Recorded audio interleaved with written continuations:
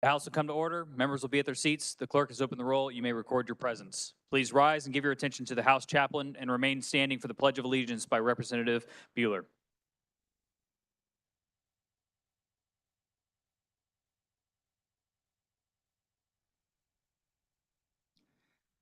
Lord in heaven, we thank you for this day that you have given us. We are reminded of our difficulties, struggles, and weaknesses. But in the midst of this, we know that you are strong and that we can do all things through Christ who gives us strength. Allow your power to be manifested through our own weaknesses so that others will recognize it is you who is at work on our behalf.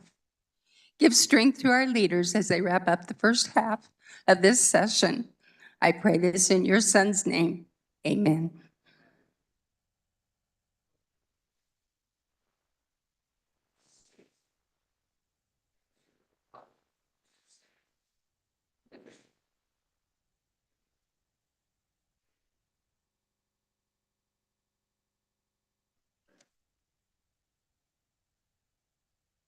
You.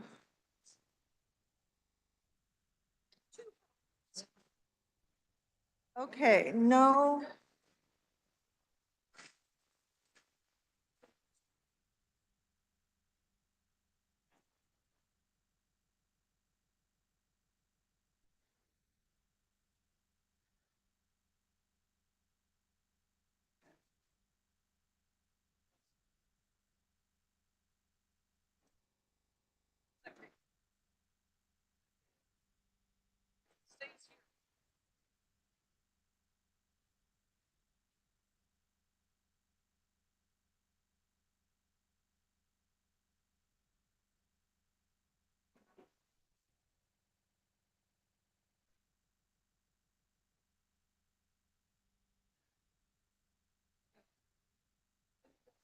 In on that.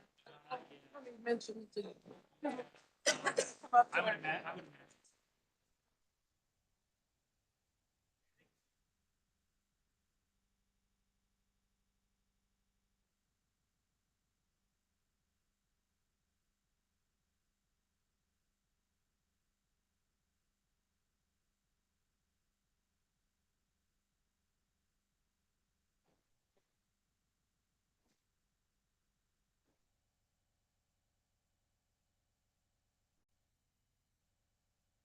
what, honey?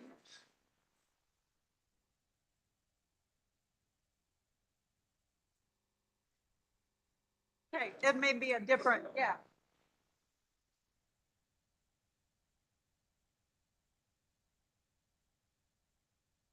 Oh.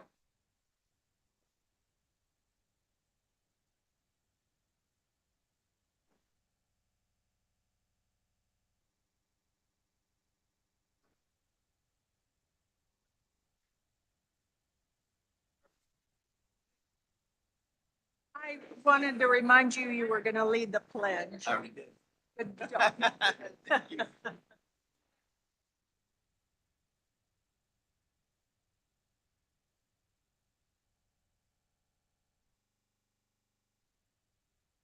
Have all members had the opportunity to record their presence? The clerk will close the roll and record the attendance.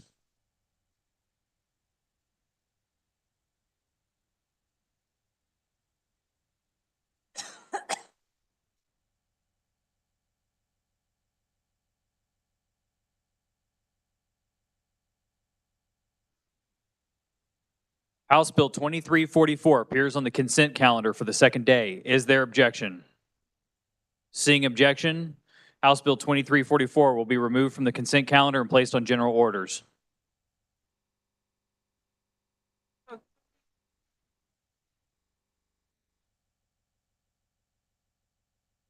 House Bill 2191 appears on the consent calendar for the third day. Is there objection? Seeing none, it will be advanced to final action.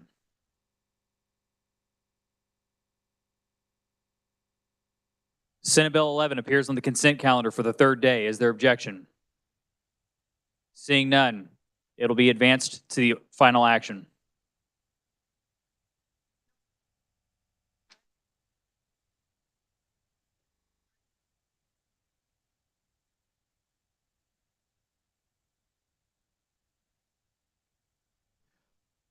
Final action on bills and concurrent resolutions. The clerk will read.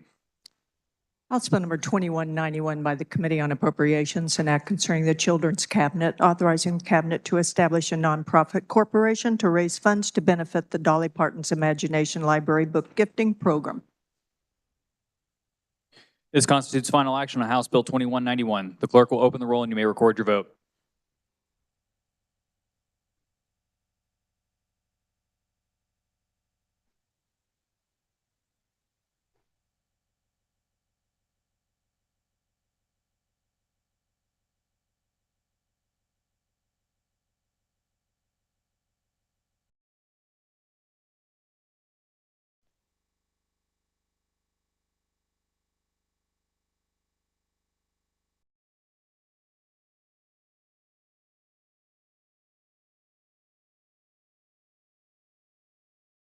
Has every member had the opportunity to record their vote? The clerk will close the roll. Does any member desire to explain his or her vote? Does any member desire to change his or her vote?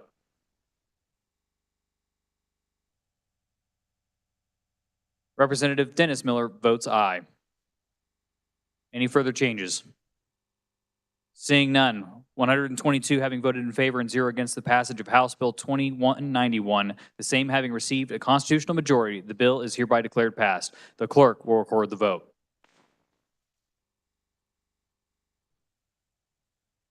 Final action, the clerk will read. Senate Bill 11 by Senator Bowers, an act concerning the state capitol, reauthorizing the permanent placement of a life-size version of the Ad Astra sculpture on state capitol grounds, transferring approval authority to the Capitol Preservation Committee, making and concerning appropriations for the fiscal year ending June 30, 2023 for the Department of Administration. This constitutes final action on Senate Bill 11. The clerk will open the roll and you may record your vote.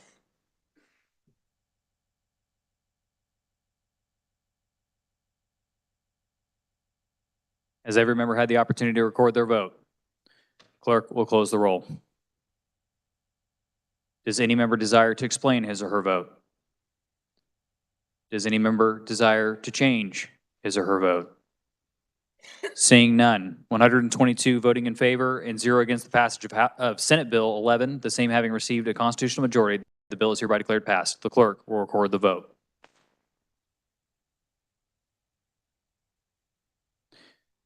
Final action, the clerk will read. House Bill number 2019 by the Committee on Transportation, an act concerning transportation relating to the Kansas Transportation Network Company Services Act, establishing conditions for when a driver is an independent contractor for a transportation network company.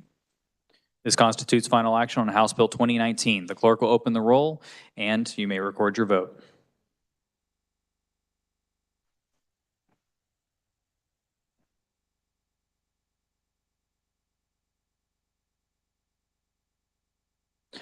Has every member had the opportunity to record their vote?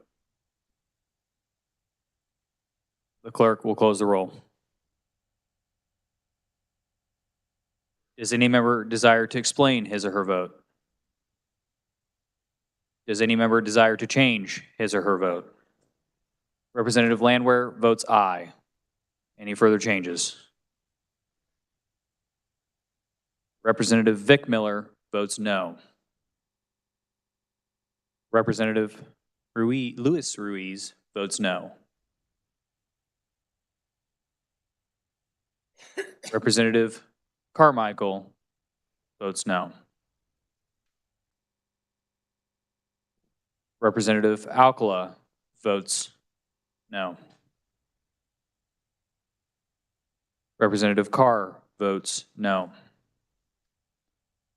Representative Amix votes no. Representative Neighbor votes no. Representative Haskins votes no. Representative Dennis Miller votes no. Representative Helgerson votes no. Any further changes of votes?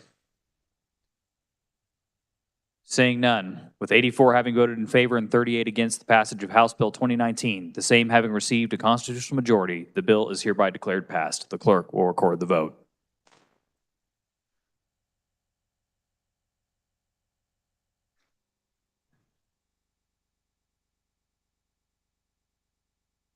Final action, the clerk will read. House Bill number 2020 by the Committee on Transportation. An act concerning motor carriers relating to the employment status of a driver of a motor carrier, prohibiting the altering of employment status for requiring safety and improvements on the vehicle. This constitutes final action on House Bill 2020. The clerk will open the roll and you may record your vote.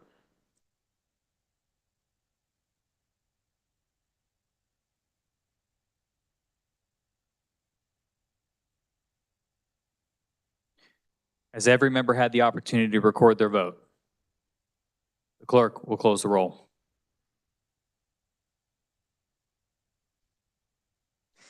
Does any member desire to explain his or her vote? Does any member desire to change his or her vote?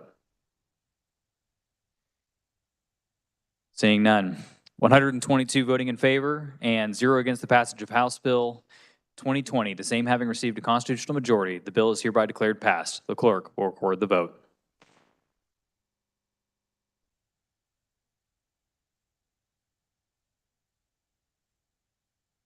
Final action, the clerk will read. House Bill number 2034 by the Committee on Child Welfare and Foster Care. An act concerning children and minors relating to procedures and investigations of child abuse or neglect, requiring a child abuse review and evaluation referral, creating a program in the Department of Health and Environment for the training and payment for child abuse reviews and exams, defining child abuse review and evaluation providers, networks and examination, and child abuse medical resource centers. This constitutes final action on House Bill 2034. The clerk will open the roll and you may record your vote.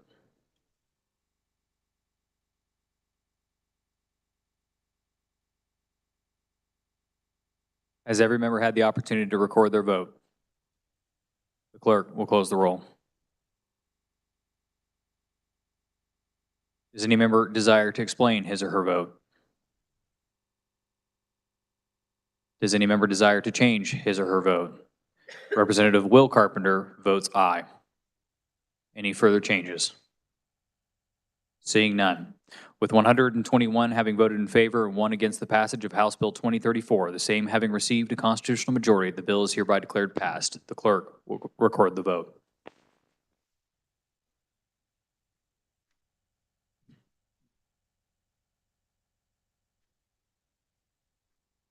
Final action, the clerk will read. House Bill number 2039 by Representative Waymaster, an act concerning wildlife and parks relating to hunting and fishing licenses, exempting disabled veterans from certain requirements. This constitutes final action on House Bill 2039. The clerk will open the roll and you may record your vote.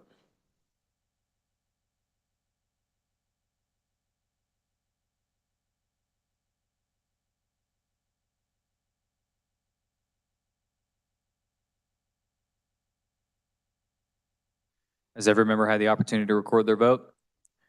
Clerk will close the roll. Does any member desire to explain his or her vote? Does any member desire to change his or her vote? Seeing none, with 120 having voted in favor and 2 against the passage of House Bill 2039, the same having received a constitutional majority, the bill is hereby declared passed. The clerk will record the vote.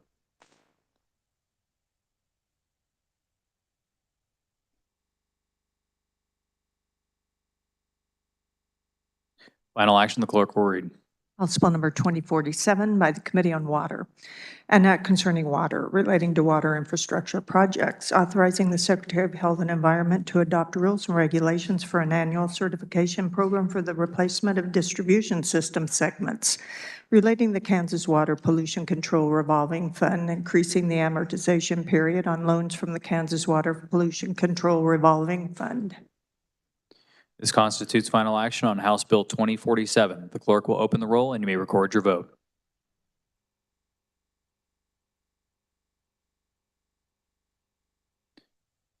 Has every member had the opportunity to record their vote?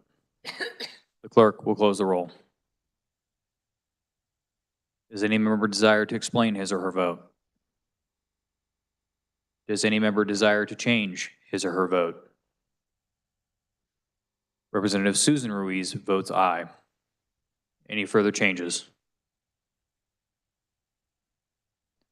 Seeing none, with 120 having voted in favor and 2 against the passage of House Bill 2047, the same having received a constitutional majority, the bill is hereby declared passed. The clerk will record the vote.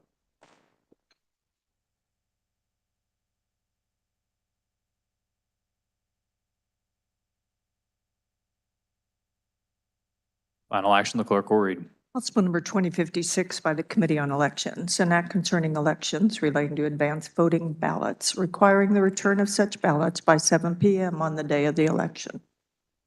This constitutes final action on House Bill 2056. The clerk will open the roll and you may record your vote.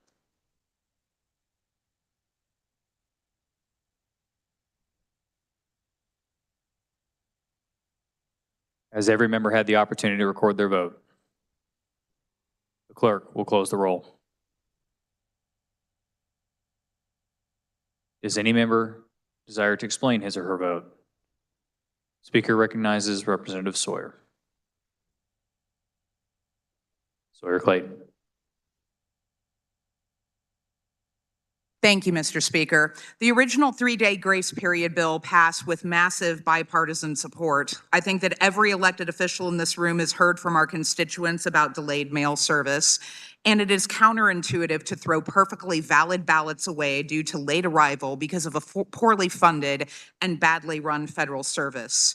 We believe that the best way to maintain trust in our election system is by working under the current constructs, as opposed to undermining democracy itself through inflammatory rhetoric. Thank you.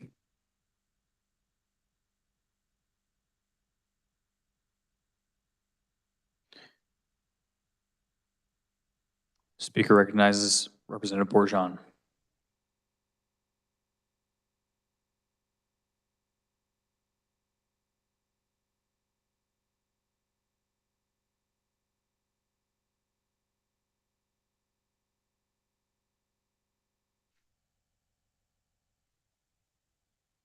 Mr. Speaker, I vote no on House Bill 2056. This bill sends the absolute wrong message and will not improve voter confidence.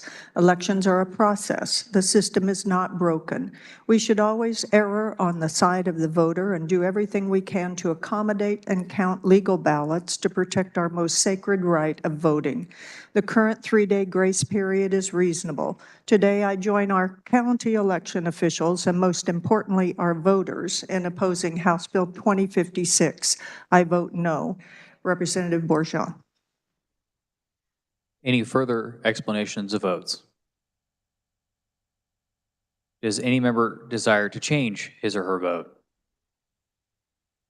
Seeing none, with 77 voting in favor and 45 against the passage of House Bill 2056, the same having received a constitutional majority, the bill is hereby declared passed. The clerk will record the vote.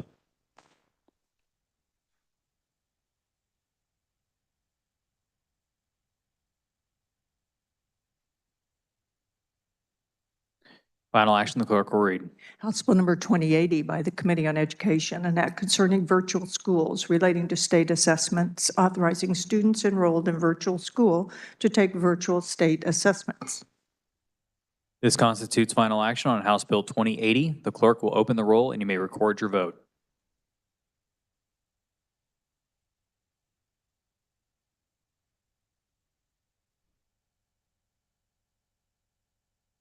Has every member had the opportunity to record their vote? The clerk will close the roll. Does any member desire to explain his or her vote? Does any member desire to change his or her vote? Representative Epley votes aye. Representative Probst votes aye. Any further changes? Representative Concanon votes aye. Any further changes? Seeing none, 87 having voted in favor and 35 against the passage of House Bill 2080, the same having received a constitutional majority, the bill is hereby declared passed. The clerk will record the vote.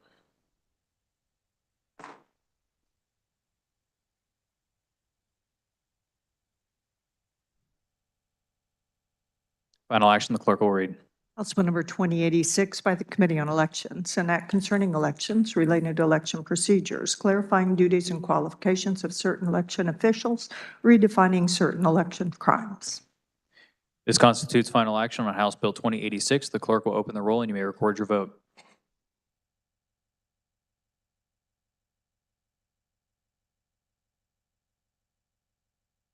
Has every member had the opportunity to record their vote? The clerk will close the roll. Does any member desire to explain his or her vote? Does any member desire to change his or her vote? Seeing none, with 122 voting in favor and 0 against the passage of House Bill 2086, the same having received a constitutional majority, the bill is hereby declared passed. The clerk will record the vote.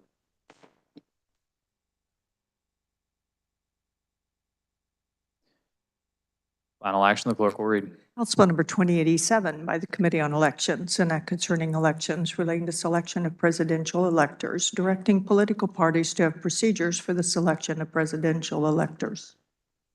This constitutes final action on House Bill 2087. The clerk will open the roll and you may record your vote.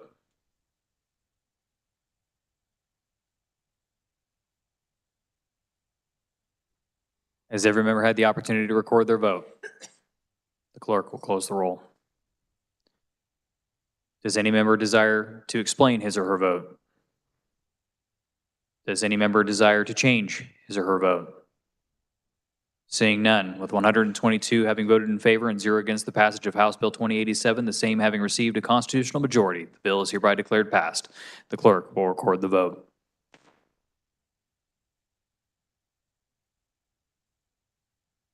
Final action, the clerk will read. House Bill number 2127 by the Committee on Judiciary, an act concerning the Kansas Probate Code, adjusting time requirements linked to notice by publication and mailing, relating to hearing dates, sales at public auction.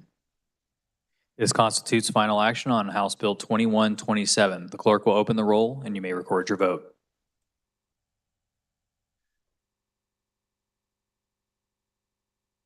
Has every member had the opportunity to record their vote? The clerk will close the roll. Does any member desire to explain his or her vote? Does any member desire to change his or her vote? Representative Clifford votes aye. Any further changes? Seeing none, with 121 having voted in favor and 1 against the passage of House Bill 2127, the same having received a constitutional majority, the bill is hereby declared passed. The clerk will record the vote.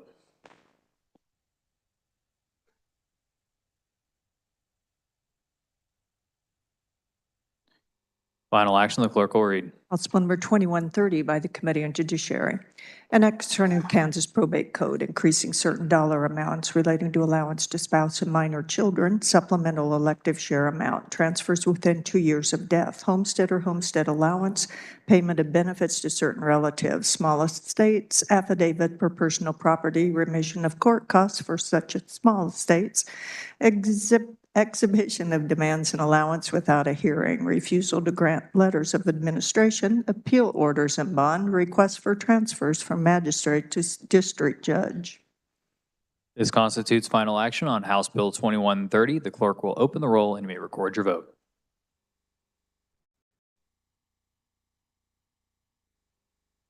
Has every member had the opportunity to record their vote?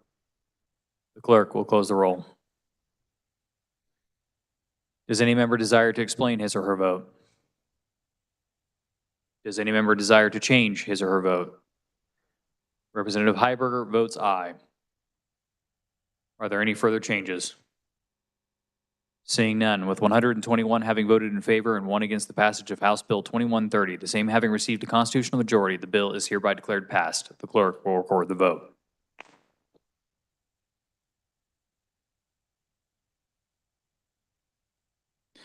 Final action, the clerk will read. House Bill number 2131 by the Committee on Judiciary, an act concerning the Judicial Council relating to duties and mission. This constitutes final action on House Bill 2131. The clerk will open the roll and you may record your vote.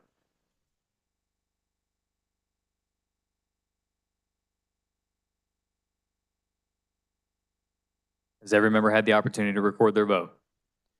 The clerk will close the roll. Does any member desire to explain his or her vote? Does any member desire to change his or her vote? Seeing none, with 119 having voted in favor and 3 against the passage of House Bill 2131, the same having received a constitutional majority, the bill is hereby declared passed. The clerk will record the vote.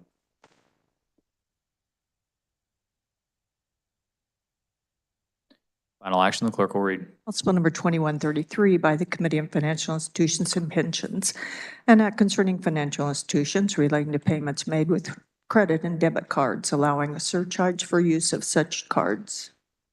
This constitutes final action on House Bill 2133. The clerk will open the roll, and you may record your vote.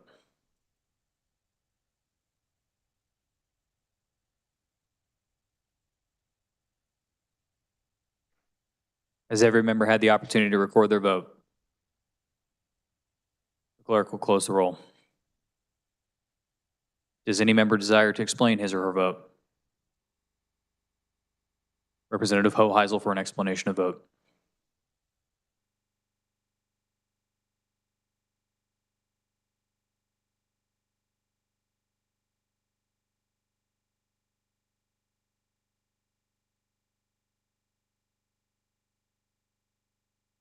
Mr. Speaker, I vote yes on House Bill 2133.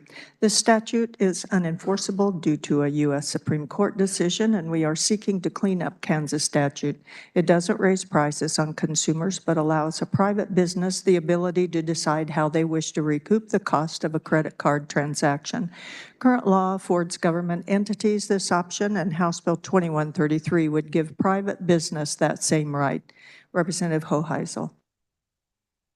Any further explanations of votes? Does any member desire to change his or her vote? Representative Hoy votes no. Representative Adam Thomas votes aye. Representative Woodard votes aye. Representative Wassinger votes no. Representative Delperdang votes aye. Any further changes? Seeing none, with 87 having voted in favor and 35 against the passage of House Bill 2133, the same having received a constitutional majority, the bill is hereby declared passed. The clerk will record the vote.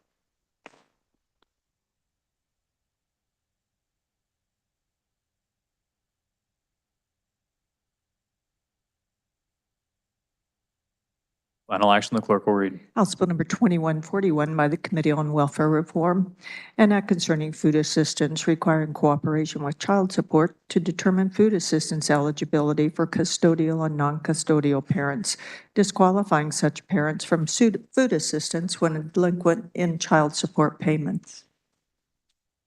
This constitutes final action on House Bill 2141. The clerk will open the roll and you may record your vote.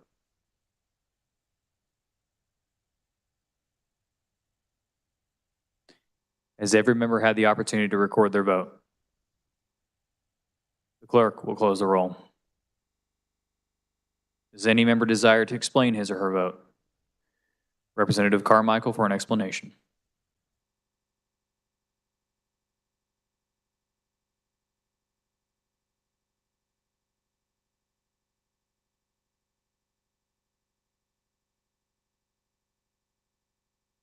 Mr. Speaker, I vote no on House Bill 2141.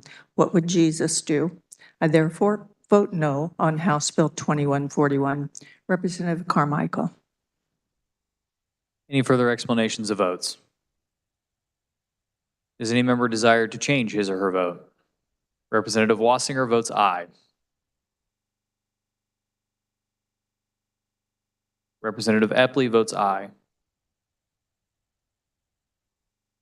Representative Probst votes no. Any further changes?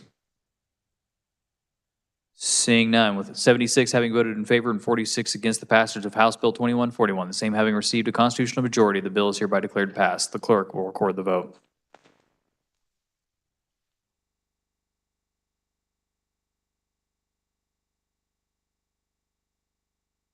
Final action, the clerk will read. House Bill number 2149 by the Committee on Transportation, an act concerning motor vehicles relating to distinctive license plates, allowing distinctive license plates to be personalized license plates.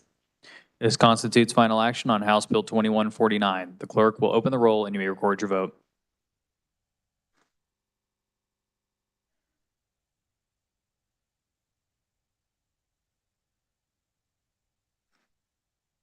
Has every member had the opportunity to record their vote? Clerk will close the roll. Does any member desire to explain his or her vote? Does any member desire to change his or her vote?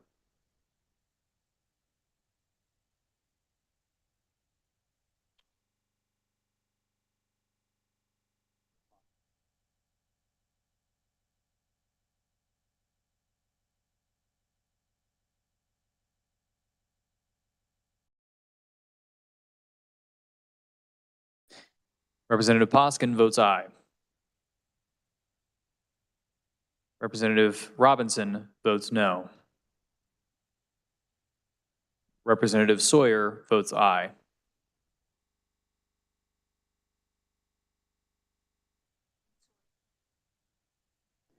Any further changes of votes? Representative Penn votes aye. Any further changes? Seeing none. With 108 having voted in favor and 14 against the passage of House Bill 2149, the same having received a constitutional majority, the bill is hereby declared passed. The clerk will record the vote.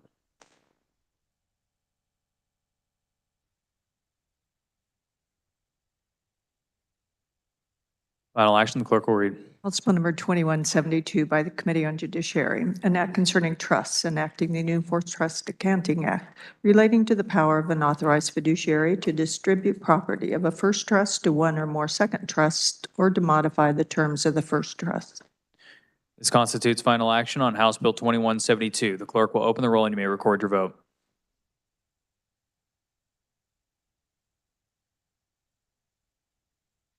Has every member had the opportunity to record their vote?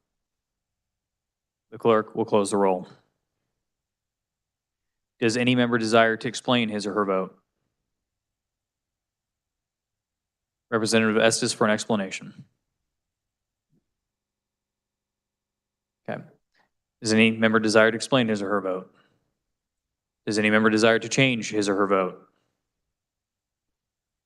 Seeing none, with 122 having voted in favor and 0 against the passage of House Bill 2172, the same having received a constitutional majority, the bill is hereby declared passed. The clerk will record the vote.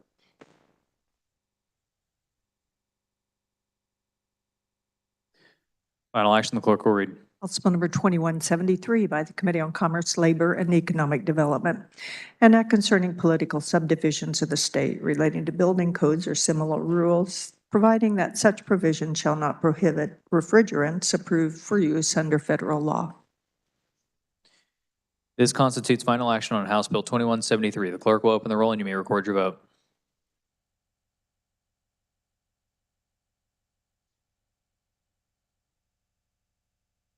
Has every member had the opportunity to record the vote?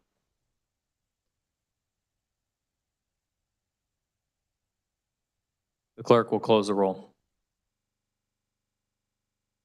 Does any member desire to explain his or her vote? Does any member desire to change his or her vote? Seeing none, with 105 voting in favor and 17 against the passage of House Bill 2173, the same having received a constitutional majority, the bill is hereby declared passed. The clerk will record the vote.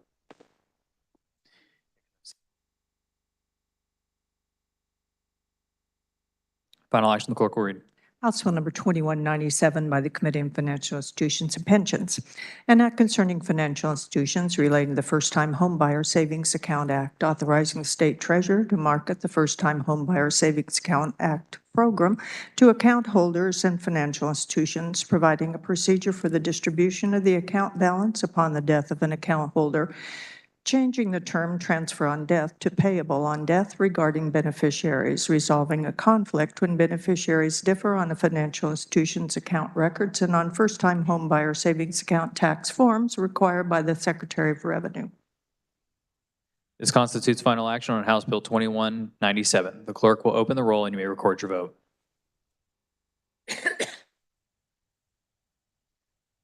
Has every member had the opportunity to record their vote? The clerk will close the roll. Does any member desire to explain his or her vote? Does any member desire to change his or her vote? Seeing none, with 121 having voted in favor and 1 against the passage of House Bill 2197, the same having received a constitutional majority, the bill is hereby declared passed. The clerk will record the vote.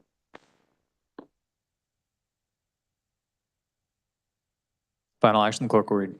House Bill number 2236 by the Committee on Education, an act concerning education relating to school districts, establishing parents' right to direct the education and upbringing of their children, including the right to object to educational materials and activities that are not included in approved curriculum or standards or impair a parent's beliefs, values, or principles.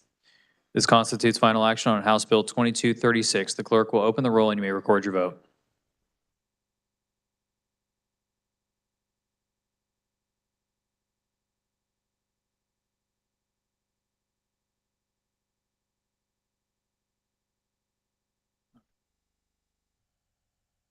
Has every member had the opportunity to record their vote? The clerk will close the roll. Does any member desire to explain his or her vote? Does any member desire to change his or her vote? Seeing none, with 75 voting in favor and 47 against the passage of House Bill 2236, the same having received a constitutional majority, the bill is hereby declared passed. The clerk will record the vote.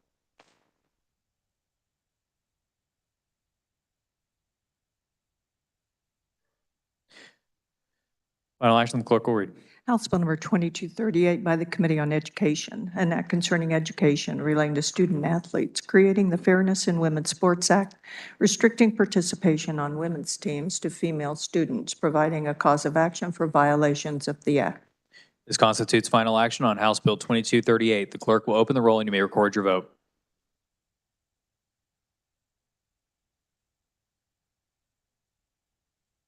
Has every member had the opportunity to record their vote? The clerk will close the roll. Does any member desire to explain his or her vote? Representative Heiberger.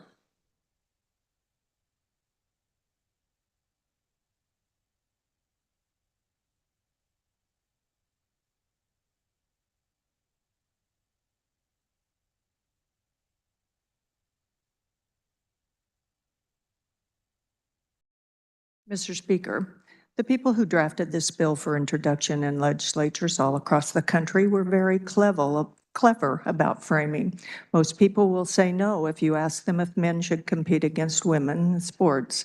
But if you ask them if all children should have an opportunity to play school sports, you will get a different answer. This bill is not about women's rights or Title IX. It is not so well camouflaged attack on the transgender community. I vote no on House Bill 2238. Representative Heiberger. For further explanation of votes, Representative Mason.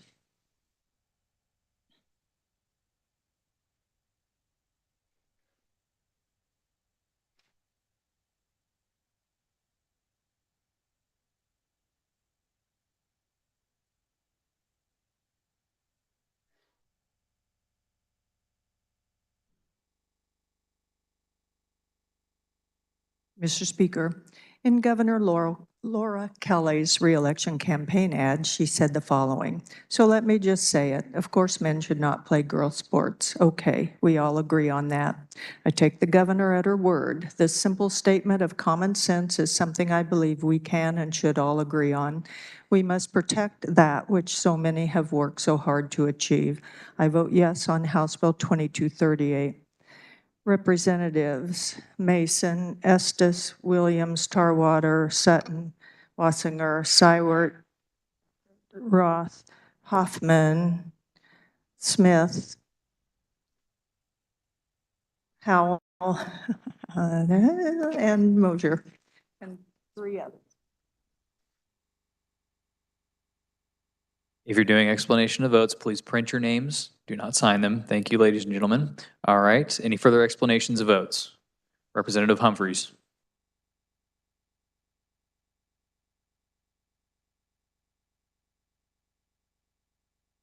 Mr. Speaker, Pro Tem, I vote yes on 2238. According to an article in Forbes last year, only 3 in 10 Americans believe that biological males should compete in female sports. So 70% of Americans agree with this bill. That would include Kansans.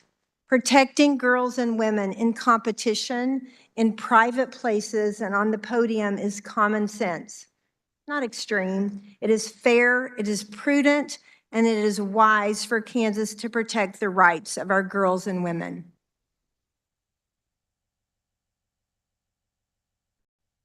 Any further explanations of votes? Are there any changes of votes? Representative Ellis votes aye. Any further changes of votes? Seeing none, with 82 having voted in favor and 40 against the passage of House Bill 2238, the same having received a constitutional majority, the bill is hereby declared passed. The clerk will record the vote.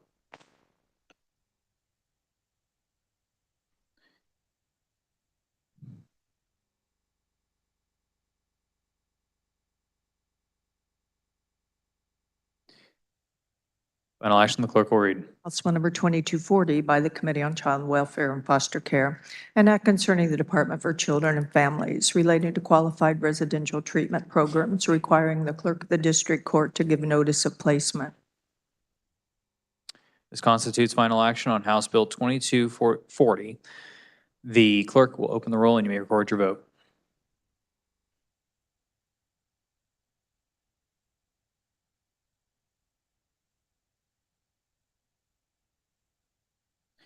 Has every member had the opportunity to record their vote? The clerk will close the roll. Does any member desire to explain his or her vote? Does any member desire to change his or her vote?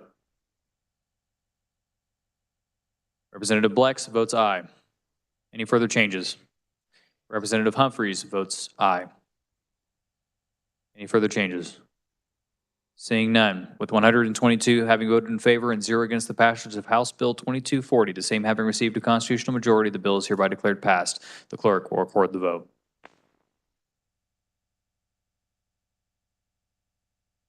Final action, the clerk will read. House Bill number 2263 by the Committee on Health and Human Services, an act concerning health and health care relating to pharmacy, authorizing pharmacy technicians to administer certain vaccines. This constitutes final action on House Bill 2263. The clerk will open the roll and you may record your vote.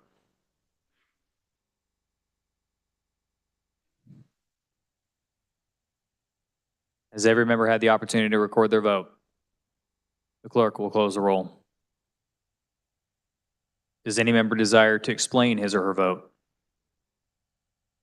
Does any member desire to change his or her vote? Representative Epley votes aye. Any further changes? Seeing none, with 119 having voted in favor and 3 against the passage of House Bill 2263, the same having received a constitutional majority, the bill is hereby declared passed. The clerk will record the vote.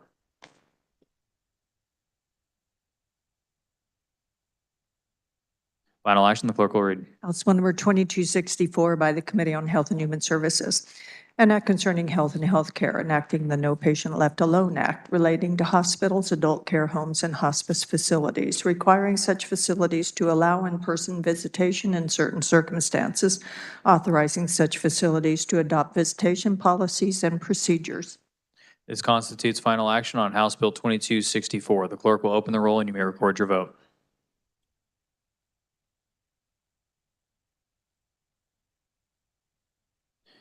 Has every member had the opportunity to record their vote? Clerk will close the roll. Does any member desire to explain his or her vote?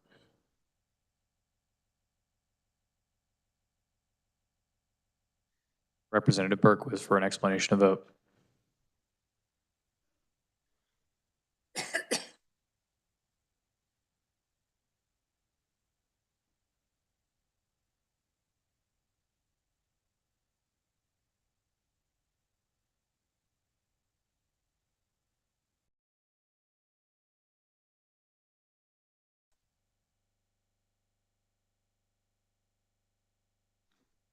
Mr. Chair, most of America has known or known of someone who has died in a hospital, a healthcare facility, or a nursing home with no family around. No one wants to be known to have died alone. And the heartache of letting someone go like this may not be able to be described. This law will go a long ways towards advocating for family and for loved ones. To Lisa King and family, Eddie King will not be forgotten. Thank you. Any further explanations of votes? Representative Bergkamp for an explanation of vote.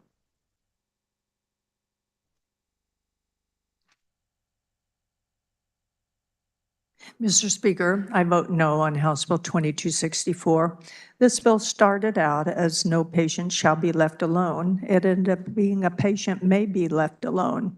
Representative Bergkamp. Any further explanations of vote?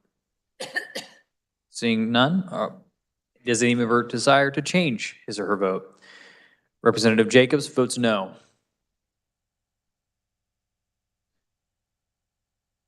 Representative O'Hobbesome votes no. Representative Heiberger votes no.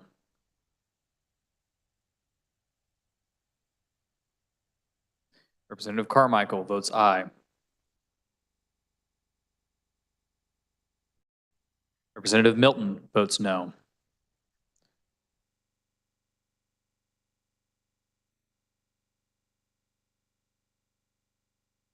Representative Haskins votes no.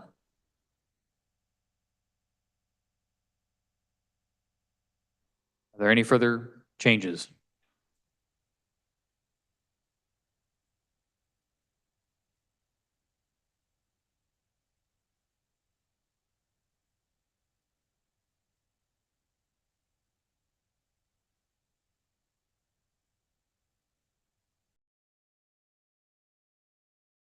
Seeing 15 hands, call is in order.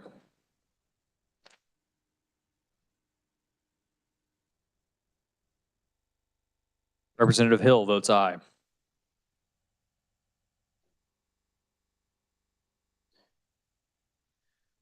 Not seeing 10 hands, the call is raised. Are there any further changes of votes? Seeing none.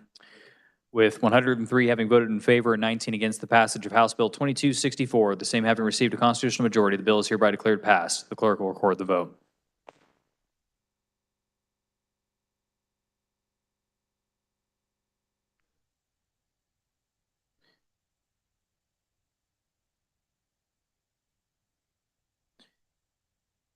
Final action, the clerk will read. House Bill number 2279 by the Committee on Water, an act concerning water relating to groundwater management districts, requiring groundwater management districts to submit annual reports to the legislature, directing groundwater management districts to submit conservation and stabilization plans to the chief engineer. This constitutes final action on House Bill 2279. The clerk will open the roll and you may record your vote.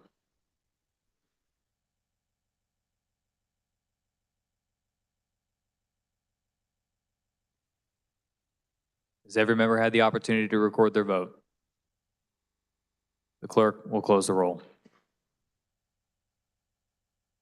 Does any member desire to explain his or her vote? Does any member desire to change his or her vote? Representative Getz votes aye.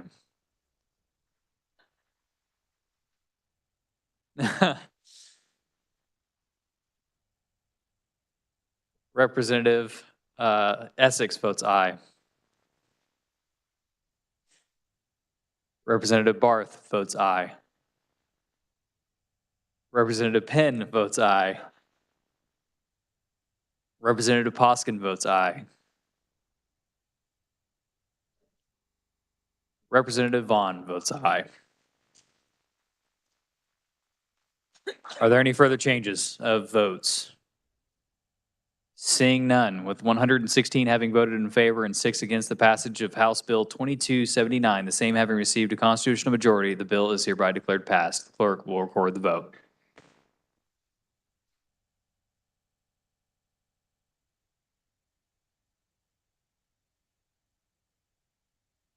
Final action, clerk will read.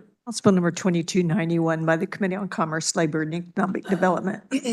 An act concerning alcoholic beverages relating to food establishments, permitting food establishments to allow dogs in outside areas on the premises, and food establishments that are microbreweries to allow dogs in outside and inside areas on the premises, notwithstanding certain provisions of the Kansas Food Code, establishing conditions, therefore, allowing beer containing not more than 6% alcohol by volume to be considered cereal malt beverage and not beer under state law when sold by a microbrewery. This constitutes final action on House Bill 2291. The clerk will open the roll and you may record your vote.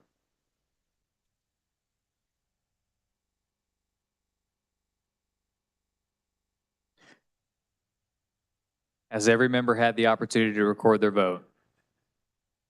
The clerk will close the roll.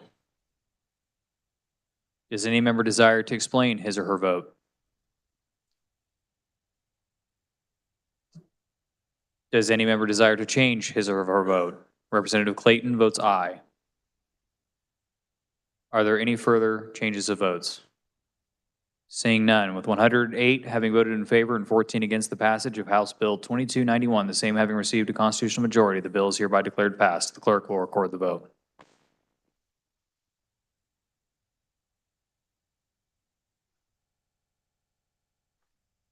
Final action, the clerk will read. House Bill number 2292 by the Committee on Commerce, Labor, and Economic Development. An act concerning economic development enacting the Kansas Apprenticeship Act, establishing a tax credit program and grant incentive programs for apprenticeships for Kansas businesses, nonprofit organizations, health care organizations, and teacher apprentices for school district, creating the Kansas Nonprofit Apprenticeship Grant Program Fund and the Kansas Educator Registered Apprenticeship Grant Fund Program. This constitutes final action on House Bill 2292. The clerk will open the roll and you may record your vote.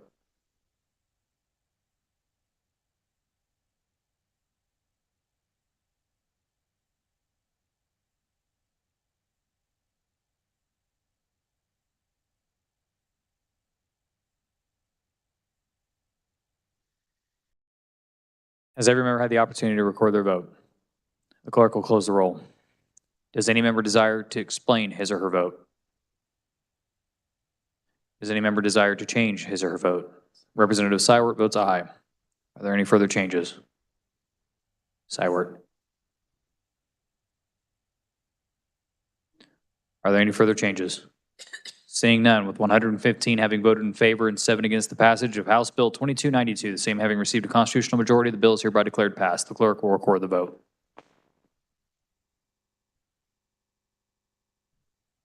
Final action, the clerk will read. House Bill number 2298 by the Committee on Transportation, an act concerning roads and highways designated a portion of Interstate 435 as the Officer Donald Burton Gamlin Jr. Memorial Highway. This constitutes final action on House Bill 2298. The clerk will open the roll and you may record your vote.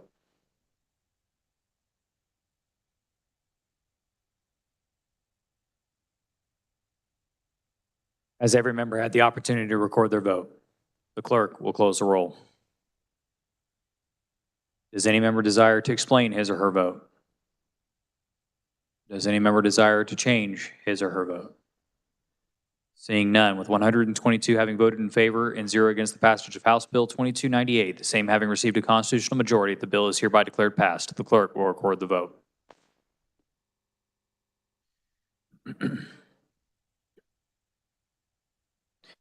Final action, the clerk will read. House Bill number 2302 by the Committee on Water, an act concerning water relating to funding for the state water plan and water infrastructure projects, creating the Water Technical Assistance Fund and Water Projects Grant Fund, authorizing the Kansas Water Office to provide grants from such funds and adopt rules and regulations to establish criteria for grants from such funds, distributing a portion of the revenue from the sales and compensating use tax to the state water plan fund. This constitutes final action on House Bill 2302. The clerk will open the roll and you may record your vote.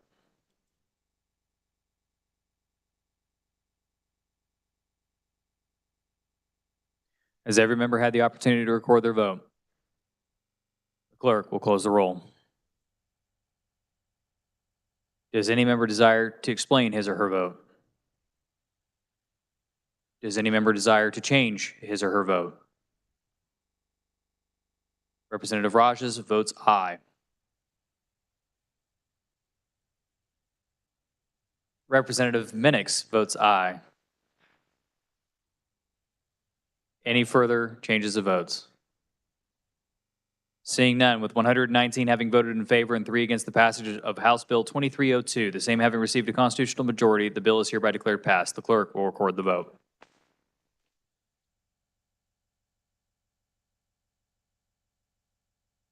Final action, the clerk will read. House Bill number 2322 by the Committee on Education, an act concerning education relating to exceptional children, revising the definition of child with disabilities to replace emotional disturbance with emotional disability. This constitutes final action on House Bill 2322. The clerk will open the roll and you may record your vote.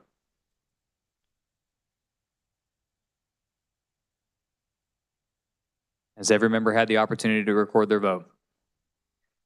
The clerk will close the roll. Does any member desire to explain his or her vote? Does any member desire to change his or her vote? Seeing none, with 120 voting in favor and 2 against the passage of House Bill 2322, the same having received a constitutional majority, the bill is hereby declared passed. The clerk will record the vote.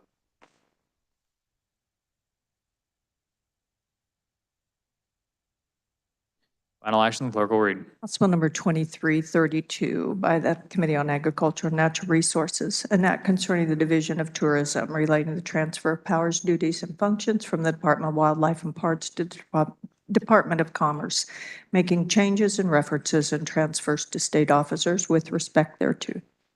This constitutes final action on House Bill 2332. The clerk will open the roll and you may record your vote.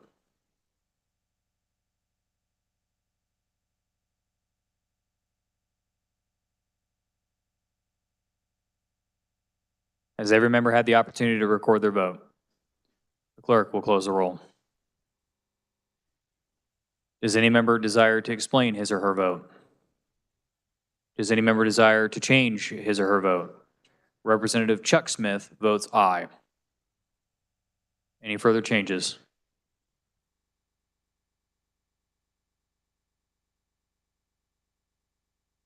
Seeing none, with 122 having voted in favor and 0 against the passage of House Bill 2332, the same having received a constitutional majority, the bill is hereby declared passed. The clerk will record the vote.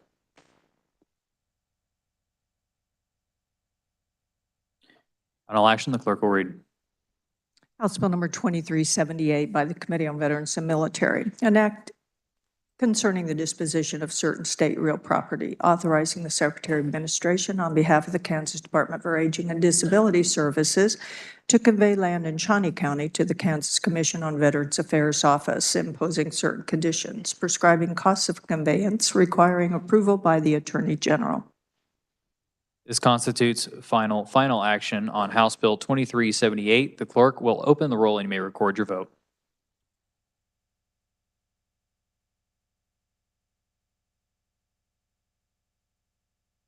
Has every member had the opportunity to record their vote? The clerk will close the roll. Does any member desire to explain his or her vote?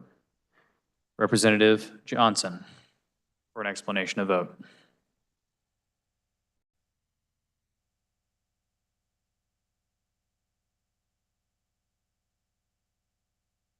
Thank you. I totally support the building, but the transparency on selection of a site totally disregarded the wishes of many people. Thank you. Representative Heiberger for an explanation of vote. No. Are there any further explanations of votes? Seeing none, does any member desire to change his or her vote? Seeing none, with 121 having voted in favor and 1 against the passage of House Bill 2378, the same having received a constitutional majority, the bill is hereby declared passed. The clerk will record the vote.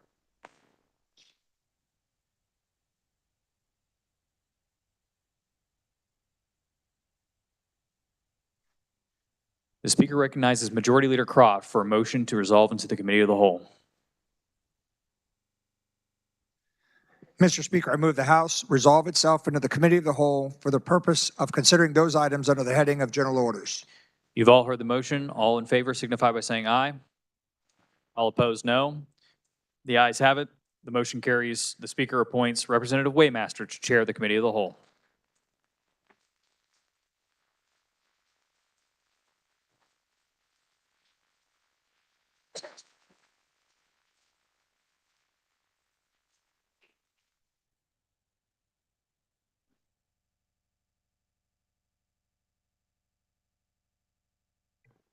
Good morning, committee.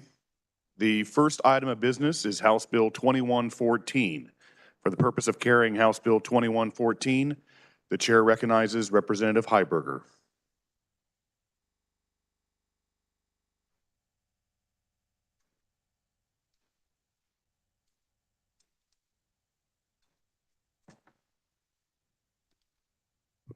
Good morning, colleagues. Mr. Speaker, there were no committee amendments. HB 2114 would do two things. First, it would rename the Joint Committee on Corrections and Juvenile Justice Oversight in honor of Representative J. Russ Jennings and require the committee to monitor the implementation of juvenile justice reforms. There was only one proponent, Jennifer Roth from the Boards of Indigent Defense Services, and there's no fiscal note. Just a little background. Russ, for those of you who are new here, Russ Jennings is a former representative from Garden City who died in 2021. He was chair of the House Corrections and Juvenile Justice Committee from 2017 through 2021, during which he was instrumental in passing SB 367, which is a far-reaching reform of the state juvenile justice system. Prior to that, he was the director of the Southwest Regional Juvenile Detention Center in Garden City, and he served as Commissioner of Juvenile Justice for the Kansas Juvenile Justice Authority under Governors Kathleen Sebelius and Mark Parkinson. It's a real honor for me to be able to carry this bill today. I'd like to thank the chairman and the speaker for that. I served as ranking minority member under Chairman Jennings for 5 years during his entire tenure there. Russ Jennings was one of the finest human beings. Pardon me. Sorry. I get choked up when I talk about things that are emotional for me. Russ Jennings was one of the finest human beings I've ever met. He was the real epitome of what a public servant should be and what a committee chair would be. As a committee chair, he was always fair and transparent, and he made sure everybody got a voice and that we all did all of our work in the light of day. He worked really hard to make sure that good things happened. As a public servant, he was just beyond reproach. He was kind and decent, and he didn't come here with an agenda. Well, I mean, he did. The only agenda he had when he came here was to make life better for Kansas kids, and it was a real honor for me to know him. I'm not doing him justice. I hope some of my other colleagues will step up and say a few words, but I really would encourage you to support this bill to honor one of our great colleagues and public servants. And I'll stand for questions. Is there any discussion in regards to House Bill 2114? The chair recognizes Representative Owens. Thank you very much, Mr. Chairman. Ladies and gentlemen, we have the distinct honor to have Judy Jennings, the wife of the late Russ Jennings, and Joe Jennings joining us today. If you would, please welcome them in the right-hand corner.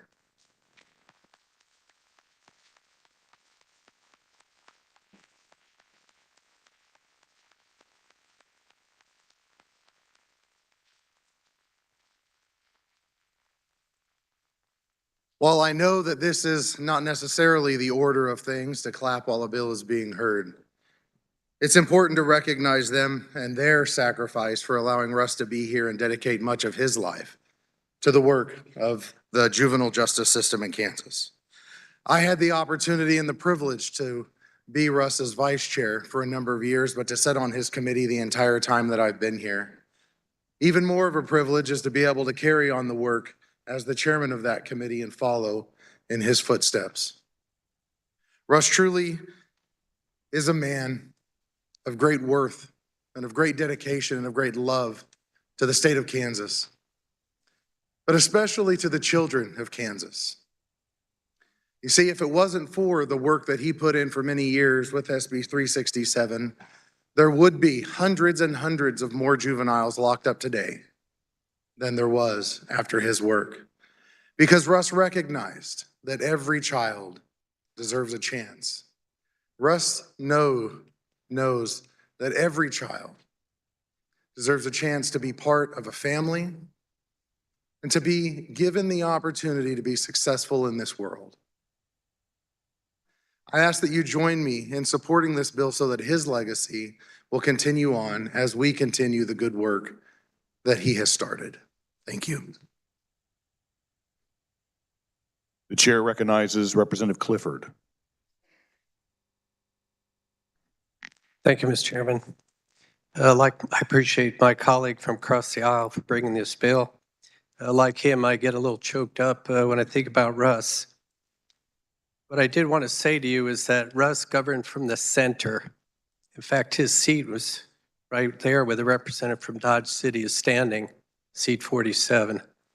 That didn't make everyone happy with him, but we were able to help Russ with a formidable war chest of 6 figures to make sure he came back to this chamber 5 times.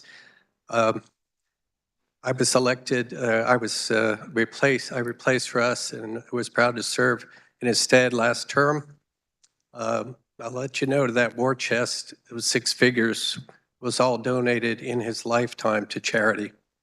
I encourage you to seek this, vote favorably on this bill. Thank you. The chair recognizes Representative Eric Smith.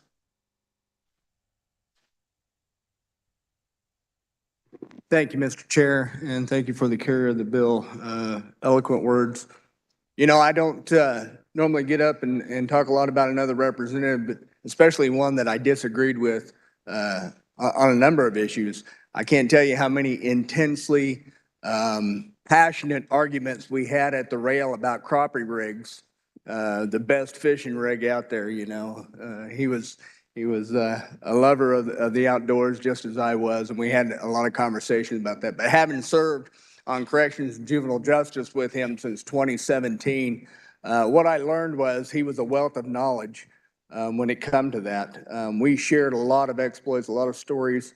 I don't know anybody that I respected more that I disagreed with on certain points, but he always had a level of respect toward me and invited me, even when we disagreed, he invited me to have the conversation with him, and we had it in a respectful way.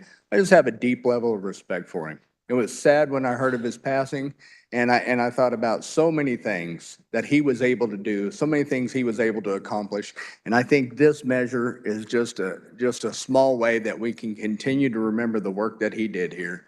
A lot of people here served with him a lot longer than I did, and I'm sure they would like to share that as well.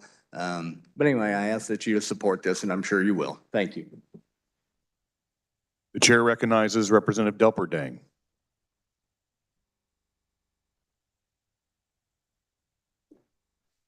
Thank you, Mr. Chair. I served 4 years as a member of the corrections, and then I served on it for another 2 years after that as the vice chair. I learned a bunch.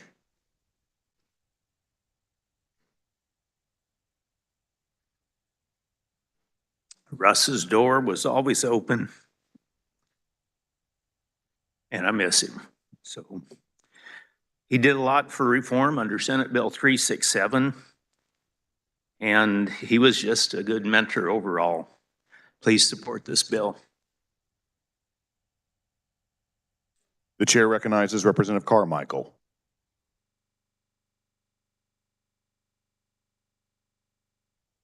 Thank you, Mr. Chair. I rise in support of HB 2114.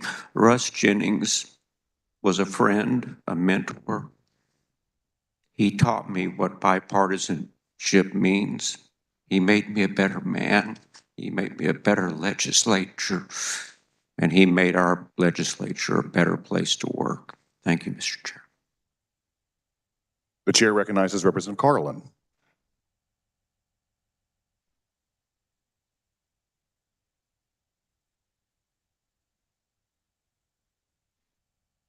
Thank you, Mr. Chair. I hope I get to meet the family before they leave today.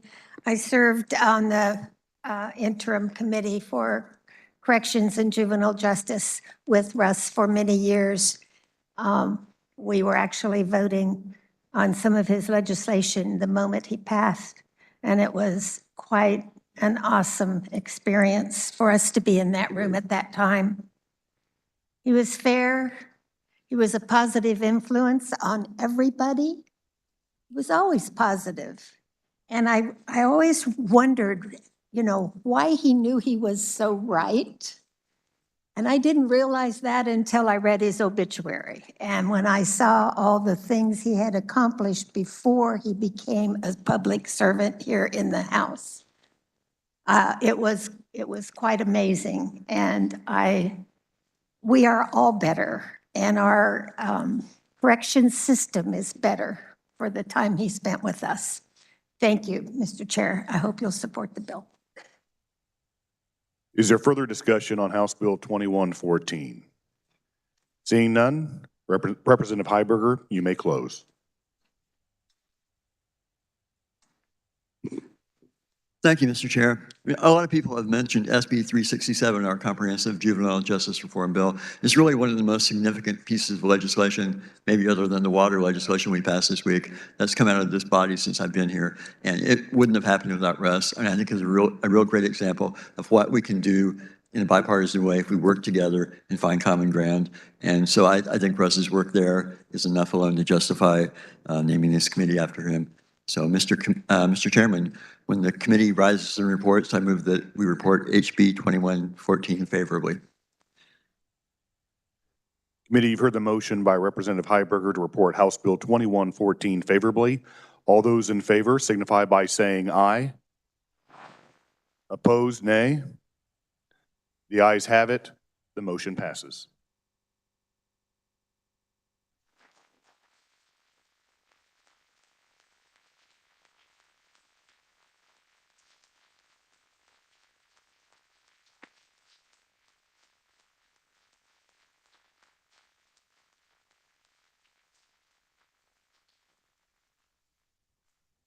The chair recognizes the Majority Leader.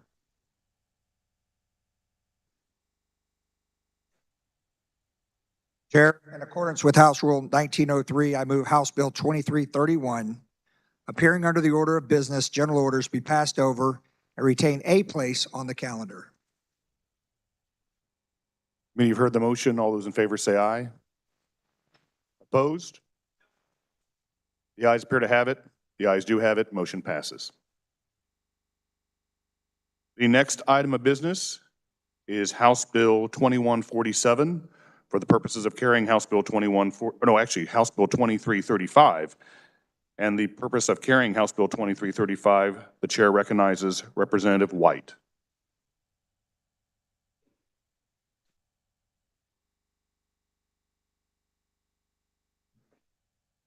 Thank you, Mr. Chair.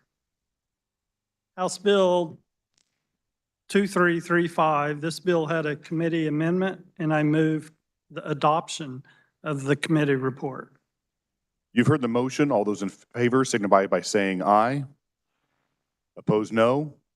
Ayes have it. Motion passes. The committee report is adopted. You may continue, Representative. This bill continues the cost share short line railroad improvement program and merges it into the rail service improvement program. The funding will remain the same. The amendment changes the definition of qualified entity to require a railroad to be a Class 2 or Class 3 railroad. Proponents of this bill include the Kansas Grain and Feed Association, Kansas Cooperative Council, the Railroad Union, ks.gov. I will stand for questions. Is there any discussion in regards to House Bill 2335? The chair recognizes Representative Ballard.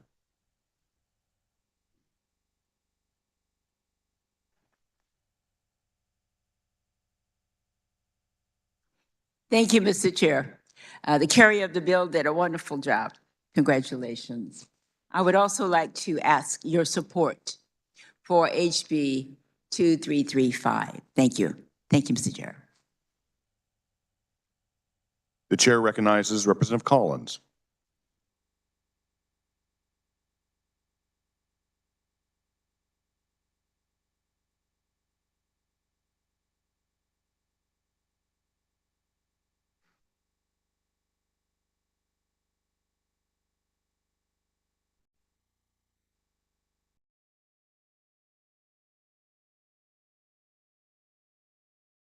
Thank you, Mr. Chair. I just want to express my support for this bill. Short line railroads in southeast Kansas are a big thing and very important business for us, as it is in other parts of the state. And this just is a good bill for them and for the economy of Kansas. Thank you. The chair recognizes Representative Slingensieben.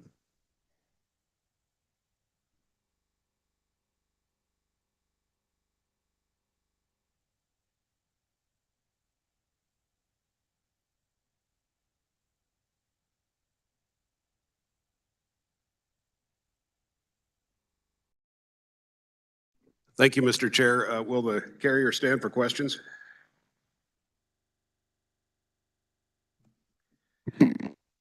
Representative, I understand that lesser prairie chickens are your constituents. Is that correct? Yes, sir. I also understand that you have them on your farm. Is that correct? I haven't been out there in a while, so I don't know. But you have had, Yes, and you find them very cute. yes, And you know that they can fly over fences. absolutely. Is it true that you promised a representative from Shawnee County that you would show him around your part of the world this summer so that he can get to know a little bit about what it's like out there? Yes, Welcome to the legislature. thank you.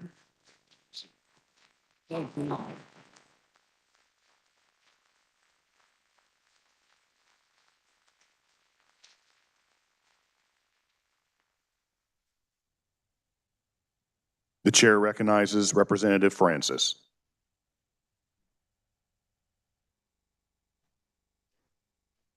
Thank you, Mr. Chair. Would the carrier of the bill stand for a few questions?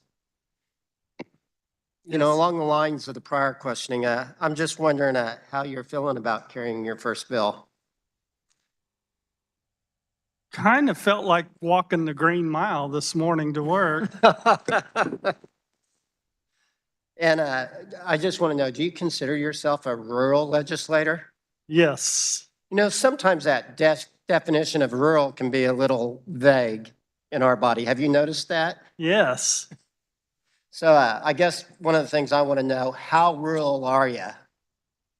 Very. So some of my definitions about Western Kansas rural are, I want to know if when you drive over a river, if you check to see if there's any water in it. Oh, every time.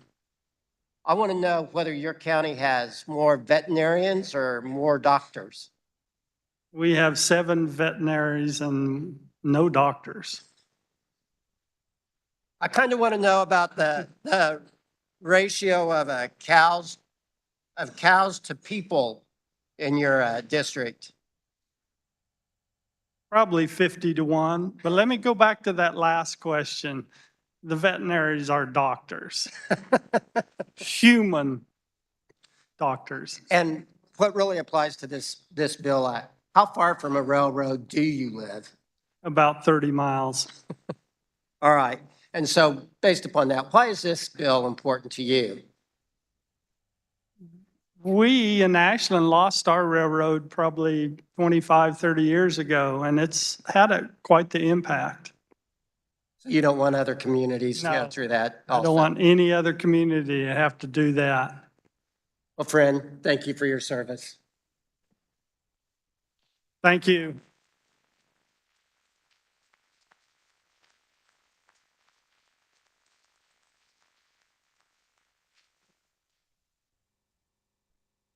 Is there any further discussion in regards to House Bill 2335? Seeing none, Representative White, you may close. Mr. Chair, I move that when the committee rises and reports, that it reports House Bill 2335 favorably for passage. You've heard the motion by Representative White to report House Bill 2335 favorably. All those in favor signify by saying aye. Opposed? The ayes have it. Motion passes. The next item of business is House Bill 2147. And for the purpose of carrying House Bill 2147, the chair recognizes Representative Auerkamp.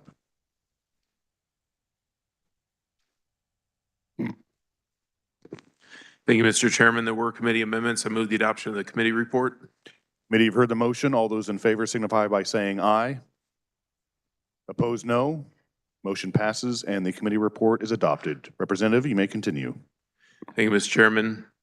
So House Bill 2147 changes the process a tow yard or public agency uses to complete the possessory loan affidavit paperwork. The paperwork they use to be able to sell a vehicle at public auction. The current process for a tow yard or public agency, and this is mainly I think the Highway Patrol, when they take possession of an abandoned vehicle, they have to follow a legal process to notify the owners, the lien holders, and they also have to, for certain vehicles, get a VIN check on them, and they also have to publish in the paper when they plan to sell that vehicle at public auction with the vehicle identification number in the publication. There is no verification that the tow yard or public agency follows that process correctly. So what we're finding is that a high percentage or a decent percentage of these vehicles, when they are sold at public auction, the purchaser who receives that possessory lien affidavit paperwork and the bill of sale, when they take that paperwork to the county treasurer, they are not able to get title for the vehicle they just purchased.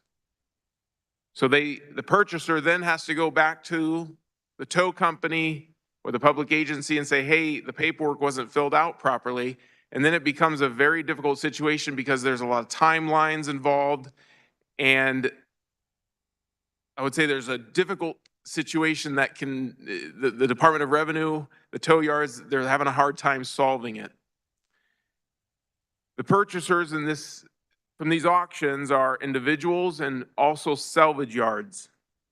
This bill was brought to me, or this idea was brought to me by a salvage yard in my district, mainly because of a change from Invitas, which is the federal vehicle identification number system, that now requires the state of Kansas to receive a title when they end of life a vehicle. So when a salvage yard ends of life a vehicle, they want to get it crushed, they have to submit a title to the state of Kansas, the Division of Vehicles. This is a recent change. In the past, the salvage yards were just able to submit the possessory lien affidavit paperwork and the bill of sale, and the state of Kansas would accept that as the proper paperwork to end of life that vehicle. However, now, with the requirement to submit a title, these salvage yards have to go back, in many cases, to the tow yards and get the paperwork changed. So what this bill does is it says we're going to add a step in the process for the tow yards and public agencies before they are allowed to complete the possessory lien affidavit paperwork, before they are allowed to sell somebody else's vehicle at public auction. They have to take the paperwork to a county treasurer in most cases and have the county treasurer check it over and issue a certificate of compliance. And what that certificate of compliance will do is allow the purchaser to know that, yes, all the process was followed, and they can take that possessory lien affidavit and the bill of sale and get title without worrying. We did put a fee in there to make sure that this step that often the county treasurers will have to complete, the county treasurers will receive a certain amount of money for their work. It's a $20 fee.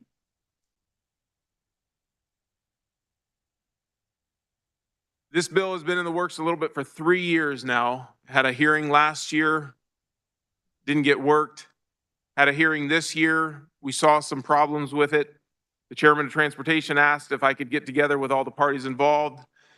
We had a pretty long meeting with the Highway Patrol, the Division of Vehicles, Kansas Motor Carriers Association, tow yards, and salvage yards. And the result was an amendment to this bill in committee, which created this certificate of compliance. Also spent a decent amount of time with the county treasurers, talking through their new involvement in the bill. And they are, I believe, in support, mainly the division of our vehicles, where it was in communication with the treasurers because they work with them a lot to make sure that they would also support this bill. And with that, Mr. Chairman, I do have an amendment that kind of follows in line with the discussion between the Department of Revenue and the state or the county treasurers. You heard the amendment. The amendment appears short. The clerk will read.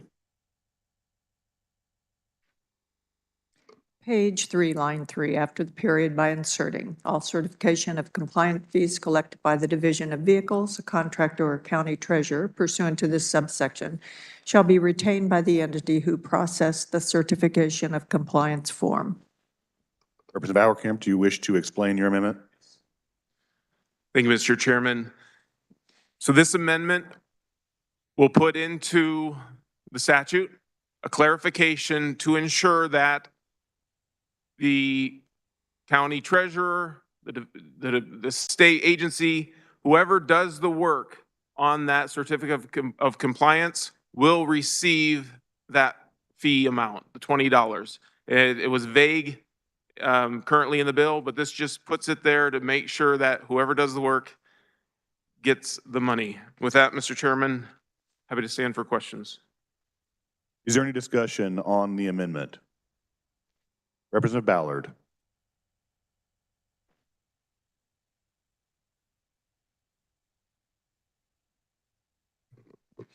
Thank you, Mr. Chair. I was aware of that amendment this morning, and I'm in full support of it. Thank you.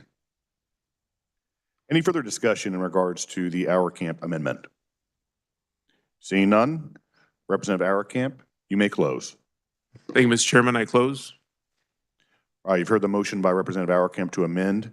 All those in favor signify by saying aye. Opposed, no.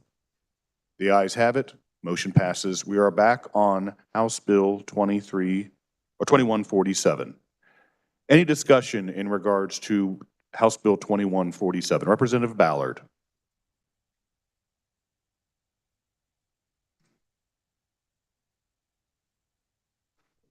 Thank you, Mr. Chair.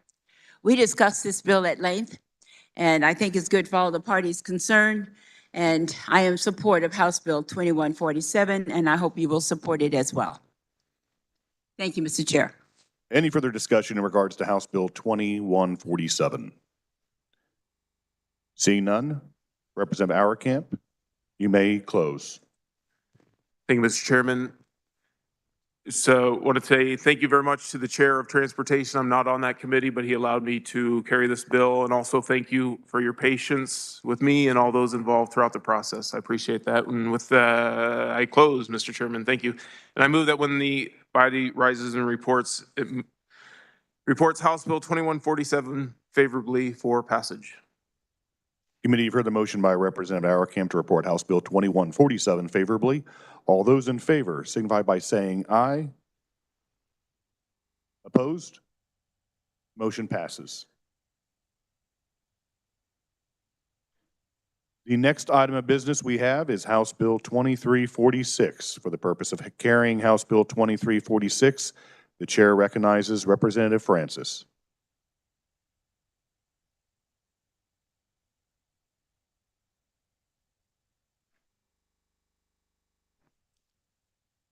Thank you, Mr. Chairman. There were committee amendments. I move the adoption of the committee report. Committee, you've heard the motion. All those in favor signify by saying aye. Opposed, no. Motion passes and the committee report is adopted. Representative, you may continue. Thank you, Mr. Chairman. HB 2346 would create the back the blue distinctive license plate. This bill would allow any Kansas resident to be issued one back the blue license plate to show their support for law enforcement. The bill would require a $30 law enforcement support fee for each plate issued to support the Kansas Chapter of Concerns of Police Survivors, also known as COPS. Purpose of the Kansas chapter of COPS is to provide peer support to the surviving family members of law enforcement officers killed in the line of duty. They're also working on extending their outreach and helping officers deal with PTSD and issues related to suicide counseling. Kansas COPS provides support to all law enforcement agencies, including but not limited to police, sheriff, KBI, and highway patrol officers. I want to thank the representative from the 36th District for introducing this bill. She's a survivor herself and worked with a servant's heart to bring this bill forward and to support survivors. And with that, Mr. Chair, I would stand for questions. Committee, are there any questions in regards to House Bill 2346? The chair recognizes Representative Ballard.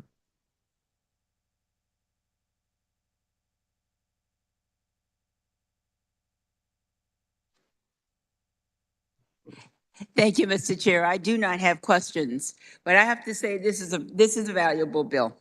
Anytime we can work with survivors and anytime we can make it possible for the recognition to be there, this is what I believe this plate will do as well. I also would like to thank the person who brought this bill to us as well. I support House Bill 2346, and I hope you will give it your full support. Thank you, Mr. Chair. The chair recognizes Representative Carmichael. Thank you, Mr. Chair. I rise in opposition to HB 2346, and I want people to understand why. I typically vote against all of these types of license tags because I believe a license tag is for identification of a vehicle. It is not a place for statements of love, statements of support, political statements, etc. And I've tried to follow this rule with very, very few exceptions. I even oppose the Gadsden flag plate.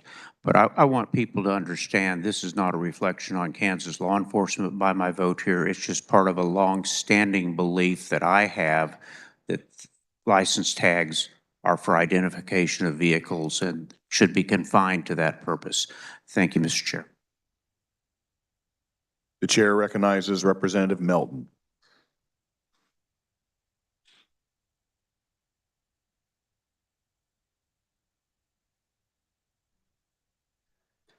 Thank you, Mr. Chair. And thank you for the introduction of House Bill 2346. I'd like to thank Representative Francis for helping me make a good bill, a great bill, that is inclusive to all of law enforcement. My brother-in-law, Captain Robert David Melton, was a captain in the Kansas, Kansas Police Department. David also served 20 years with the U.S. National Guard and retired after serving 3 tours of duty. On July 19, 2016, David was murdered in the line of duty. We were welcomed into the Blue family and have gained an entire Blue line of support that we could never imagine, nor could we ever repay. My hope is this license plate shows members of the Blue line, their families and their friends, that there are people that support and appreciate them each and every day. May God bless and protect our Blue line and our Blue families. Thank you. Is there any further discussion in regards to House Bill 2346? If there's no further discussion, Representative Francis, you may close. Thank you, Mr. Chair. I move that when the committee rises and reports, it reports House Bill 2346 favorably for passage. Committee, you've heard the motion by Representative Francis to report House Bill 2346 favorably. All those in favor signify by saying aye. Opposed, no. The ayes appear to have it. The ayes do have it. Motion passes. The next item of business that we have this morning is House Bill 2023. For the purpose of carrying House Bill 2023, the chair recognizes Representative Concanon.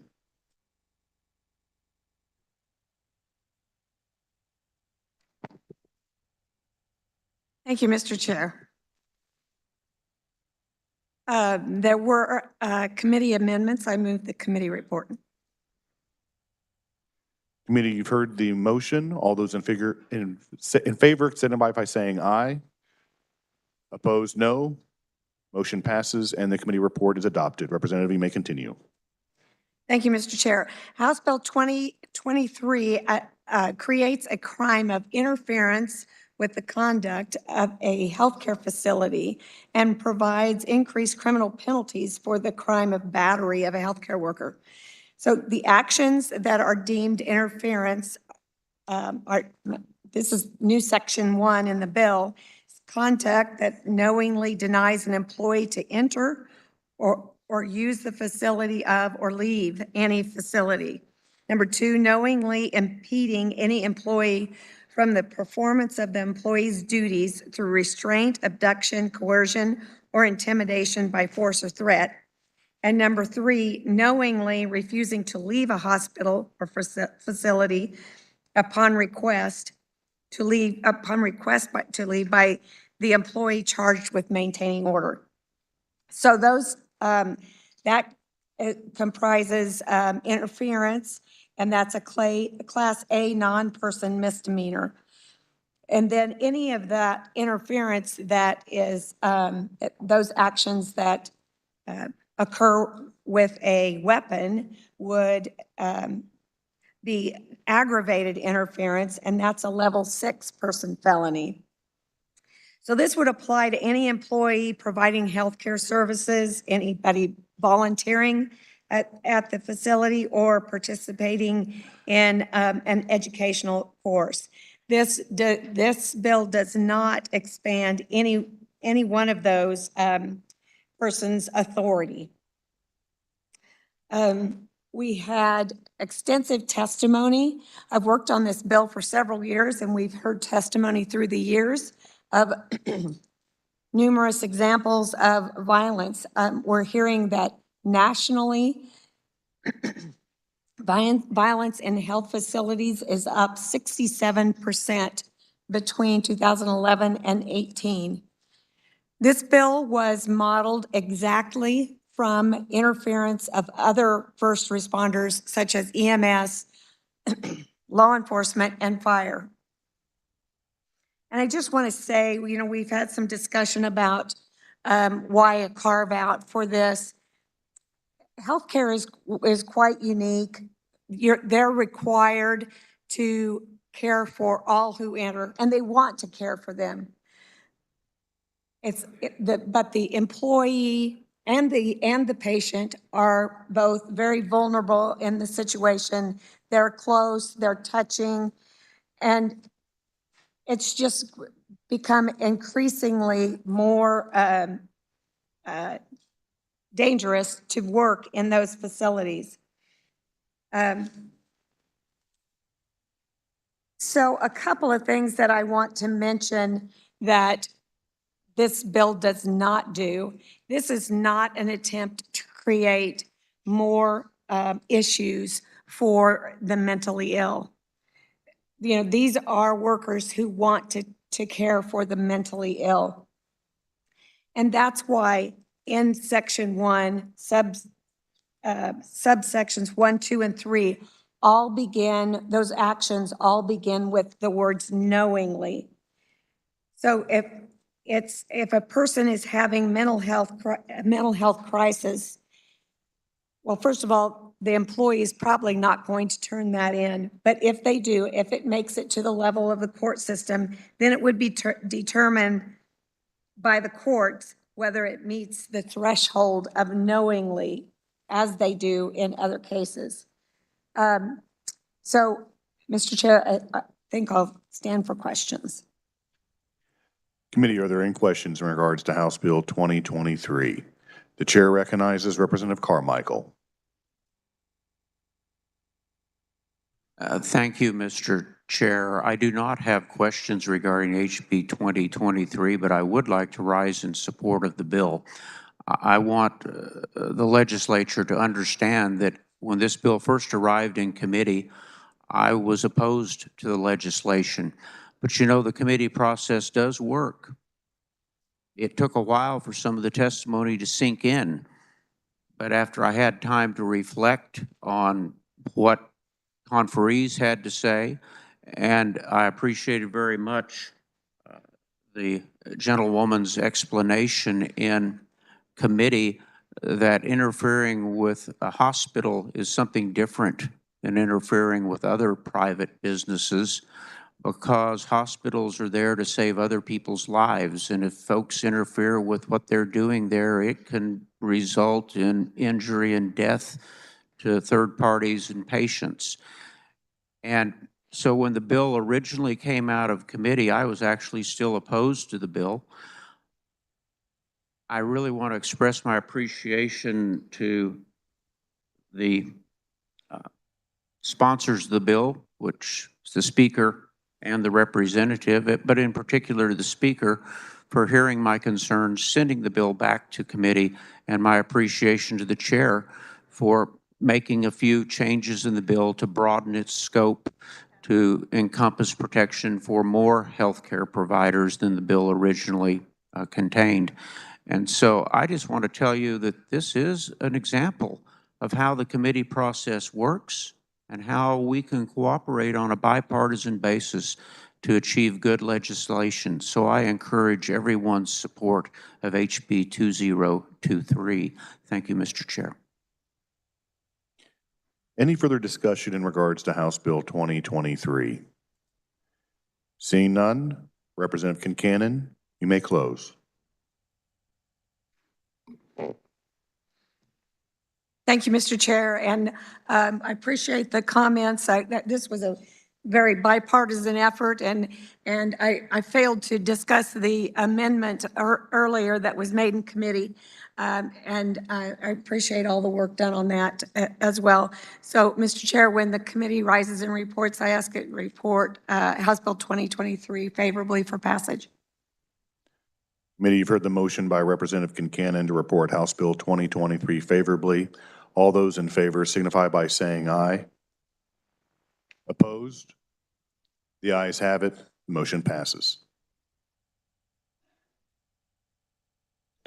The next item of business that we have is House Bill 2338. For the purpose of carrying House Bill 2338, the chair recognizes Representative Bryce.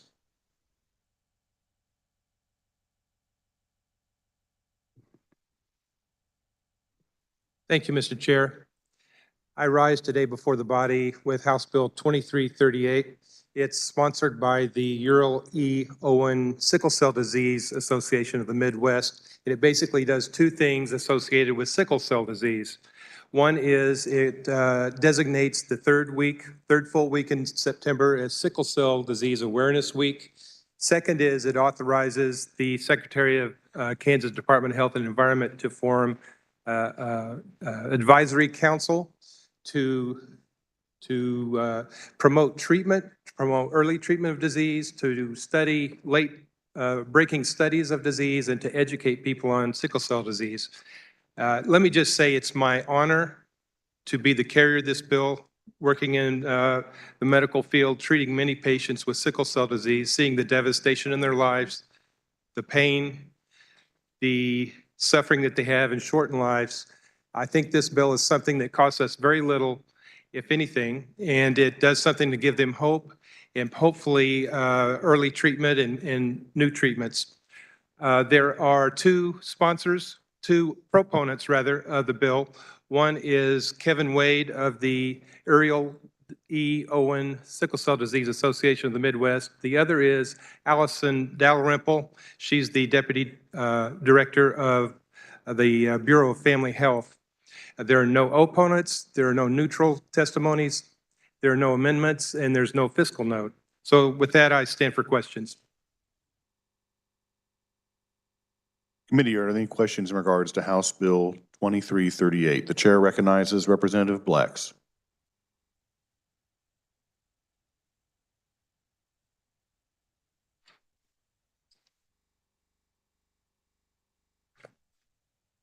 Thank you, Mr. Chair. Would the carrier of the bill stand for a few questions?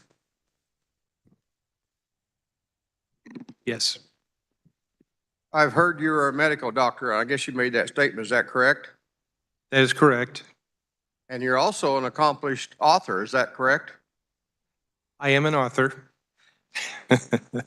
And I understand you're a business entrepreneur. I have several businesses. And And I understand you have a coffee company. What town is that located in? That is Coffeyville. Okay. And what is the name of your coffee company? Coffeyville Coffee Company. That sounds good. I also understand that you were quite an exceptional basketball player in your high school days. Is that correct? That's the way I remember it. And who did you play for? I played for the Coffeyville High School team, Field Kinley. And your hometown is Coffeyville, correct? Correct. My hometown's Independence. And would you agree that there's a very healthy rivalry between Independence and Coffeyville? Oh, it's very healthy, yes. Almost to the point of hostility at times, right? I've had a few bricks thrown at me, yep. Yeah. In the district playoff, if you can remember that far back, with Coffeyville playing Independence, do you recall how many points you made in that particular game? 3 less than I should have. We lost by 3 points. And you recall, can you remember the score, who won that game? Independence. I like to hear the sound of that. And I'm sure that you will continue to make many points here with the legislature and your fellow Kansas. Welcome to the legislature, Representative. Thank you.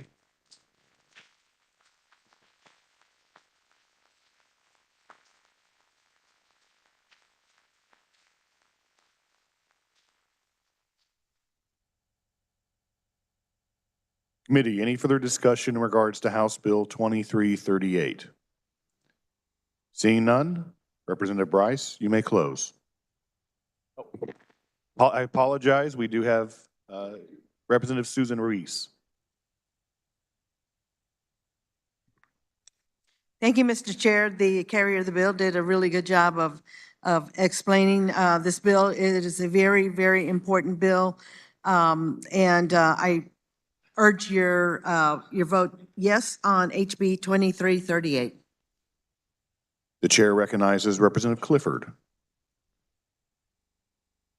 Thank you, Mr. Chairman. A lot of you, and especially on the other side, don't know, but I actually have 3 African-American children.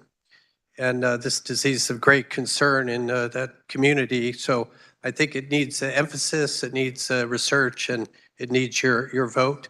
And I welcome my colleague to the House and the Doc Caucus. Thank you, Mr. Chairman. Any more discussion in regards to House Bill 2338? Now, not seeing any. Representative Bryce, you may close. Thank you, Mr. Chair. Just once again, I really feel privileged to carry this bill because of the many patients that I've seen suffer and their lives shortened with this disease. So with that, I would say I would make a motion that when the committee rises and reports, it report favorably House Bill 2338. For passage. For passage. All right, you've heard the motion by Representative Bryce to report House Bill 2338 favorably. All those in favor signify by saying aye. Opposed, no. The ayes have it. Motion passes. The next item of business that we have this morning is House Bill 2053. For the purpose of carrying House Bill 2053, the chair recognizes Representative Howerton.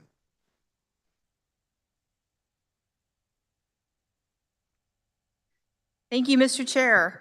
I rise before the body to present House Bill 2053. It comes to us from the election committees with no amendments.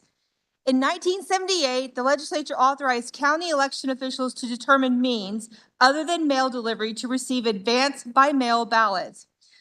The phrase says the ballot envelope shall be mailed or otherwise transmitted to the county election officer.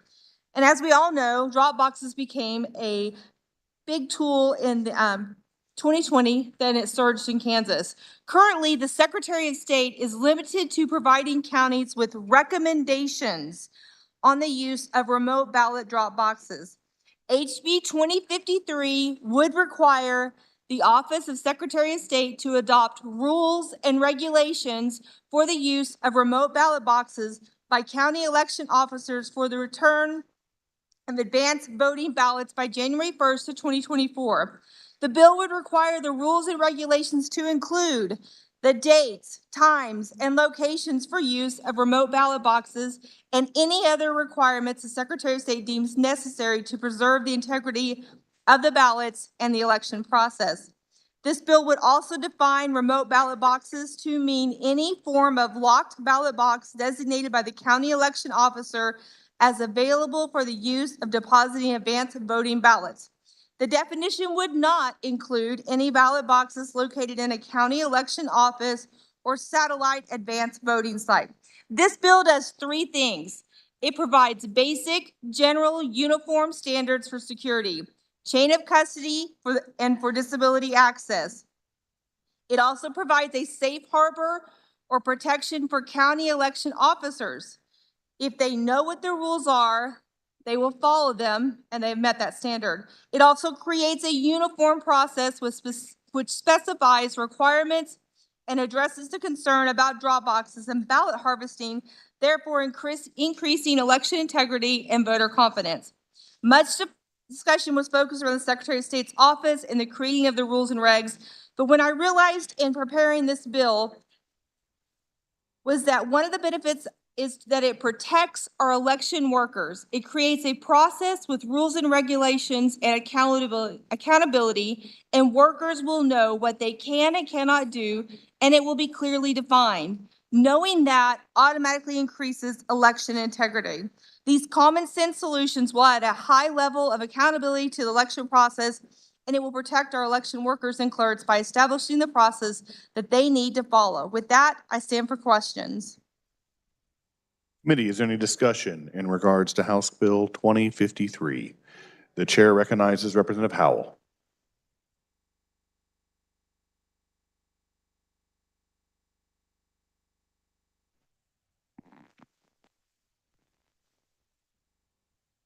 Thank you, Chair. I have an amendment.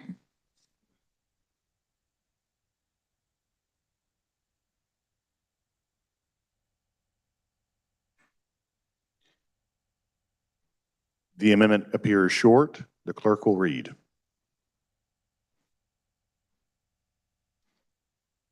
Page 1, line 6, after state by inserting, after consultation with county election officers. In line 11, after ballots by inserting the remote ballot boxes. Representative Howell, do you wish to explain your amendment? Yes, Mr. Chair. I bring this amendment before the body today just to, this amendment simply would provide for county election officials to have a voice in creating the rules and regs that this bill is creating for standardized rules and regs across the state. So we all know that elections are paid for by our property tax dollars, giving both rural and urban county election officers a voice in the rules and regs process would help assure that these rules and regs are practical and affordable, hopefully, for all counties across the state. Is there any member that wishes to speak to the amendment? The chair recognizes Representative Oropeza.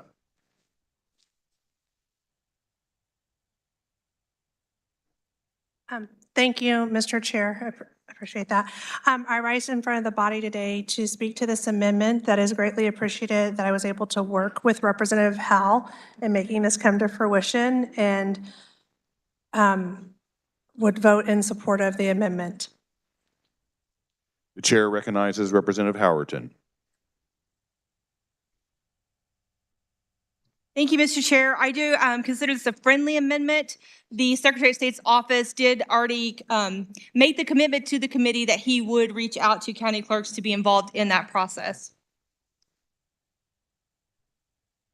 Any further discussion in regards to the amendment? Seeing none, Representative Howell, you may close on your amendment.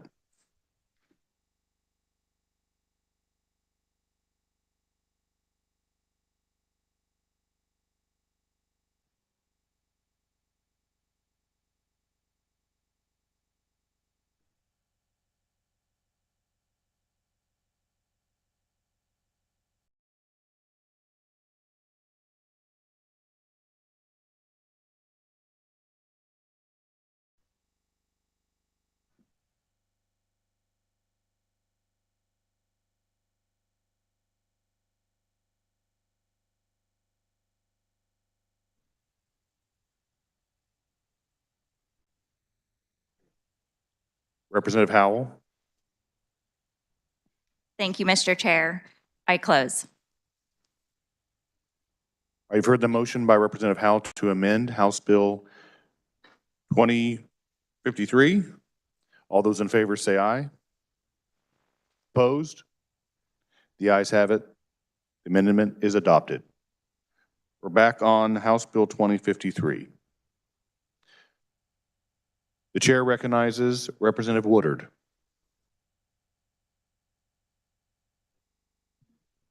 Thank you, Mr. Chair. The carrier of the bill did an excellent job explaining the bill. Now with the amendment, I am happy to support it and would urge your support of House Bill 2053. Thank you, Mr. Chair. Is there any further discussion in regards to House Bill 2053? Seeing none, Representative Howerton, you may close.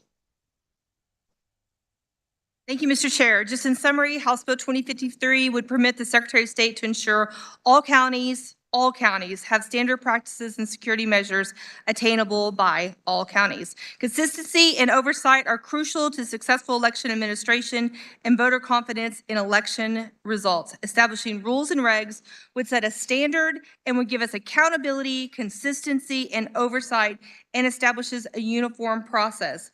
Regardless of whether you stand, where you stand on ballot boxes, if we are going to use them, we have to have rules and regs. For these reasons, I urge that you support this legislation. I move that when the committee rises and reports, it reports House Bill 2053 favorably for passage as amended.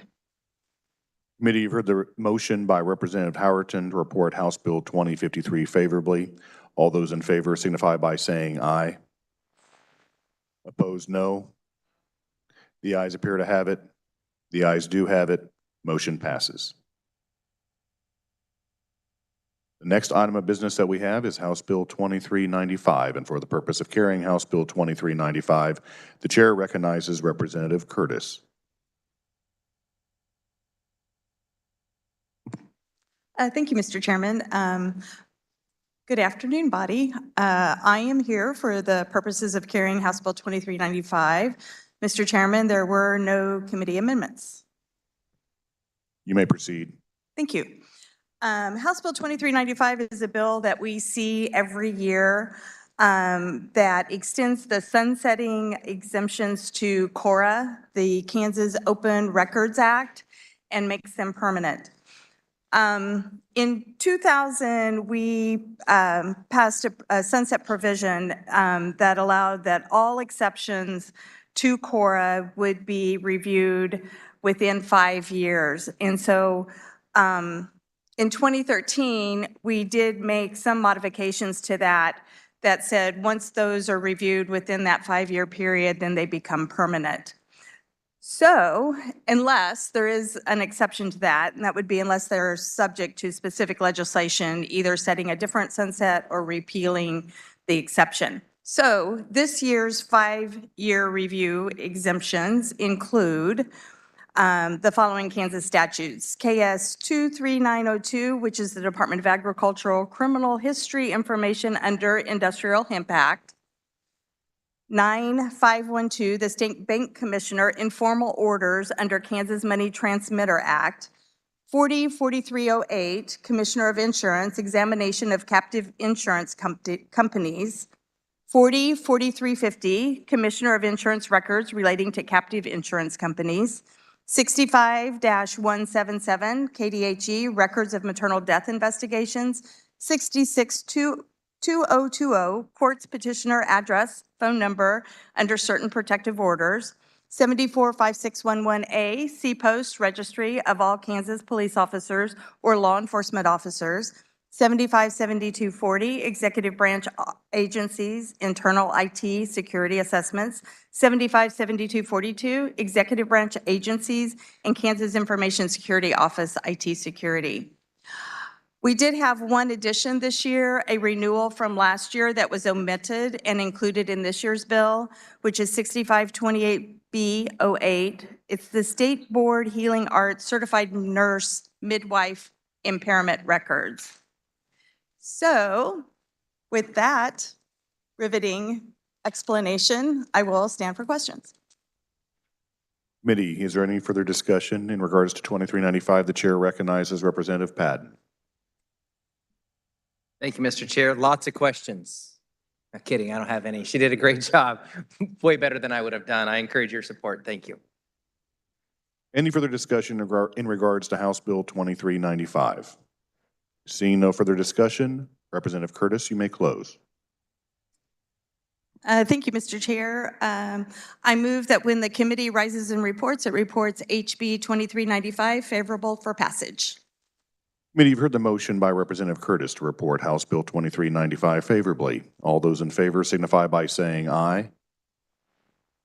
Opposed, no. The ayes have it. Motion passes.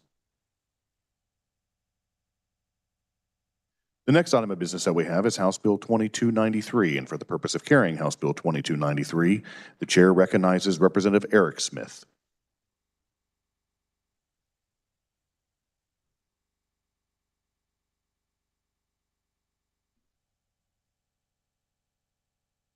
Representative Eric Smith.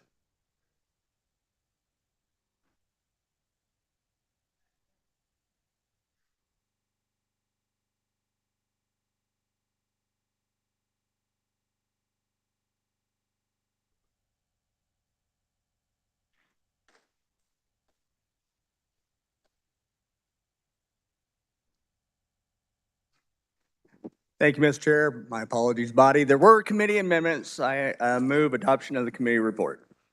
Committee, you've heard the motion. All those in favor signify by saying aye. Opposed, no.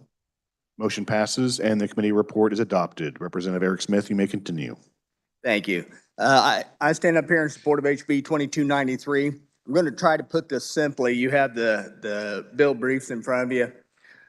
So what we're going to do is we're going to put in statute what actually is in practice or should be in practice, and that is the idea that it's an ethics thing that the prosecution, if they use a jailhouse witness, should disclose certain information to the defense about that witness. Oftentimes, the way this comes up, if you'll have two people in jail together, an individual and they're on a very serious crime, will disclose certain information to their cellmate, and that information might be important to the prosecution. And as a result, when they pass that information on to the prosecution can use that witness in the prosecution of that individual. Now, this raises a lot of questions about the credibility of that witness and whether or not they can actually give a good testimony, a good witness testimony to the crime. So there's a lot of vetting that takes place, but that vetting can't take place if the defense is not aware fully of who that individual is and how they came about the information and how often they do this for the prosecution. Either that prosecution or many different prosecutors, depending on how many times they've done this in the system. So what this bill is going to do is going to place in there the fact that the information that needs to be disclosed from the prosecutor to the defense attorney, and also set up a database with the KBI that if an individual as a jailhouse witness provides testimony or evidence, they will be put into the database for all prosecutors to have access to, but only prosecutors would have access to that information. This is a good bill, and I'll stand for questions. Committee, is there any discussion in regards to House Bill 2293? The chair recognizes Representative Carmichael.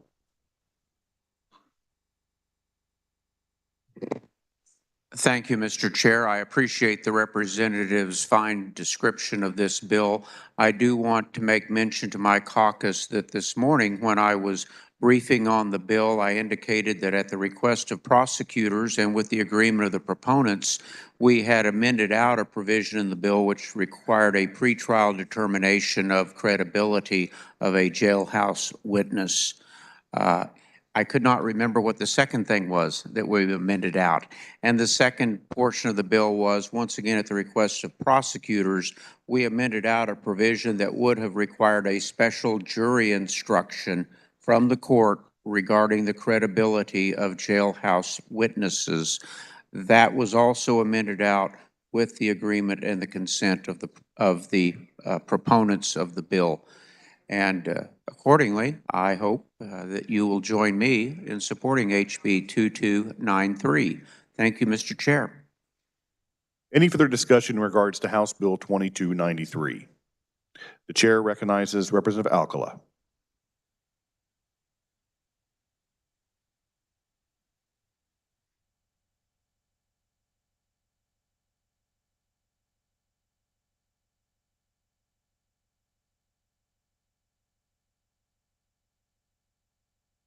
I have a question for carrier of the bill.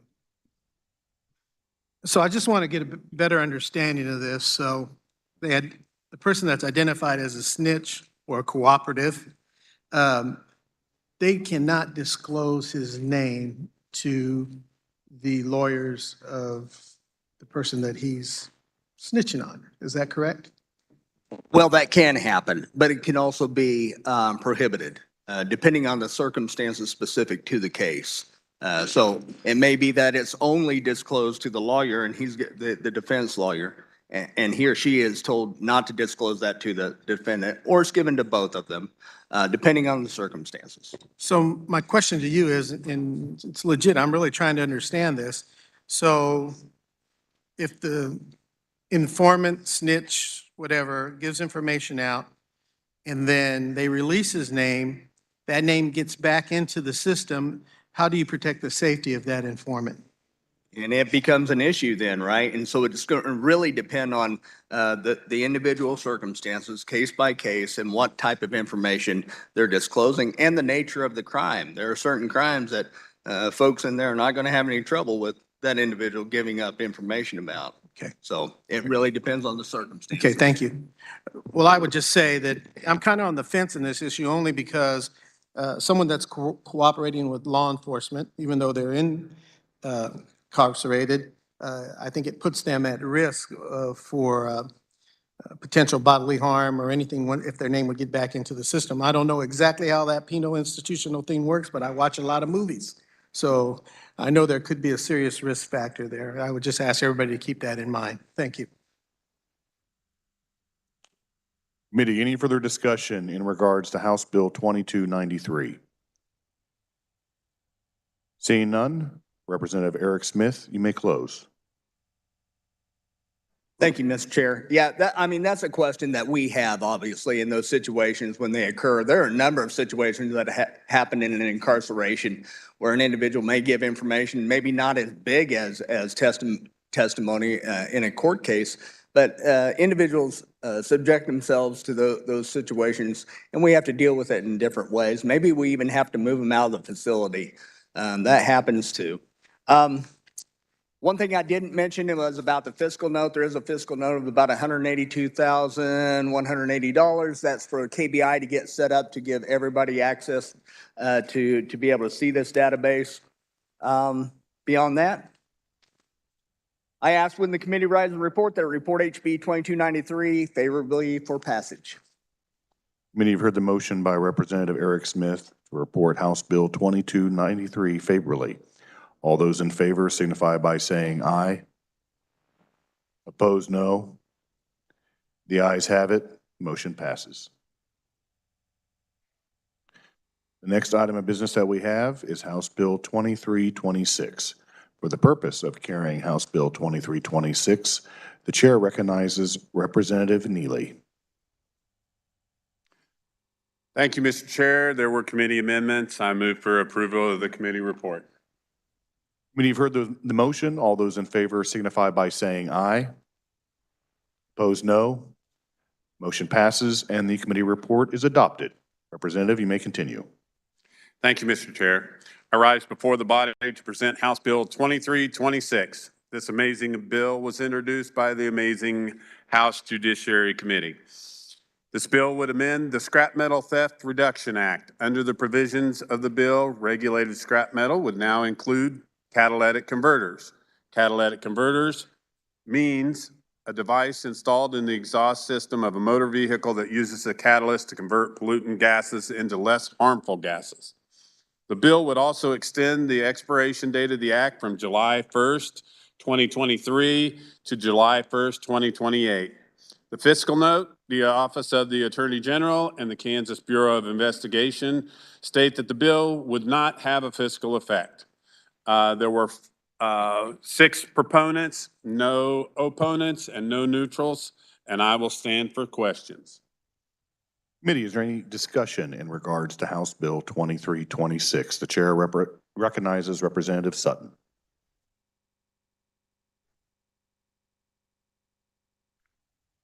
Carrier, stand for a question. Thank you, Mr. Leader. Yes, sir. Okay, we've had how long has the scrap metal bill been in effect in Kansas? Do you know right offhand? I do. It's about 6 years. I'm just doing this from memory, but it's a little while. Did you receive any testimony during the hearing about whether or not anyone had ever been prosecuted, or in fact, if any of the scrap metal companies were accurately turning in reporting? Yes, we had actually, and law enforcement is actually using the act to prosecute. Really? How many have they prosecuted? Well, I don't know that. I think the number is very, very low because it took forever in order to get any reporting done. That's all the questions that I have for you. Body, I would just, there are some times we pass laws here that sound like a good idea. This one I argued against 6 years ago, so I won't even say this one sounded like a good idea. It did not. But sometimes we pass bills with good intentions. We find out they don't work. And then the question comes up, do we extend the sunset? It's up to you, of course. That's how this process works. I'm going to redouble my efforts and say this is still a bad idea. Still increases the cost of steel across the market. That is a topic that I'm somewhat familiar with, by the way. Increases the price of steel across the market because the price of scrap determines the price of market value steel, due to the fact that there's not a great deal of refining going on in America currently. So anyway, net result, this increases the price of steel. Wasn't in support of this when we passed it 6 years ago. It proved to be clunky, inefficient, and had to be corrected every year since then.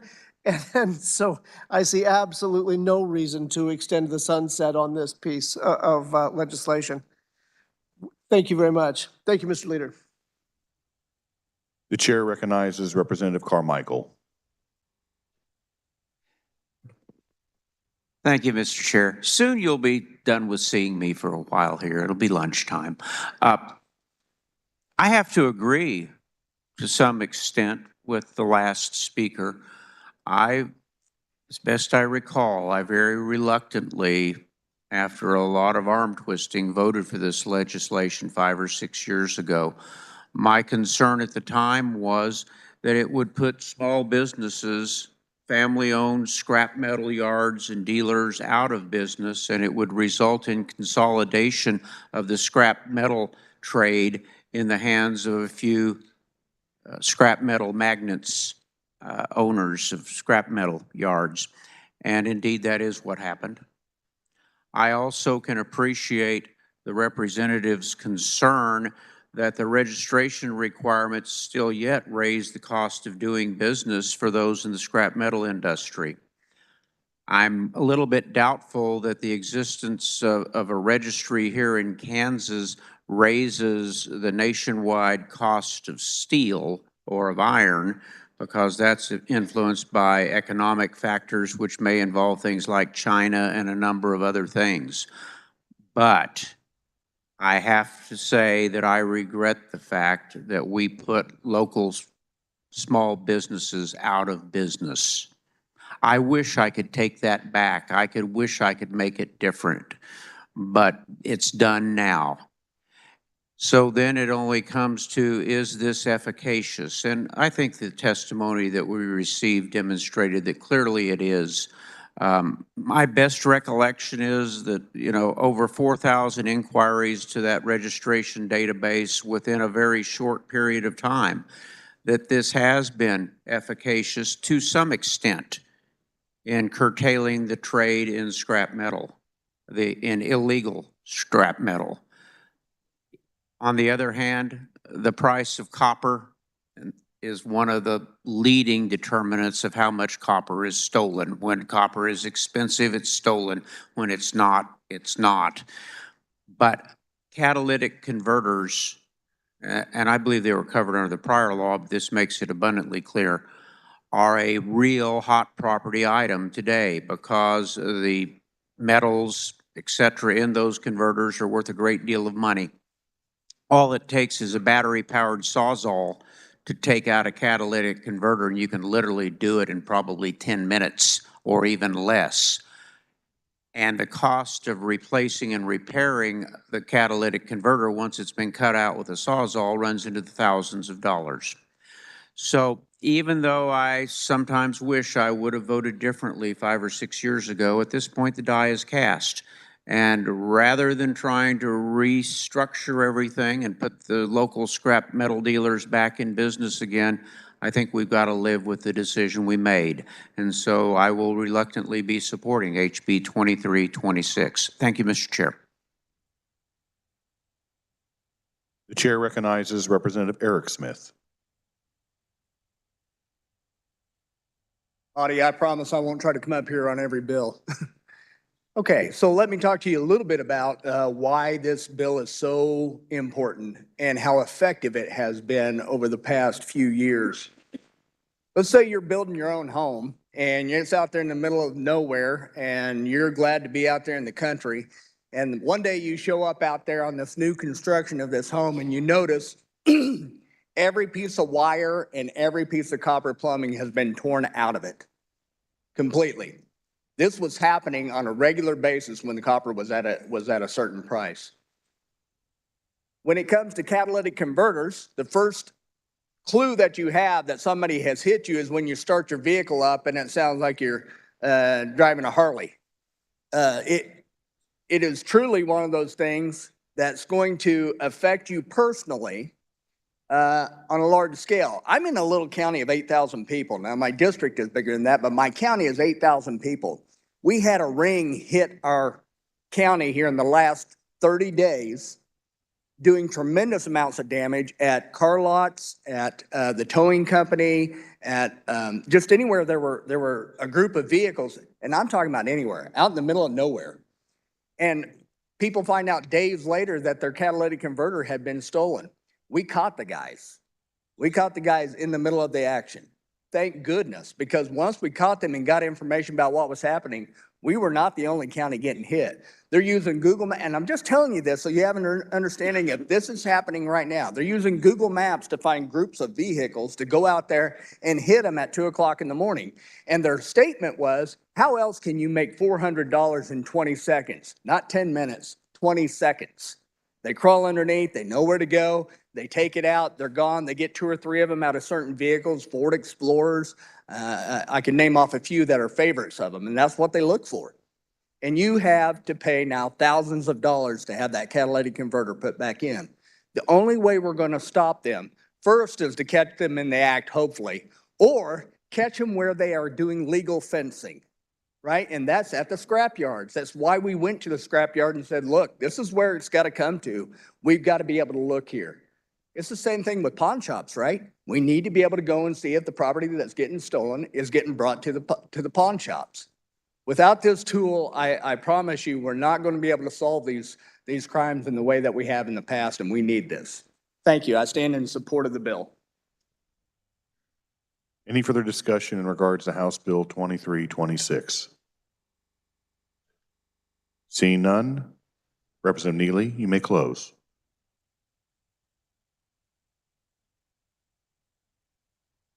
Thank you, Mr. Leader. I think he said it best. It is a very, very important investigatory tool for law enforcement and helps protect all of us and everything from damages and the ability to turn around and catch these people that are doing these types of things. I move that when the body rises and report Amazing House Bill 2326 as amended, favorable for passage. Committee, you've heard the motion by Representative Neely to report House Bill 2326 favorably. All those in favor signify by saying aye. Opposed, no. The ayes appear to have it. The ayes do have it. Motion passes. The next item of business that we have is House Bill 2376. For the purpose of carrying House Bill 2376, the chair recognizes Representative Penn.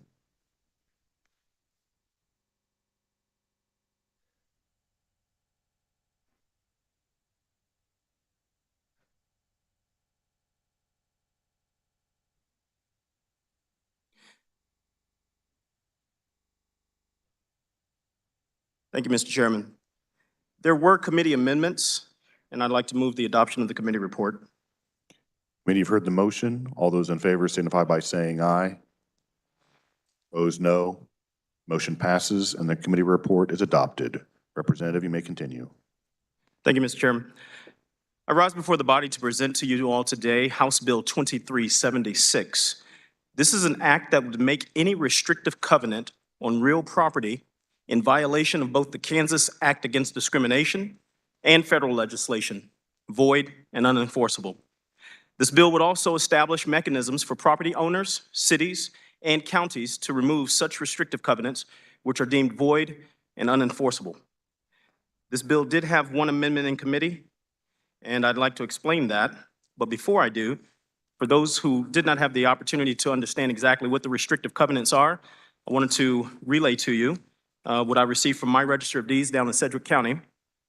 And just so you can understand, I have two up here, but I'll just read the second one. It's a very quick thing. No person of any race other than the white race shall occupy any lot, tract, building site, building in occupancy except by domestic servants. And another reads, no person or any race other than the white race shall use or occupy any building or any lot except that this covenant shall not prevent occupancy by domestic servants of a different race domiciled with an owner or a tenant. These are the same things that we read in committee, Mr. Chairman, and it's important that we understand exactly what's at stake here. Restrictive covenants were something that were put onto titles and deeds of property going back to the 1920s and 1930s. They were actually enforced and encouraged by the federal government for contracting, building contracts with developers. And what they would basically do is the precursor to what we call redlining in order to make sure that persons of certain races, be it blacks or Jews, could not move into certain neighborhoods. It's a blight on the American fabric. It's a blight on the state of Kansas. It's something that we have not had an opportunity to address, and that's what we look to do comprehensively with this bill. In 1948, the U.S. Supreme Court heard the Shelley case, whereby they stated that restrictive covenants are both unconstitutional and unenforceable. It took another 20 years for the U.S. Congress to come up with the 1968 Fair Housing Act, in which they also said, again, at the federal level, that restrictive covenants are unenforceable and unconstitutional. Here in the state of Kansas, we had the ability, I think in about 2005, to address it when we're talking about homeowners associations that would find these covenants, but we did not have a way to address homeowner associations that were not functional, and we did not have a way to comprehensively address other persons inside the state of Kansas that had these restrictive covenants. So, let's get back to the amendment. In Ecclesiastes chapter 3, verse 1, King Solomon says that to everything there is a season, there is a time and a purpose under heaven. So today is this day, as we continue to celebrate Black History Month, to go with grace and skillful consideration for this bill that appropriately empowers the Kansans in this state to file with their Register of Deeds in their counties a certificate of release. And the certificate of release would be filed and emplaced, and what it would do is break the power of and from racially discriminatory restrictive covenants. So with deference to my caucus and to our colleagues, I therefore offered an amendment to House Bill 2376, and the proposed amendment struck the entirety of what I had in there as a new Section 2 and added this following whereas statement to the top of the bill.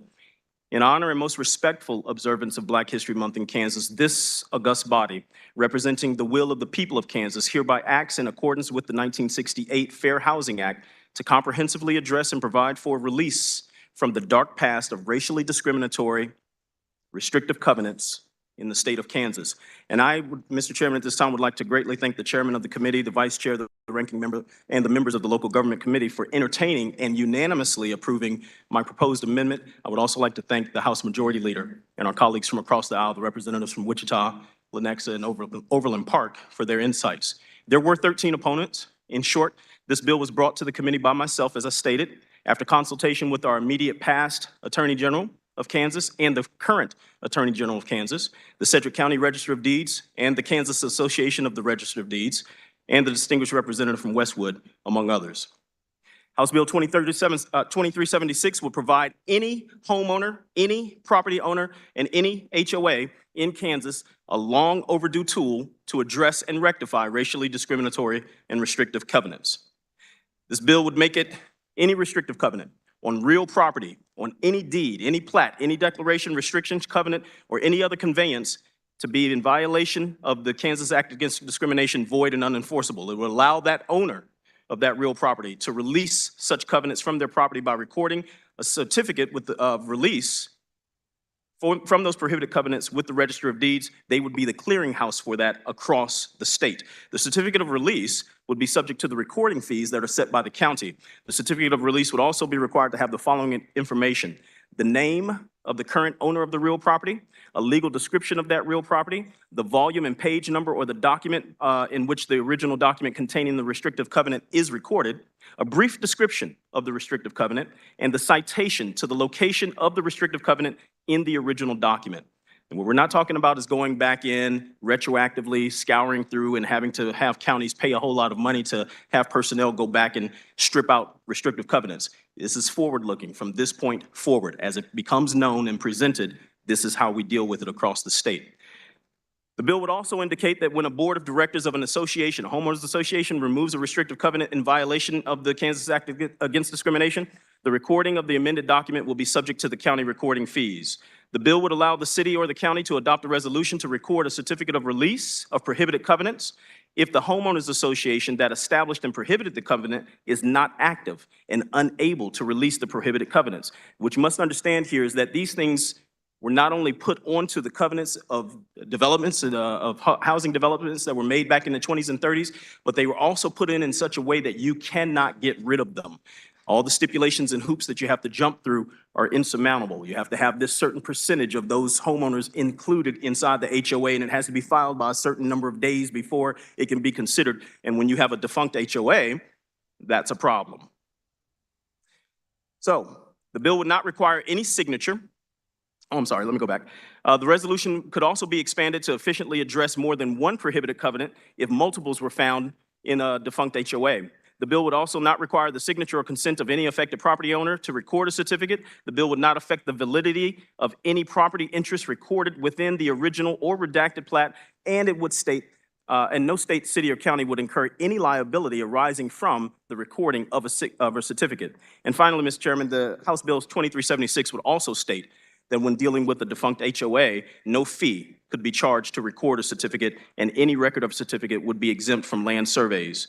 In-person testimony for the proponents were delivered for this bill by myself and a representative of the Kansas Association of Realtors. Written proponent testimony was provided by representatives of the Kansas Association of Counties, the Kansas Register of Deeds Association, the Sedgwick County Register of Deeds, and the Unified Government of Wyandotte County and Kansas City, Kansas.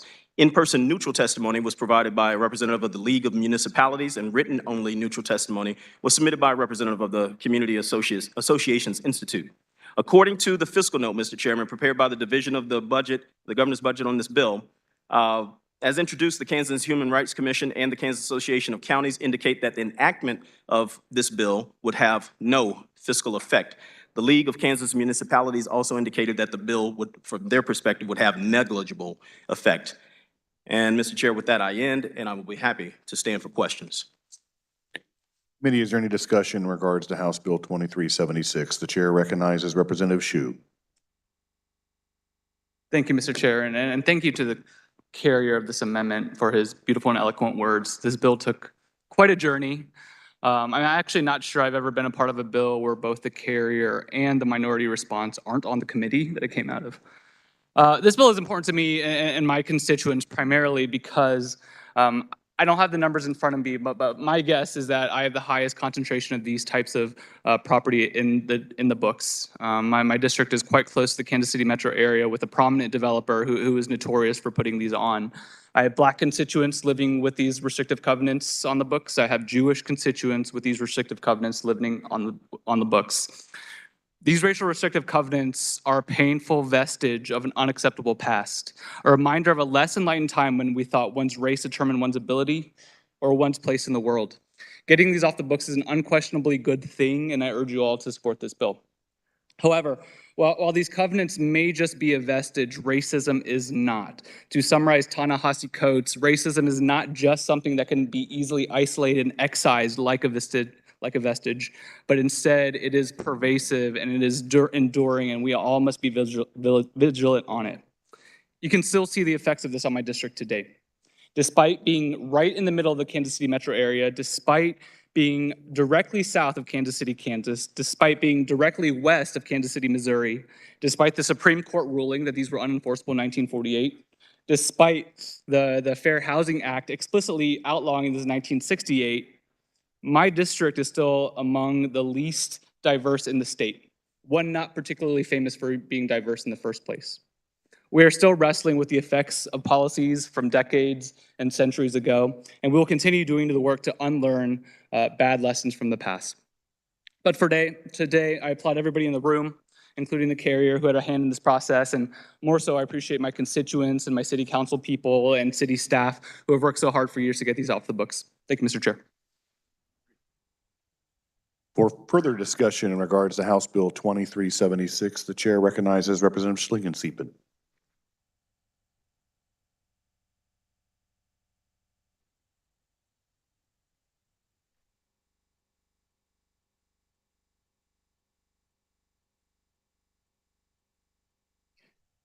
Thank you, Mr. Chair. I'd like to take this moment to remember a former mayor of the city of Topeka, Mayor Charles Chuck Wright, who fought against redlining in the city of Topeka.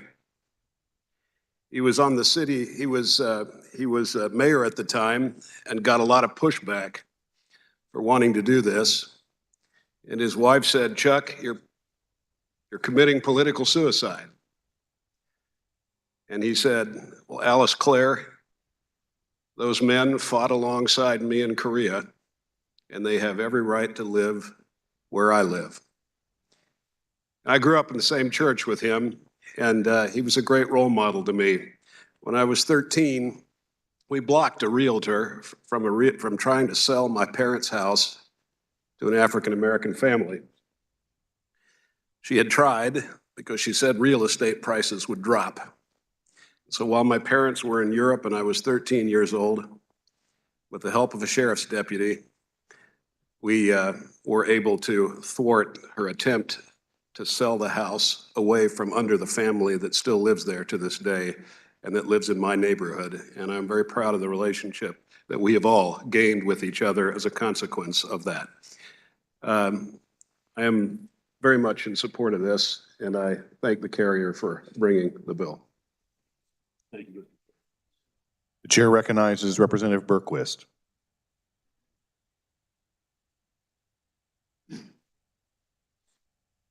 Thank you, Mr. Chairman.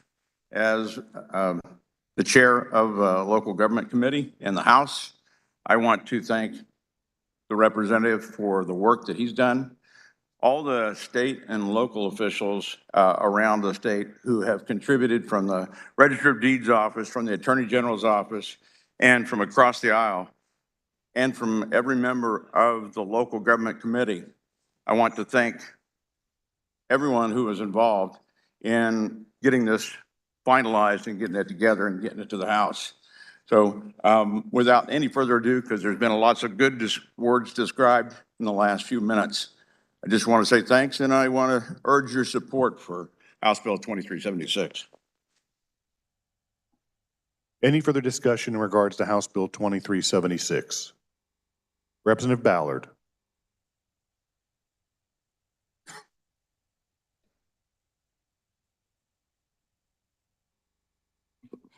Thank you, Mr. Chairman.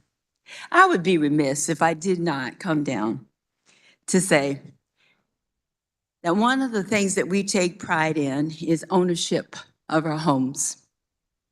And there's some people take really good care of it, and some people don't take as good a care as someone else. But it's our property. It's what we really owned. And most of us try to move to a place that's convenient for us, that we want to live there, and we want to be a part of a community. And this is what it says. I think this bill, we have that right to live where we want to live. We also have a responsibility to take pride in our homes and everything else, and most of us do that as well. So I'm in support of it because I think all of us should feel that we can move where we want to, especially if we can afford it. There's sometimes we want to move to a place we cannot afford, and we have to make sure we can get to that point. But it's kind of our right. It's the American way. And I thank the carrier for bringing this. Thank you, Mr. Chair. Any further discussion in regards to House Bill 2376? Seeing none, Representative Penn, you may close. Thank you, Mr. Chairman. Thank you to my distinguished colleagues for their comments. I would strongly encourage all of us to unanimously support this bill. Can be a win for Kansas today. We can do something that does something, okay? So, Mr. Chairman, I move that when the committee rises and reports, that it reports out House Bill 2376 favorably for passage. Thank you. Committee, you've heard the motion by Representative Penn to report House Bill 2376 favorably. All those in favor signify by saying aye. Opposed, no. The ayes have it. Motion passes. Before we move on to the next bill, I'd like to make an announcement, even though I think half the members in the chamber has already found the pizza that is outside in the front of the gallery of the chamber. But just want to make an announcement that we do have lunch provided for the members of the House. The next item of business that we have is House Bill 2196. And for the purpose of carrying House Bill 2196, the chair recognizes Representative Schmoy.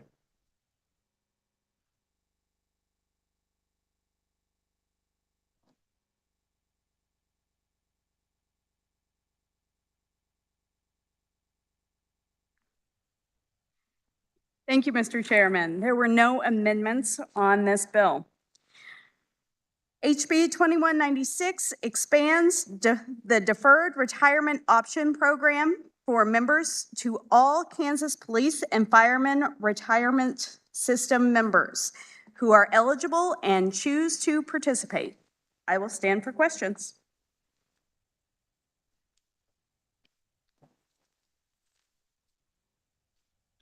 You've heard the motion. All those in favor signify by saying, oh.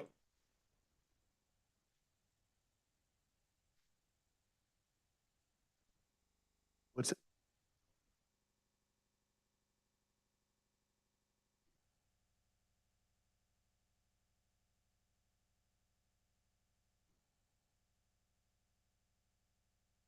There is a committee report. All right, I guess the script has it incorrectly. All right, discussion on House Bill 2196.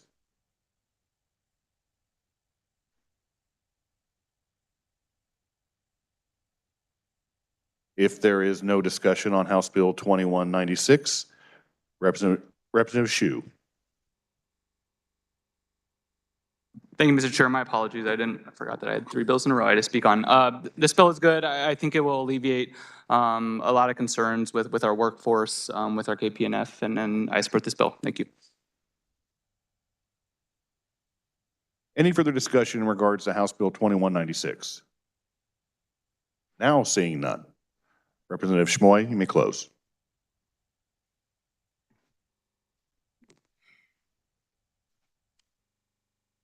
The proponents of this bill, they were excited to see this come to us because they think that it will help them with retention and recruitment. Really, the proponents were the people that it's going to affect. Capers was neutral on it, and we didn't have any opponents. So this one's pretty easy. And I thank you all. And Mr. Chair, I move that when the committee rises and reports, it reports HB 2196 favorably for passage. Committee, you've heard the motion by Representative Schmoy to report House Bill 2196 favorably. All those in favor signify by saying aye. Opposed, no. The ayes have it. Motion passes. The next item of business that we have is House Bill 2198. For the purpose of carrying House Bill 2198, the chair recognizes Representative Blex.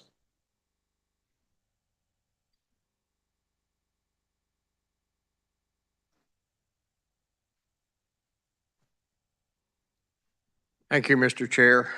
I've been around here long enough to know that my words have a difficult time competing with pizza. House Bill 2198 comes to us from the Committee on Financial Institutions Pensions. And what this bill does, it will provide a membership affiliation with the Kansas Police and Firemen's Retirement System for law enforcement officers of the Kansas Department of Wildlife and Parks who have successfully completed the required course of instructions for law enforcement approved by the Kansas Law Enforcement Training Center and are certified as full-time officers. And before I go any further, I'd kind of maybe like to define what a wildlife and parks officer does. I had a career in that area, and currently there's 163 full-time certified officers in Kansas Wildlife and Parks that have completed the required course. And these officers are in the LE division, the Parks division, and the Public Lands division. Now those ones in the LE division, there's about 85, and they basically patrol 105 counties. So they're spread out real thin, and some of them have 2 to 3 counties. And there's also the 28 state parks that the parks ones responsible for law enforcement and parks do. And then there's 300,000 acres of public lands and over 1 million acres of walk-in hunting access, commonly called WEHAW, which is leased from private landowners. There's 40 state fishing lakes. There's 24 federal reservoirs. And those officers are basically on call 24/7 with no replacement shift change. And those 28 state parks, for the most part, not all, but on a holiday weekend or sometimes any weekend, they will grow to the size of a small city. And with that growth brings drug problems, brings domestics, brings a little bit of inebriation, traffic issues, and a host of other problems that those officers faced on those weekends. And the thing that I guess I want to emphasize is the KDWP law enforcement officers have the same statewide jurisdictions, just like KBI and Kansas Highway Patrol. And both of those are currently in Kansas Police and Fire. And the Kansas Highway Patrol generally patrols our highways alone, and they are often engaged in felony traffic stops and arrest. And their counterparts in the wildlife officers patrol in remote and rural areas without any backup of another officer. And normally if that happens, it's 20 to 30 minutes, and the county, usually the county deputies will be that response person. So they have a high degree of risk and stress. And I kind of instill in all when I'm driving the highways and I'll see 2 to 3 vehicles stopped with flashing red and blue lights with officers involved and a lot of backup. And my memory serves me one cold December night that I was called out after midnight, and incident involved three individuals that basically resulted into arrest. That was a little bit hairy at the time. And because I remember distinctly, I only had 2 sets of cuffs and had to kind of watch the other person. And I had to call on my backup, which at that time was a 870 12-gauge shotgun, which changed their attitude a little bit in that process. But I waited a full 30 minutes for a deputy to come in and transport those people and assist as a backup. So they are, and the stress factor was real high. It was real high for me.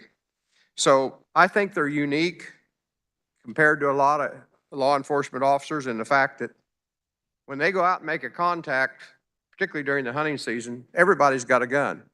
And you get into groups with large groups, and there'll be 5 to 6 people, and they're all carrying guns. So it does take a lot of a risk, and these situations certainly elevate your stress levels. So I will say that the proponents were myself, the Secretary at Kansas Department of Wildlife and Parks, and Fraternal Order of Police, Kansas Sheriff's Association, Kansas Peace Officers Association, and the Kansas Organization of State Employees.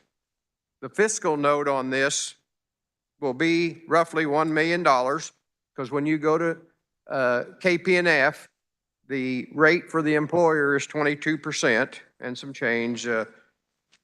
Got that down, yeah, 22.86%, and it takes 15 years for that officer to vest in that, and the officer makes a 7.15% contribution. When they're in capers, the employer pays 12.57%, and it takes 5 years to vest, and there's a 6% employee contribution. So there were no opponents to this bill, and with that information, I will stand for any questions.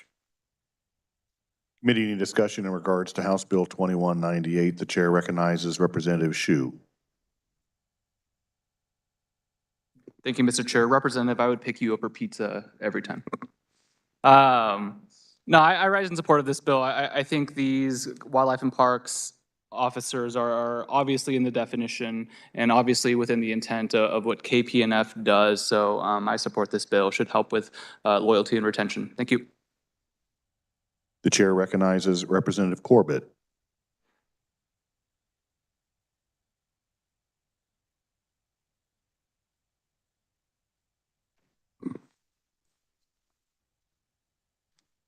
Representative, I have a question.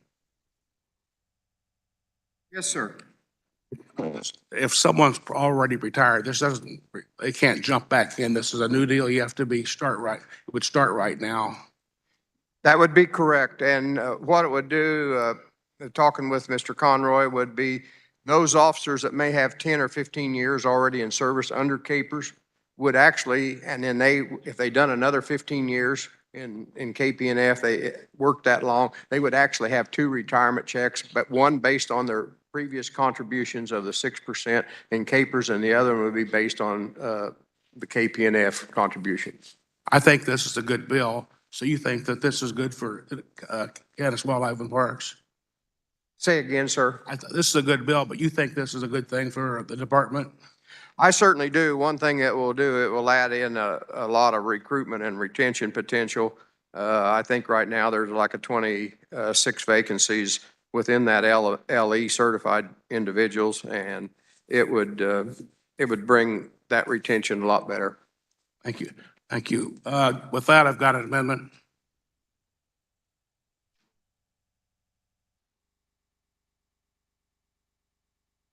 The amendment appears short. The clerk will read.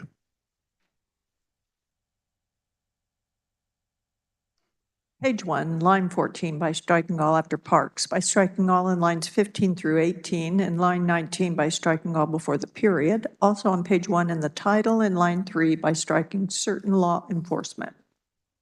Representative Corbett, would you explain your amendment? Thank you, Chair. Basically, this is just doing one thing. It's a good thing for the department. It's a good bill. What this amendment does would allow all the KDWP employees go under that retirement plan, and you never know when they're going to change duties or whatever, and it gives them the flexibility to maybe run the department a little better. So it just includes all the employees for KWDP, gives them a chance to get a better retirement, and that's my amendment. All right, is there any discussion on the Corbett amendment? The chair recognizes Representative Shu. Representative Blex. Representative Blex, do you have any questions in regards to the amendment?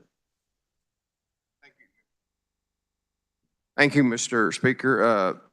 I appreciate your amendment, but do you have any kind of a fiscal note on what, I believe there's over 400 Wildlife and Parks employees, including secretaries and support workers? Do you have any kind of fiscal note on what this might be? So question for you. Will the requirements for what your bill, where will the money come to pay off, to keep this going? Will it come out of SGF or are there The money, Wildlife and Parks budget? yes, this extra fiscal note of a $1 million for certified law enforcement officers only that have completed the KLETC program would come out of Wildlife and Parks fee fund. Thank you. I guess all I'm saying is, if it's coming out of their fee fund, how would you like to be sitting there 10 feet from somebody having twice the retirement you have and maybe someday doing some part of the same work? It's just a thought to get everybody on the same playing field, and that's all it's trying to do. Representative Hoheisel. Thank you, Mr. Chair. Will the carrier of the amendment please stand for just a few questions? Okay. Okay, so there is no fiscal note for this, correct? No. Okay, and this wasn't vetted in committee. Do you know how many, I think the previous representative said 400 employees. Does that sound about right to you? Yeah, they've got about 150 in his. About 163 in So you his, got yeah. about another three? Another 25 or 250, 300. Okay, and this would extend to anybody, because the original bill is just for certified law enforcement officers. Yeah. And this would extend it to everybody. Yes, sir. Are you aware of any other KP and F, individuals in KP and F that are not certified fire or law enforcement? No, yeah, that's okay if it's something that the floor doesn't care or whatever, friendly or unfriendly. Yeah. It's just giving them a chance to be part of the team. Yeah, no, I understand that. Thank you. Thank you for bringing this. Body, I would urge you to vote this amendment down. It hasn't been vetted in committee. We don't know how much this costs. There's no fiscal note on this, so I would urge you to vote no on this amendment. Thank you. Representative Shu. Thank you, Mr. Chair. I echo the sentiments of the chair. Kind of going back to my original comments, the law enforcement is very obviously within the intent of KPNF. I don't know for sure that every single employee in Department of Wildlife and Parks is, even though I have a great respect for what they do. So I would also oppose this amendment. Thank you. Representative Blacks. Thank you, Mr. Chair. I believe the intent and possibly the rules of the Kansas Police and Fire retirement system is only for law enforcement or emergency response team. And I don't really, I almost consider this an unfriendly amendment and urge you to vote it down. Representative Landwehr.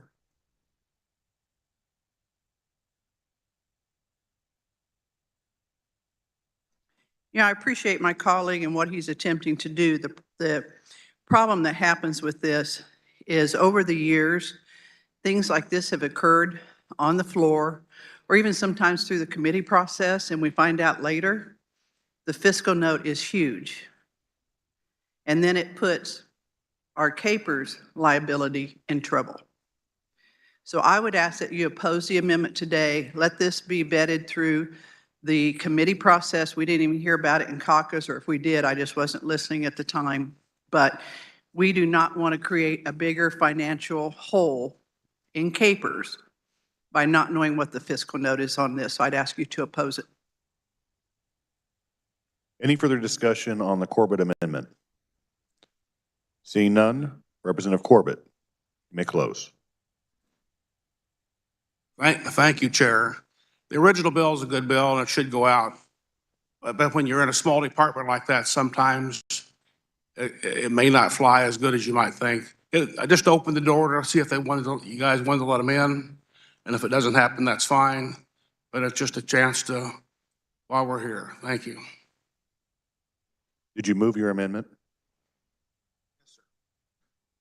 And I move my amendment. All right, committee, you've heard the motion by Representative Corbett to amend. All those in favor signify by saying aye. Opposed, no.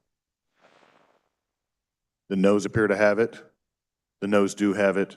Motion fails. We are back on House Bill 2198. For further discussion in regards to House Bill 2198, the chair recognizes Representative Delperdang.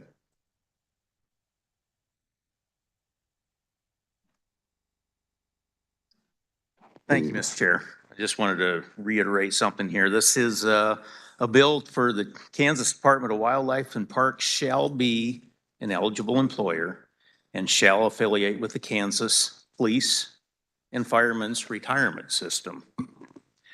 Body, we agree on a lot of things throughout the year, and we disagree on other things.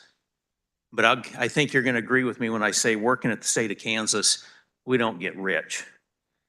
If you sit on any budget committees here, you're going to know how hard it is to recruit and retain employees with the state. We often pay below market rates, but many employees come and they stay because of the state benefits. Kansas benefits used to be pretty darn good, but that's changing. And the Parks and Wildlife and many others are now subject to the KPERS 3s.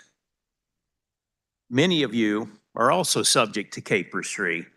Body, I just want to put a message out here. I think KPERS 3 is a joke.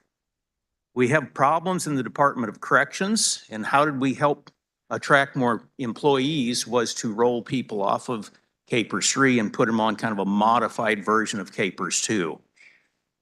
So with that, I do highly support House Bill 2198, but I don't want to stop right here. I stand here today and I ask the Committee on Financial Institutions and Pensions to please look at KPERS 3 and figure out what needs to change here. And please do something to make the state better for all of our employees. And in the meantime, I will stand with you and I do support bills such as this and including House Bill 2198. And thank you for listening. The chair recognizes Representative Proctor.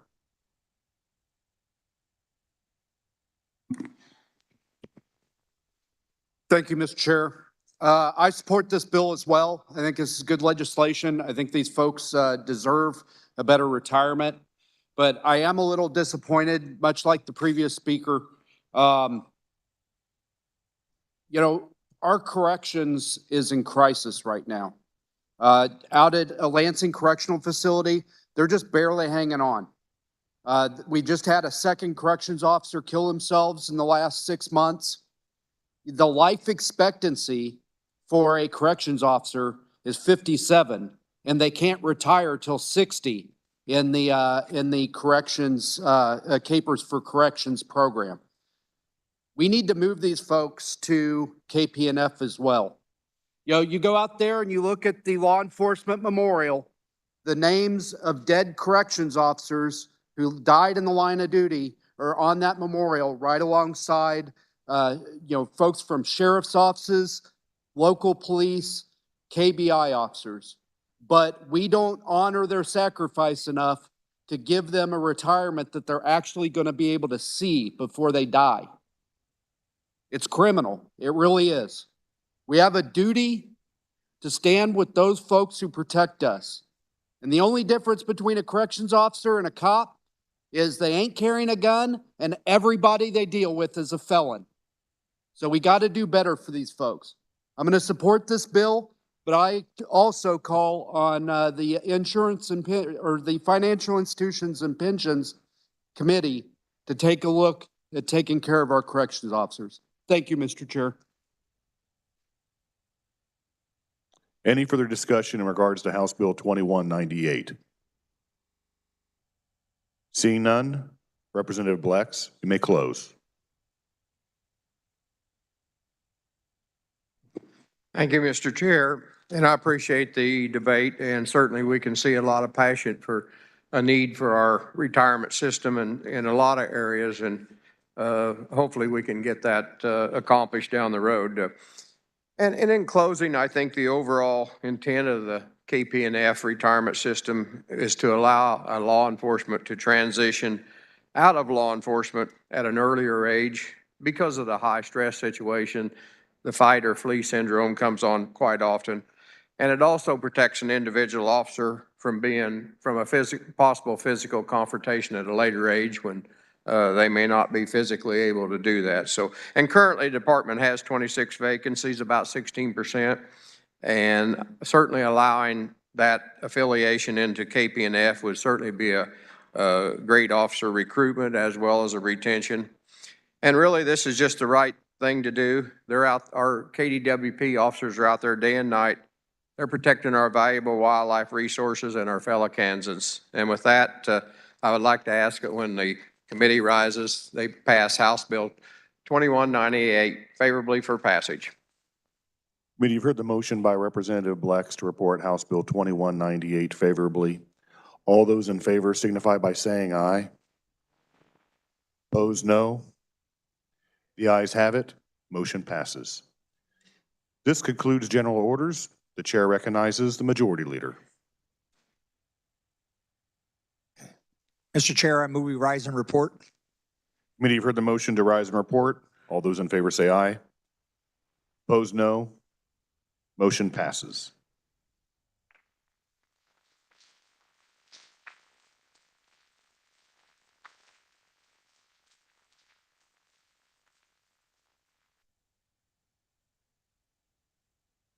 The clerk will read the committee report. Speaker, your committee of the whole recommends House Bills 2114, 2338, 2395, 2196, 2198 be passed.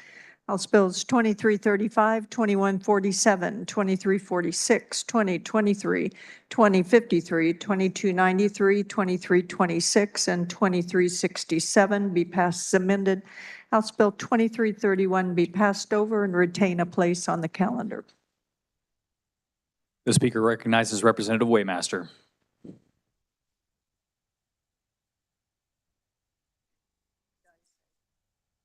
Thank you, Mr. Speaker. I move the adoption of the Committee of the Whole report. You heard the motion to adopt the committee of the whole report. All those in favor signify by saying aye. All opposed, no. The ayes appear to have it. The ayes do have it. The committee report is adopted. Is there any objection to returning to that order of business, introduction of bills and concurrent resolutions? Seeing none, the clerk will read. House Bill number 2443 by the Committee on Appropriations, an act concerning children and minors, establishing the Office of the Child Advocate as an independent state agency and the Child Advocate Advisory Board, prescribing certain powers, duties, and functions thereof, allowing disclosure of confidential records to the Child Advocate. Are there announcements? The speaker recognizes Representative O'Habasam.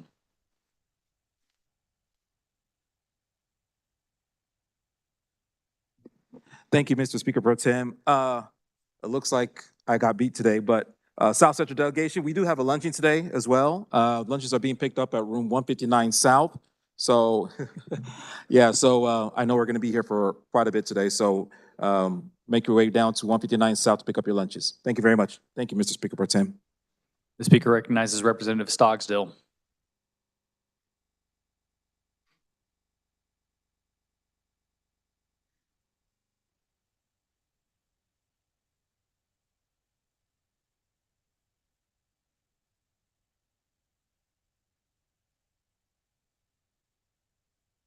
The speaker recognizes Representative Waymaster.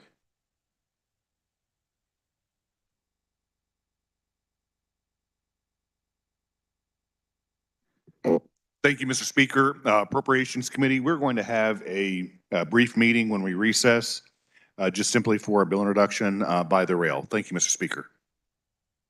The speaker recognizes Representative Schreiber.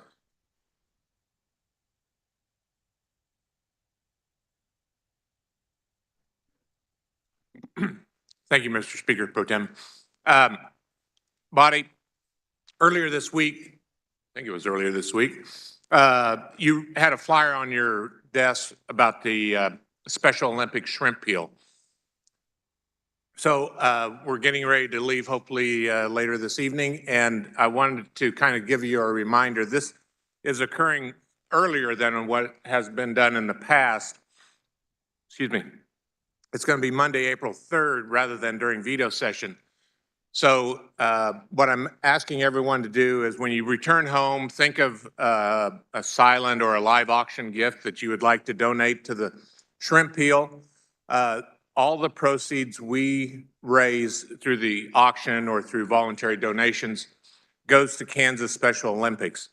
We have a number of sponsors that pay for the food and the location and so forth. So what we need are auction items and be creative about them so that we can raise a lot of money for Kansas Special Olympics. Usually we raise in the neighborhood of about $20,000 for them.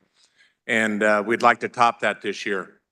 So use this as a reminder when you go back home to think about something special in your particular district that you'd like to bring back and donate. You can contact me and I'll get a list out for other folks. There's folks on the flyer that you can contact too when you get an item and want to drop it off with them. They'll come and pick it up. So again, a reminder, it's early this year. It's going to be Monday, April 3rd. So we'll need those auction items early and we'll get them on the list and raise money for Kansas Special Olympics. Thank you. Thank you, Mr. Speaker. Are there any further announcements? Seeing none, the speaker recognizes the majority leader for a motion to recess.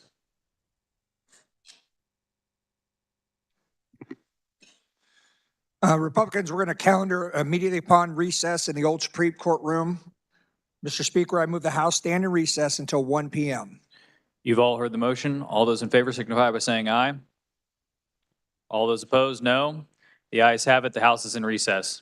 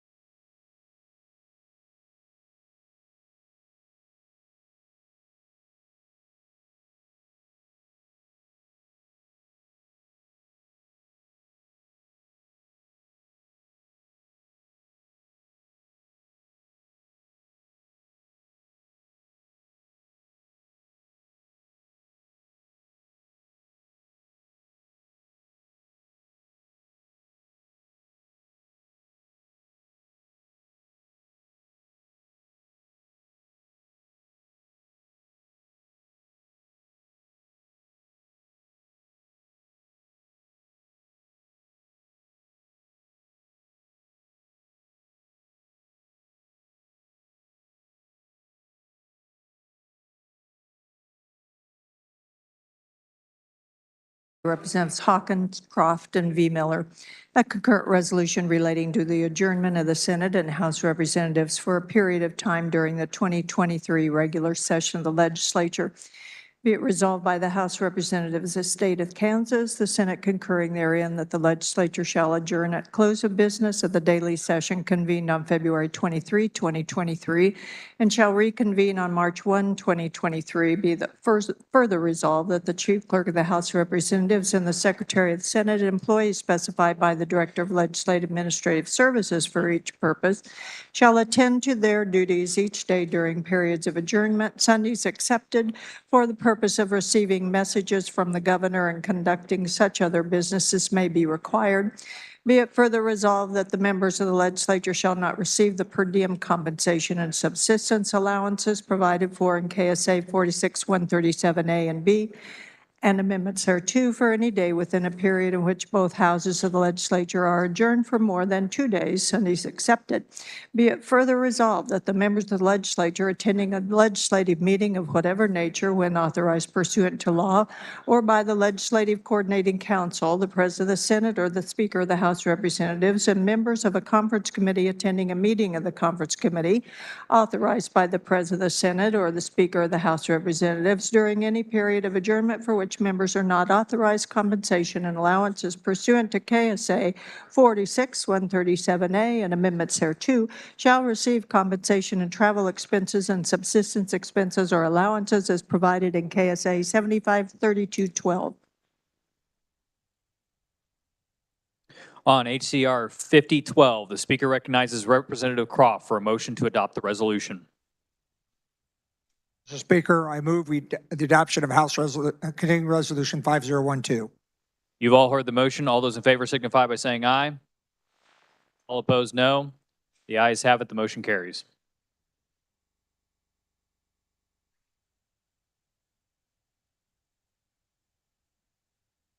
The Speaker recognizes Majority Leader Croft for a motion to resolve into the Committee of the Whole. Mr. Speaker, I move the House resolve itself into the Committee of the Whole for the purposes of considering those items under the heading of General Orders. You've all heard the motion. All those in favor signify by saying aye. All opposed, no. The ayes appear to have it. The ayes do have it. The motion carries. The Speaker appoints Representative Mason to chair the Committee of the Whole.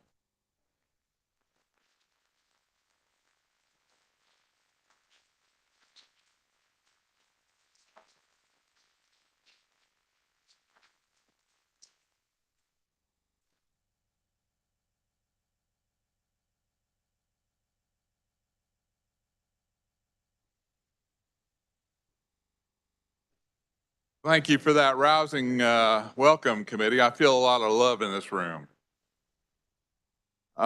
First item of business is House Bill 2184.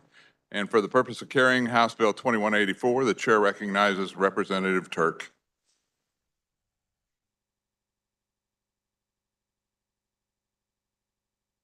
Thank you, Mr. Chair.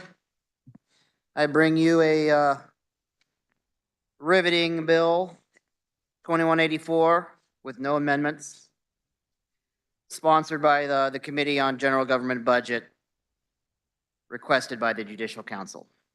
This issue resolves the funding source of the State Judicial Council and changes it from a fee-funded agency to an SGF-funded agency.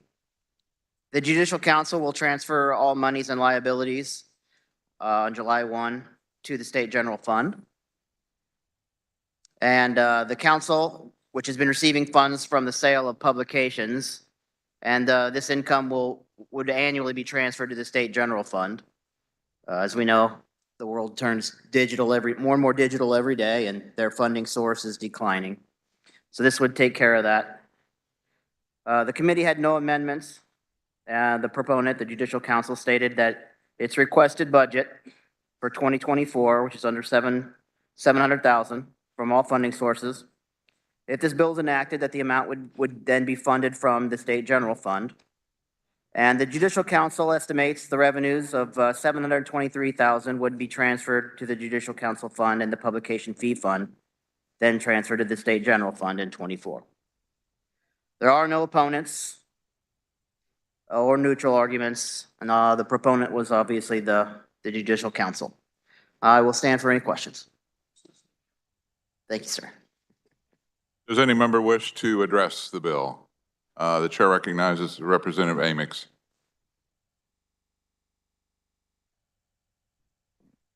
Thank you, Mr. Chairman. The carrier of the bill did a super job in explaining the bill today.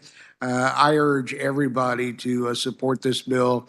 It's important to the council, and it would just mean a whole lot. So thank you much, Mr. Chair. Does any other member wish to address the bill? Seeing none, Representative Turk, you may close. Thank you, Mr. Chair. We are off to a good start. This is good. Hope this lasts the rest of the day. Body, I move when the committee rises to report that they report House Bill 2184 favorably for passage. You've heard the motion by Representative Turk. All in favor indicate by saying aye. Opposed, no. Motion carries.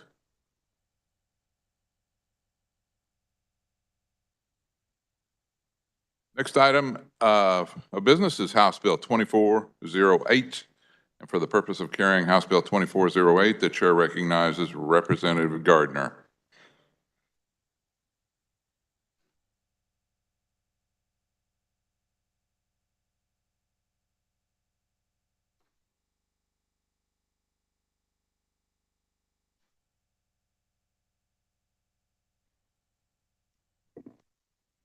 Thank you, Mr. Chair. I want to introduce today House Bill number 2408. This is a bill that deals with the beauty salon and haircutting at adult care homes, and also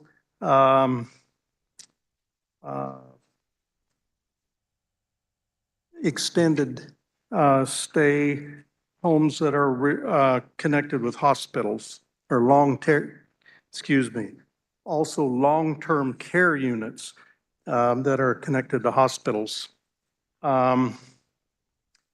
This has been a long-standing problem, and this is our opportunity today to clarify this, simplify this, and make it more useful to the people of Kansas. Law requires that these hair care facilities in these homes be available, but they are not full-time businesses. But the fact that they're there means that they are under current statute under the inspection of and control of the Kansas Board of Cosmetology and possibly even the Board of Barbering. But they're inspected by those entities. They're also inspected by the Kansas Department of Aging and Disability Services and the Centers for Medicare and Medicaid Services, or the CMS. This has created kind of a problem, especially when citizens want to go there and provide cosmetology services for their mother or neighbor.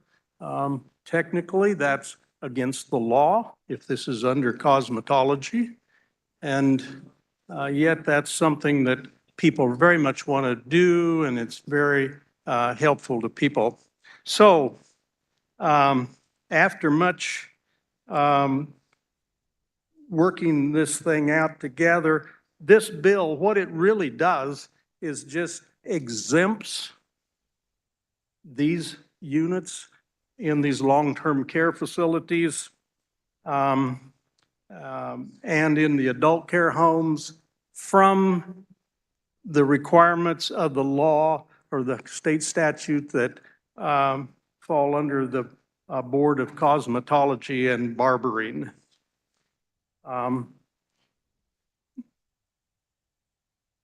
These units would then still be inspected by the Kansas Department of Aging and Disability Services and the Centers for Medicare and Medicaid. Now, the fiscal note, there would be a reduction in fees paid to the Board of Cosmetology of approximately $10,000 a year. $1,000 of that goes to the state general fund. So the state general fund would be reduced by an estimated $1,000, and $9,000 of that estimated amount goes to the Board of Cosmetology. And so there would be a slight reduction in their revenues as well. But they are agreeing with this. We need to get this done. It just makes life better for our senior citizens and their families. And with that, I would be glad to stand for any questions. Very well. Are there members who desire to speak to the bill? The chair recognizes Representative Blake Carpenter.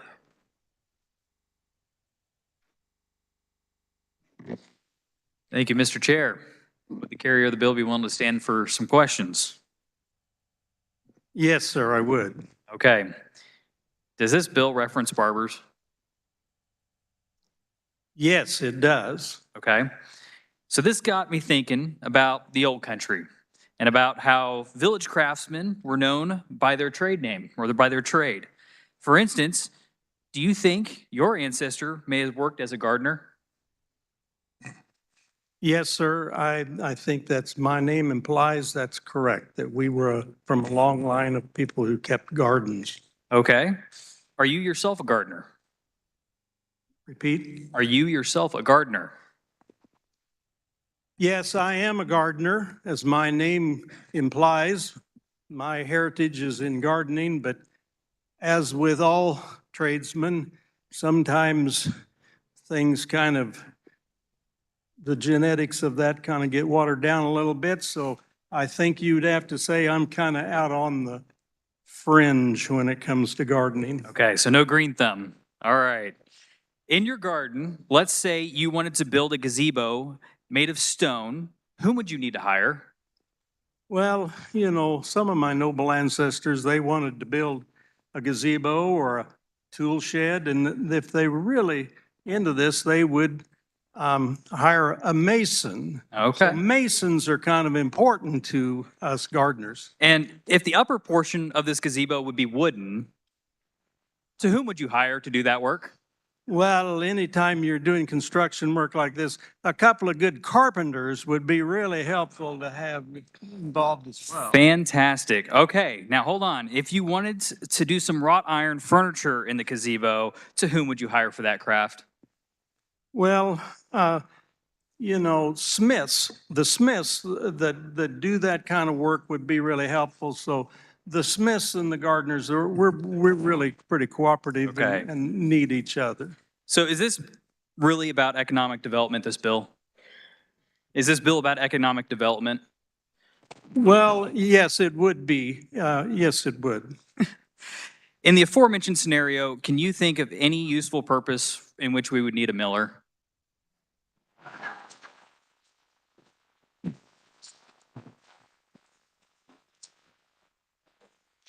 You don't have to answer that, Representative. Well, you know, the gardeners and the millers have always had a little trouble getting along because the millers, although they're a very noble trade and very necessary and very well ingrained in the fabric of culture, but from us gardeners' perspective, they take our seeds, they grind them up into cornmeal or flour, and then when we take them up on the hill and plant them, they don't grow or bloom. Ah, all right. Well, Representative, is this your first bill that you're carrying on the House floor? Yes, sir. Well, welcome to the House. Congratulations.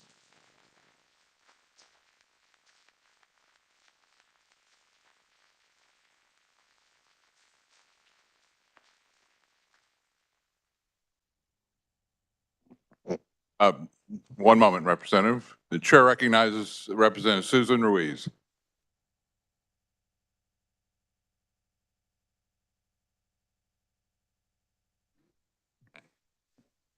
Thank you, Mr. Chair. And thank you to the carrier of the bill.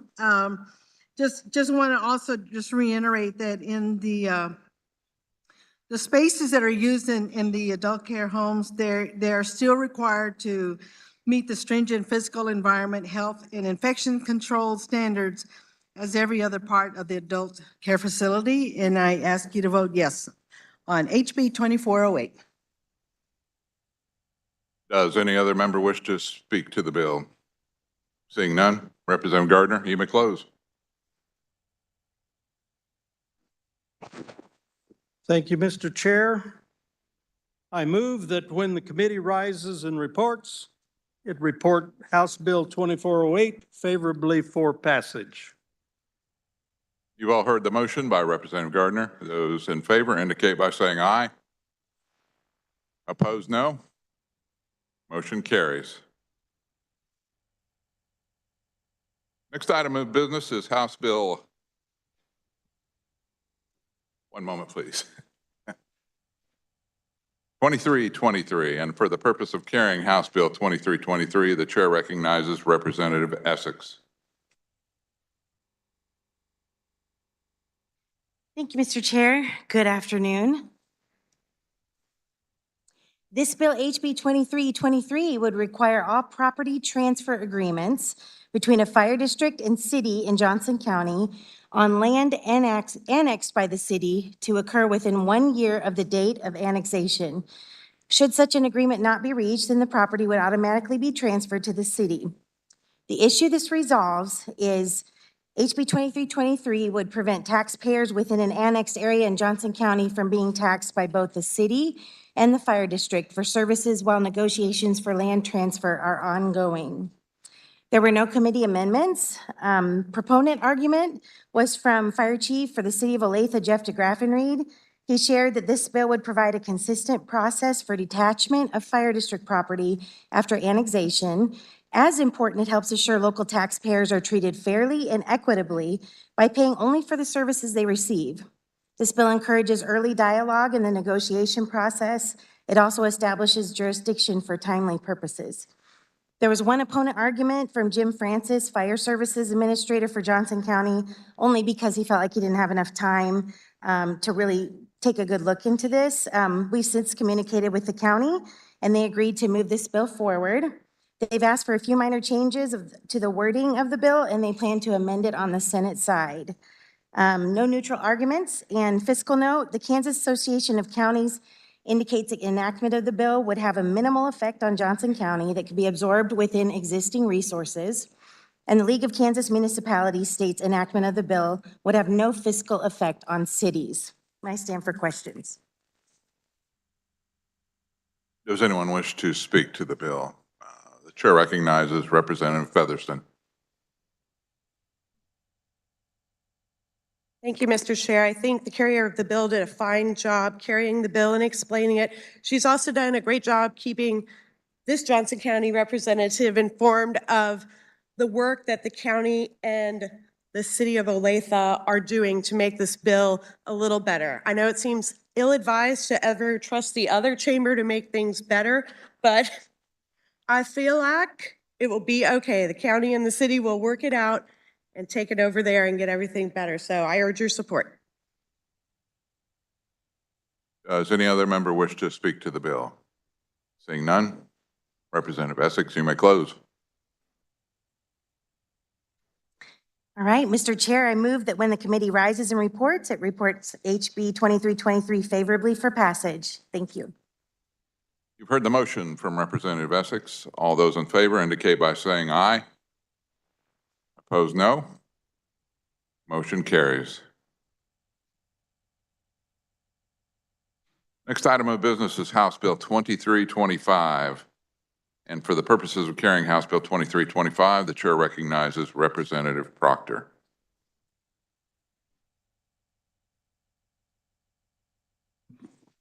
Thank you, Mr. Chair. There were committee amendments. I move the adoption of the committee report. You've heard the motion. All in favor signify by saying aye. Opposed, no.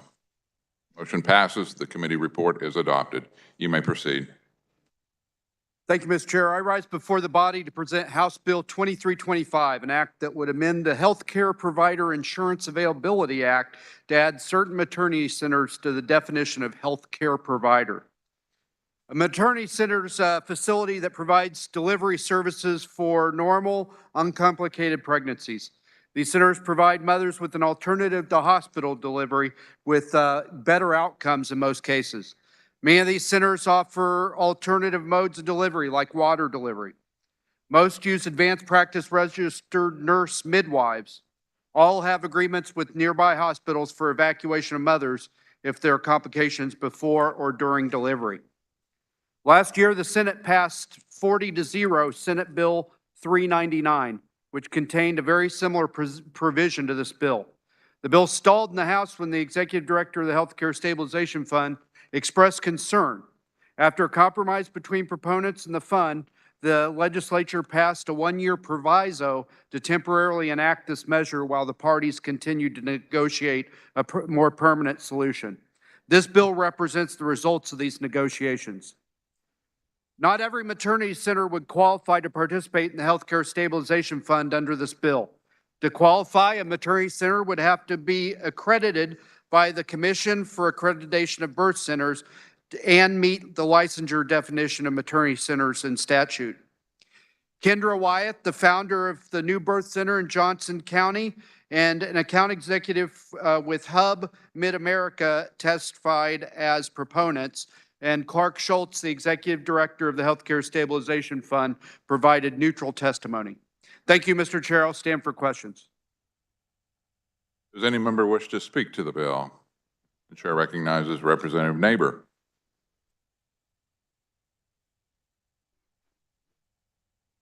Thank you, Mr. Chair. The carrier of the bill did a great job of explaining the bill. There were some issues last year when it came before the House. This group had been tied in business with a group in Wichita and also in KCK. And because of those arrangements, the other two groups didn't want to go into the stabilization fund. So that is actually what slowed this up overall. They have put up $500,000. The responsibility for the rest of it will come out of the stabilization fund to make up the $1 million that is needed to provide that insurance. And with that, I would ask for your support for House Bill 2325. Does any other member wish to speak to the bill? Seeing none, Representative Proctor, you may close. Thank you, Mr. Chair. I move that when the body rises to report, it reports House Bill 2325 favorably for passage. You've all heard the motion by Representative Proctor. Those in favor indicate by saying aye. Opposed, no. Motion passes.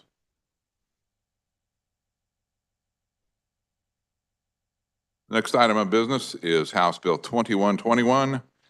And for the purpose of carrying House Bill 2121, the chair recognizes Representative Titus.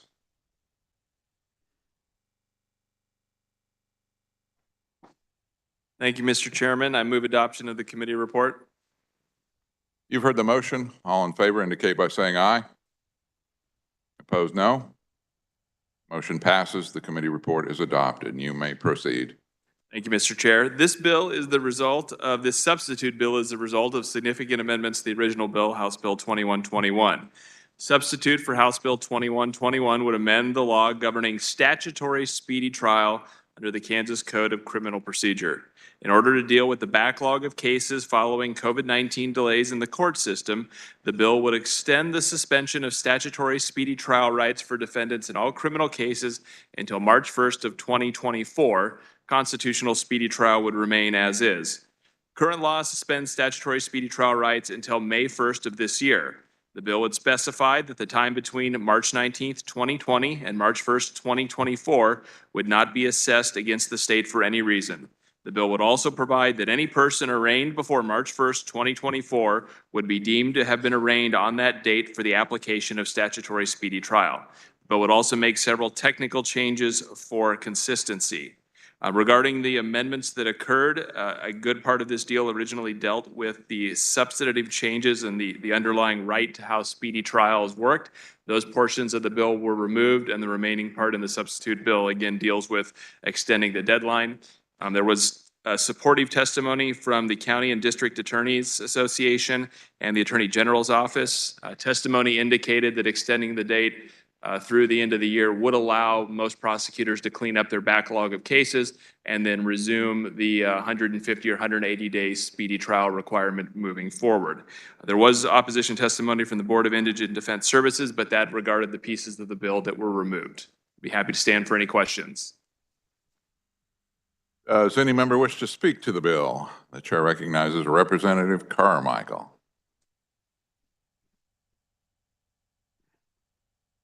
Thank you, Mr. Campbell, Chairman, excuse me. The representative has done a fine job of explaining this legislation. He may well have covered this. I wasn't paying attention, but I think that folks should know that the original bill that was received from the prosecutors did in fact extend speedy trial deadlines in the fashion that's been described, but they also did propose to us that we rewrite the statutory speedy trial statute itself to comply perhaps, or at least to mesh with more recent court decisions. And we weren't able to get consensus and agreement between the various interested parties on how those modifications ought to be made. And so the judgment of the committee was, let's go ahead and deal with the COVID-related speedy trial backlog cases this year in the hopes that these folks, or perhaps even the Judicial Council maybe, could take a look at this entire statutory scheme and come back to us with a reasoned and coordinated approach to modernizing our speedy trial law. I think what we did was the right thing to do. I support this bill, and I ask for your affirmative vote on HB 2121. Thank you, Mr. Chair. Is there further discussion? Seeing none, Representative Titus, you may close. Thank you, Mr. Chairman. I move that when the body rises to report, they report HB 2113 favorably for passage. You've heard the motion by Representative Titus. All in favor indicate by saying aye. Opposed, no. Motion carries.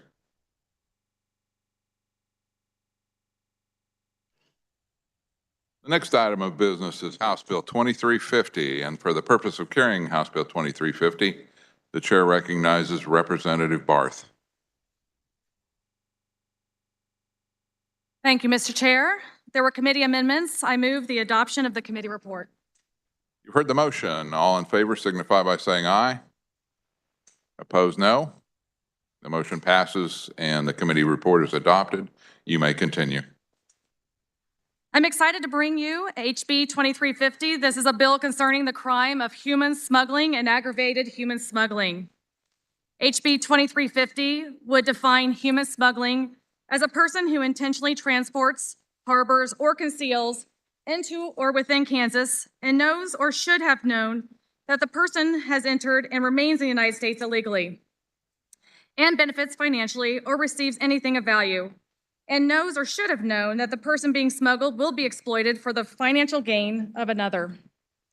Aggravated human smuggling defines that the above definition exists and there has been a use of force or a threatened use of force with a deadly weapon, or the individual is injured during the commission of the crime, or causes the individual to become a victim of a sex offense as defined in Chapter 55 of Section 21 of Kansas statutes, annotated, or human trafficking is defined in Kansas law as well, and amendments thereto, and causes the person to commit selling sexual relations as defined in also the Kansas law 21-6419. So human smuggling is a level 5 person felony, and aggravated human smuggling will be a level 3 person felony. This bill will address a loophole in the human trafficking crime by addressing those individuals who help to facilitate the crime of forced labor, forced sex, and perpetuating the exploitation of individuals by human sex trafficking organizations, criminal cartels, and coyotes, or coyotes, however you want to pronounce it, who endanger the lives of those individuals, attempts to evade detection and apprehension by law enforcement authorities.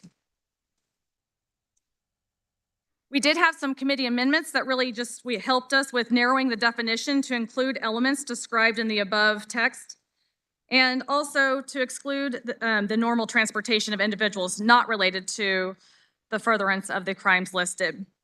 We had multiple proponents that were part of this bill. We worked with the Franklin County Attorney, Franklin County Sheriffs, the Hope Branch for Women. We had the Kansas Association of Chiefs of Police, the Kansas Sheriff's Association, the Kansas Peace Officers Association. We also had 2 representatives, the one from Ottawa and myself. We also had the Kansas Bureau of Investigation as a proponent who were there to represent the Attorney General's office. Also, I have a note here today from Attorney General Chris Kobach's office in support of HB 2350. So from his office, he has stated that the Kansas Bureau of Investigation, which is a part of the Office of the Attorney General, and the Attorney General support the HB 2350 because it assists in identifying people who purposely transport, harbor, or conceal individuals. That is the first step in preventing possible forced labor and sex trafficking. As such, we urge the House to pass HB 2350. We only had one person that was an opponent, and that was the State Board of Indigent Defense Services, which is a defense attorney group, and I think that our amendments also addressed those questions. There's no fiscal note to this as well. This really is a bipartisan issue. For the Kansas House of Committee on Corrections and Juvenile Justice, this was something that was completely bipartisan. I think this is something that's also bipartisan for all Kansas. This addresses an issue that we have as a gap in our law that does not exist today. Our bill, this was really done by a team effort of people, so I want to thank everybody that has helped with this. The big thing is it describes human smuggling, which is something that's not new and not defined in Kansas law. So I want to clarify the difference between those. So human smuggling and human trafficking. So human trafficking is against someone's will, and human smuggling is when someone is willingly being smuggled and often paid or being paid for as a business model. Myself and the representative from Ottawa, just to give you a little background of how this bill really came about, both became aware of this loophole in the state law last year when talking with the Franklin County Sheriff. I-35 is a gateway through the state from the border coming through Kansas. And it's one of the ways that the coyotes are smuggling people into Kansas and through and within Kansas. What the Franklin County Sheriff has described to us, they pulled over vehicles, they bring in people, they call ICE to come and get these folks, they don't come, and then they have to let these folks go because we do not have a state law. And this bill solves that problem. Another situation that the Franklin County Sheriff has shared that involved a dangerous high-speed chase, and the subject ended up driving into police officers before being detained. I've also spoken with Homeland Security at DC headquarters. This is a known issue, and they too believe that having this specific HB 2350 would solve a problem that exists and needs to be solved. Kansas sits between Illinois, Oklahoma, Colorado, and also Texas. So we have a lot of human smuggling that comes through the state that this would help address. This bill is for the safety of our neighbors, which is a high priority. And really, human smuggling is the gateway to a lot of other things. It's a gateway to forced labor, forced sex. It's a gateway for drugs and fentanyl, and just in general, taking advantage of human beings. And I'll stand if there's any questions. Does any member wish to speak to the bill? The chair recognizes Representative Wassinger. Chair recognizes Representative Heiberger.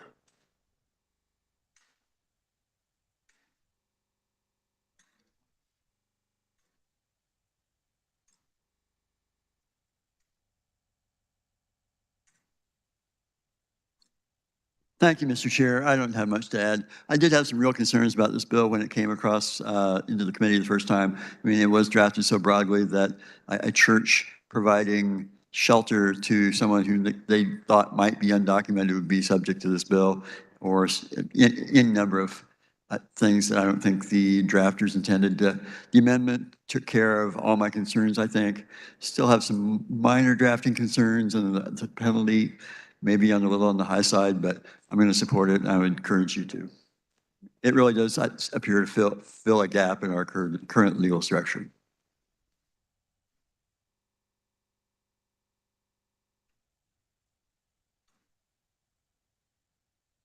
Chair recognizes Representative Schmoy.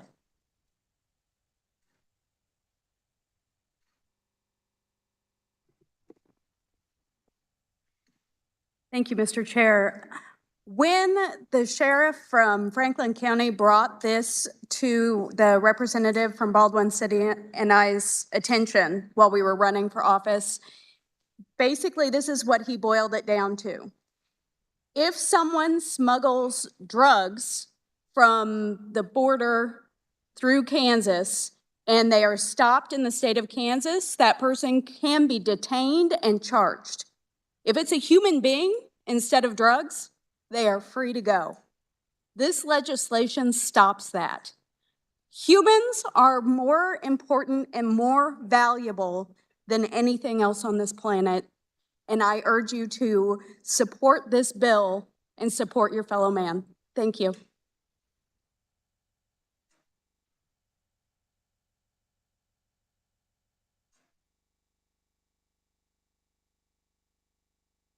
Chair recognizes Representative Susan Ruiz.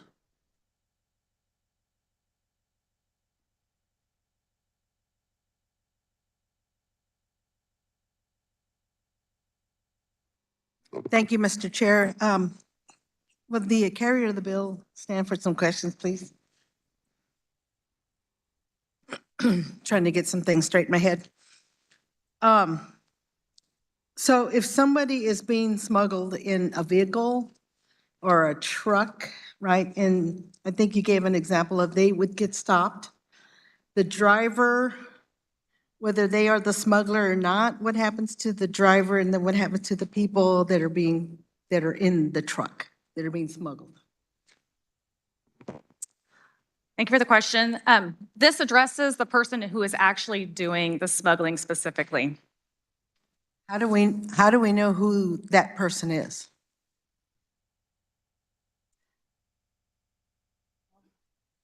That's a good question.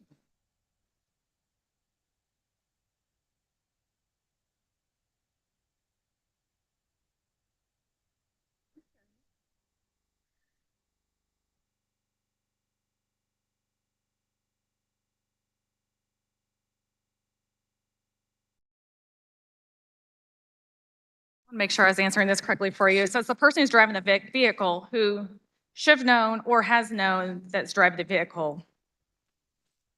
Okay. What if they are coming by plane and they are discovered in a plane, let's say in Wichita? So we did not define the type of transportation for that reason to address any way that they could be smuggling the humans as long as they're being transported. Don't go, just, here's one of the issues is that the great state of Texas governor has a tendency to ship people out of Texas into other states and just drops them off. And it almost fits all of these, the criteria that's listed here in the bill. You know, so how can we answer that? Because we're seeing more of that. And we're not talking about 2-3 people, we're talking about a lot of people. Yep. So investigations on the previous question is part of that too. But with what you just described there, depending on how they are being smuggled in the transportation model, they could be coming across customs, so there could be a paper process that they are, so that would take care of that. The other thing would be is that this is something that is where it's known that they are receiving this. It's part of a business, so they are getting some sort of payment or type of payment, and that is different. Yeah, because the driver they're not giving up information. You know, they're being dropped off, you know, in DC, and the drivers are not being told, you know, they can't follow the money in a sense, you know? And so then the driver is held liable, but the driver got paid to drive people here or fly people here. Let me check, but I think I got it.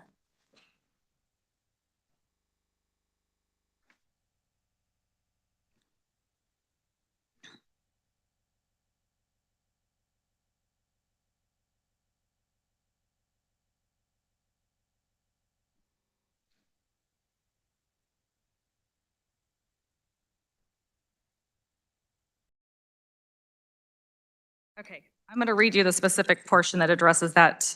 So there, line item 12, number C, or letter C, the person knows or should have known that the individual being smuggled is likely to be exploited for the financial gain of another. So that driver does not fit that definition. Okay, so the driver could go free. And then In that the people that are being smuggled, then what happens to them? Because they were, This doesn't have, that does not pertain to this bill specifically. okay, so it only deals to the We're just driver. dealing with the driver, Okay. who is the person doing the smuggling. Okay, all right. And in that situation, they would not be the driver because it doesn't fit the definition of that. Sure. Okay, thank you. Thank you.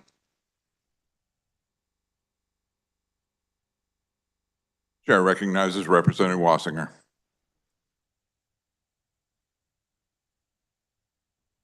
Will the carrier of the bill please stand for questions? I understand that some people came to you to get this bill done. What made it important to you?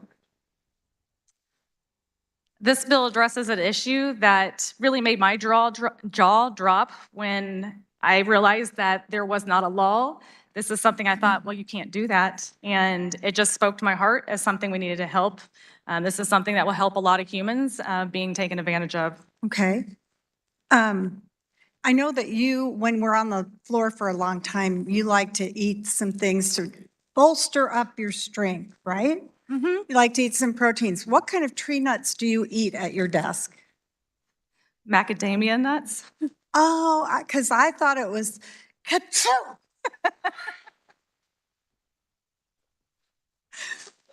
I am known to sneeze loud. It runs in the family.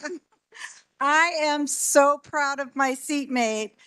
Getting a bill heard as a freshman, not only heard as a freshman, but so vitally important for all these people who are being smuggled. So what I want to say in the end is, welcome to the Kansas Legislature. We're proud of you.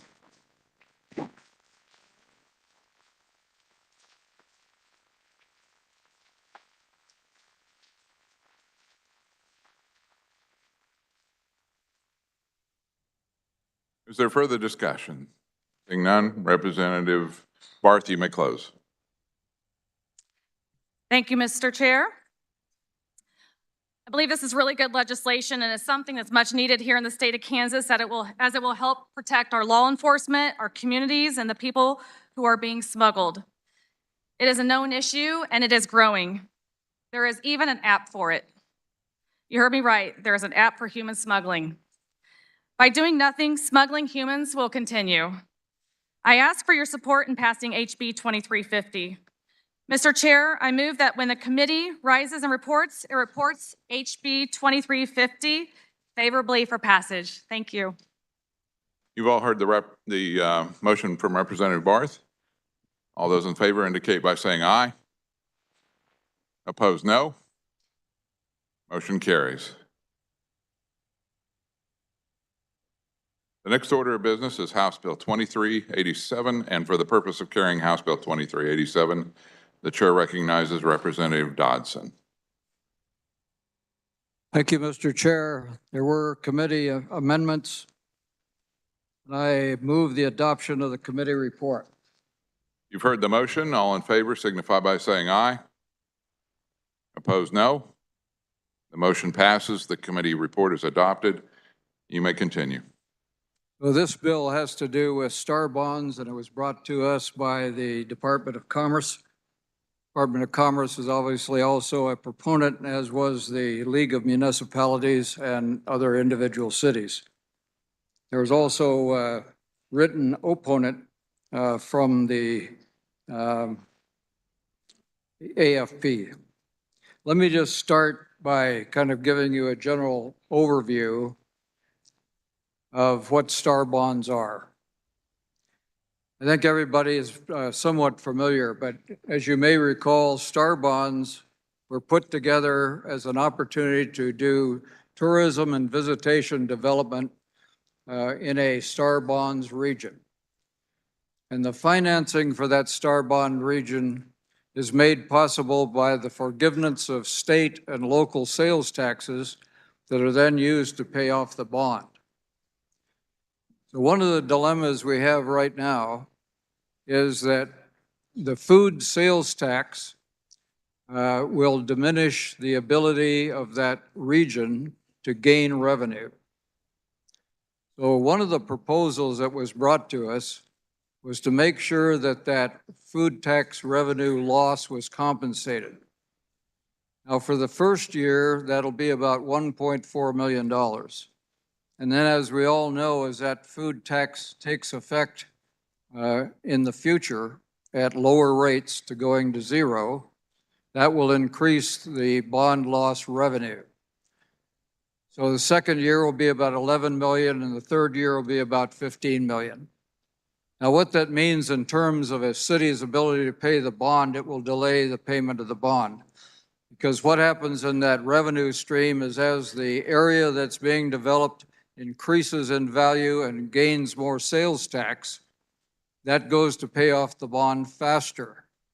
What we'd want to do is pay that bond off faster so it can begin returning the delta back to the state revenue stream.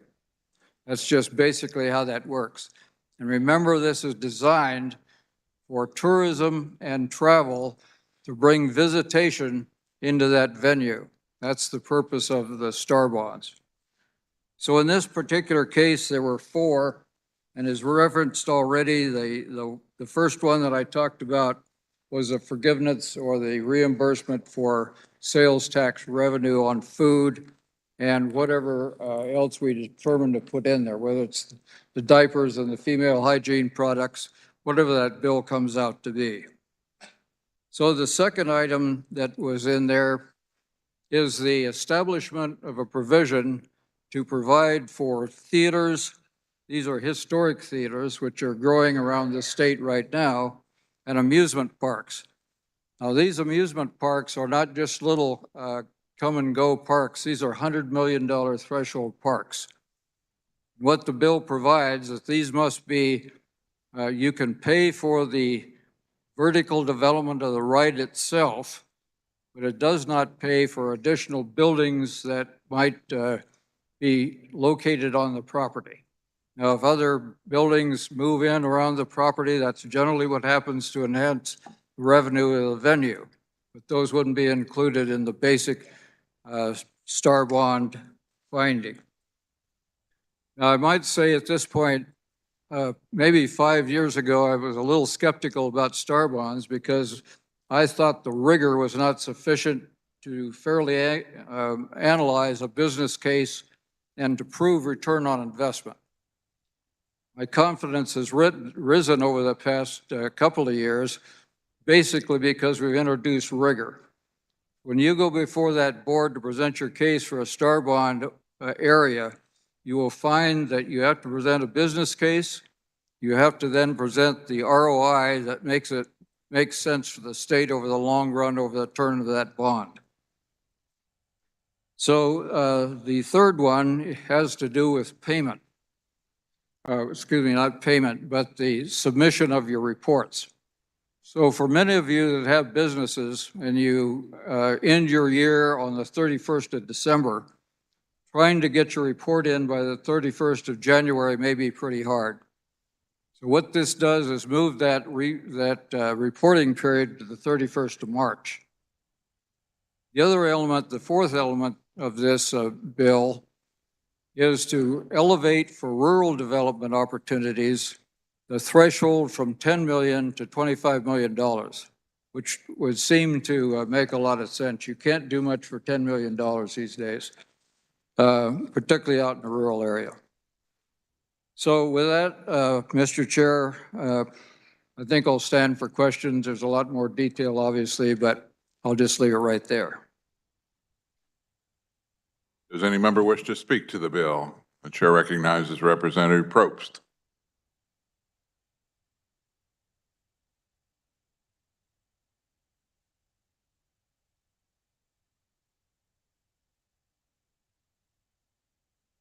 Thank you, Mr. Chair. The carrier did a very good job explaining the provisions in this bill. If I were to focus on one part, I'd spend a little bit of time on the rural redevelopment part. The previous speaker is right. In a lot of these rural areas, $10 million won't get you very far and won't get a project off the ground. So increasing that threshold to $25 million, particularly for someone like me in a more rural area, makes a lot of sense. We had a lot of conversation in the Commerce Committee about this and feel that we have a good product before you here today. Encourage your support.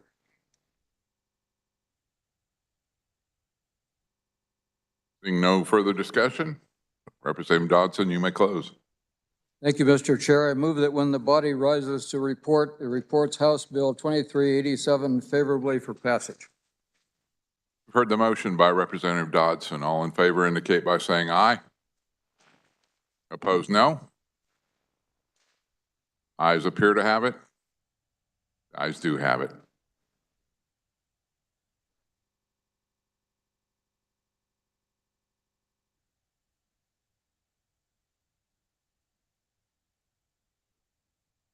Stand at ease, please.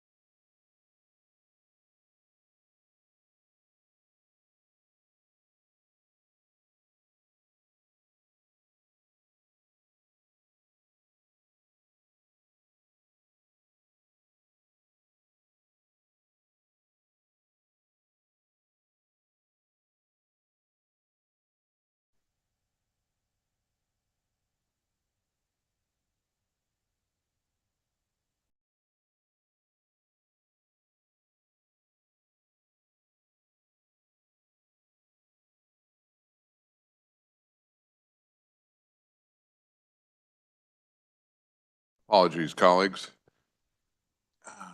Next item of business is House Bill 2398, and for the purpose of carrying House Bill 2398, the chair recognizes Representative Eric Smith.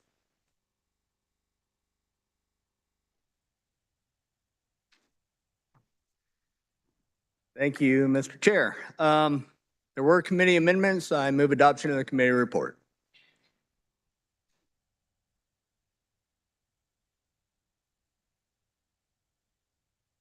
You've heard the motion. All in favor indicate by saying aye. Opposed, no. Motion is adopted. You may proceed. Thank you, Mr. Chair. All right, so HB 2398 deals with fentanyl.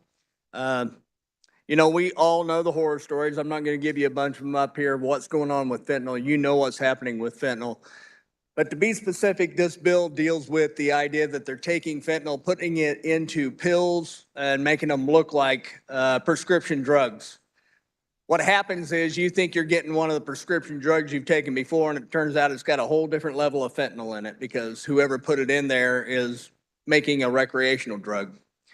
The folks that are doing this,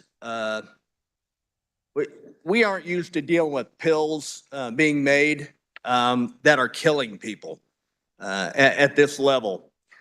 So the danger of this has really caught the nation by surprise. We need to deal with it in Kansas. The numbers are going up dramatically across the nation and including Kansas. So what this bill does is it makes it a very severe crime in Kansas. In fact, a level 1 felony, drug felony, to manufacture fentanyl related controlled substances and put them into these pills.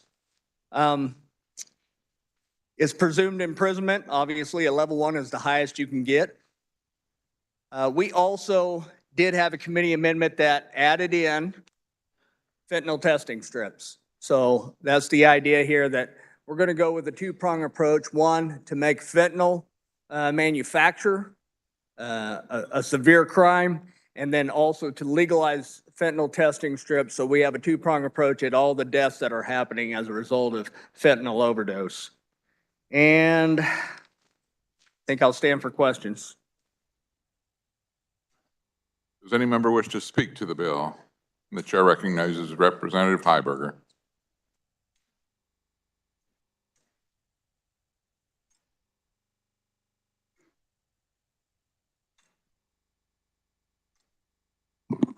Thank you, Mr. Chair. Would the carrier stand for a question? Yes, sir. Representative, is this your first time carrying a bill? No. I was supposed to do that last time, I'm sorry. I was supposed to do that last time, I'm sorry. Last time, Last time? the last time I was up here. I understand you carried a bill before. Oh, okay. Well, that one didn't work very well.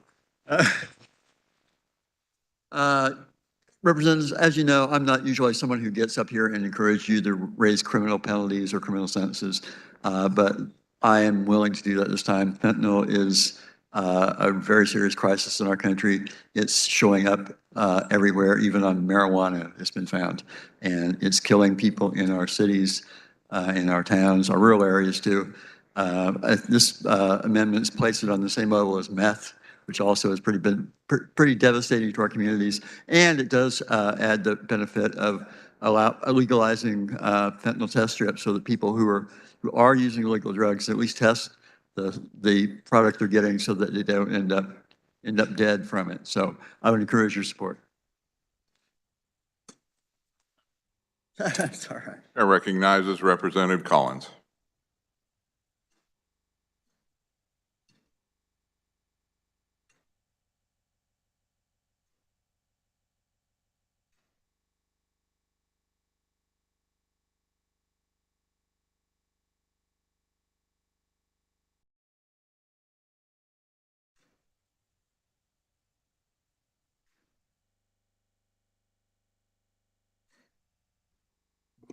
Thank you, Mr. Chairman. I just want to express my support for this bill. Fentanyl and drug overdoses deaths are a real thing right now in Kansas. I know of two people near me in just a matter of a few months died of overdoses, and I'm sure they were fentanyl related. So I just would like to, again, voice my support for this bill, and I hope that everyone here will support it too. Thank you. Chair recognizes Representative Probst.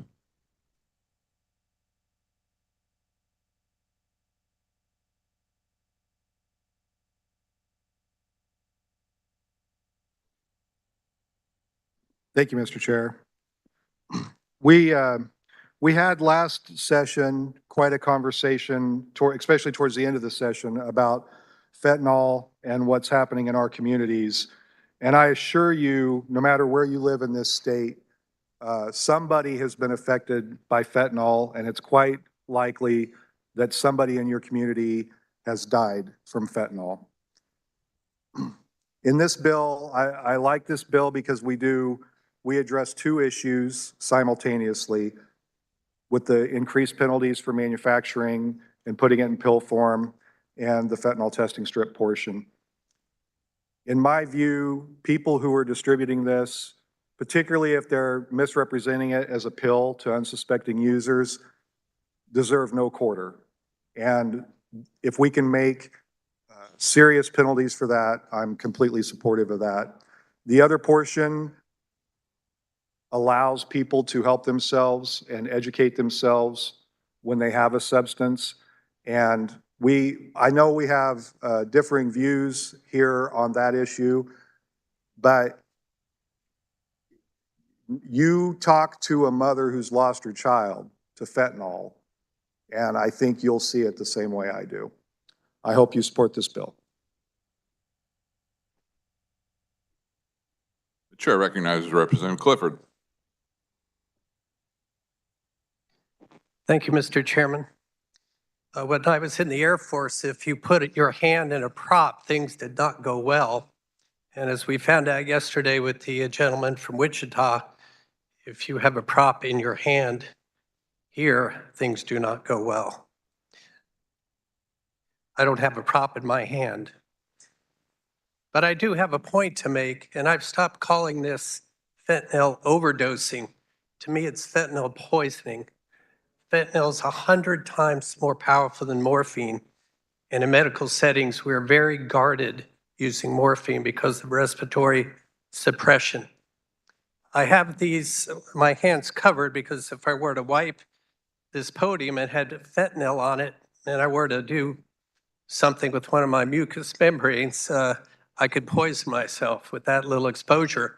I carry a Narcan kit in my car, as does Dr. Epley, but I'm missing the fentanyl test strips because even as a physician in Kansas, I cannot carry them. They're still considered drug paraphernalia. So I'm 100% behind this bill, and I urge your support. Thank you. Thank you, Mr. Chairman. Does anyone else wish to speak to the bill? Seeing none, Representative Smith, you may close. I just want to say these are great comments being made by folks. This is absolutely spot on. I'm going to tell you that my officers have been literally scared to do any kind of testing on anything they're finding in vehicles out there, even stuff that they know has been safe in the past. They don't want to touch it. They're telling us we don't even want field test kits because we don't want to touch the stuff. It's serious business. Cops are getting hurt. Everybody out there is in danger here. So it's a real problem we got to fix. I'll leave it at that. I move that when the committee rise and report HB 2398 favorable for passage. You've heard the motion from Representative Smith. All in favor indicate by saying aye. Opposed, no. Motion passes. The chair recognizes Majority Leader Croft.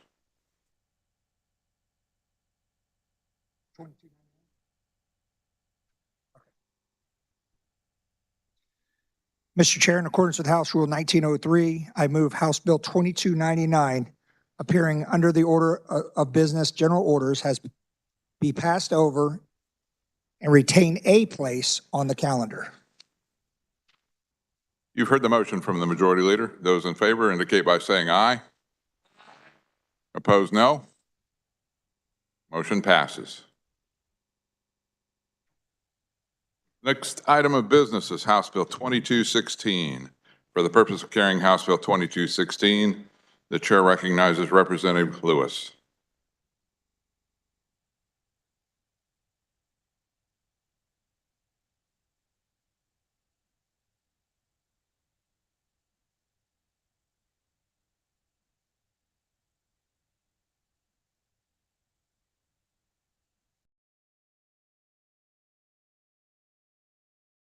Thank you, Mr. Chair. There were no amendments in the committee. This comes out of Judiciary Committee.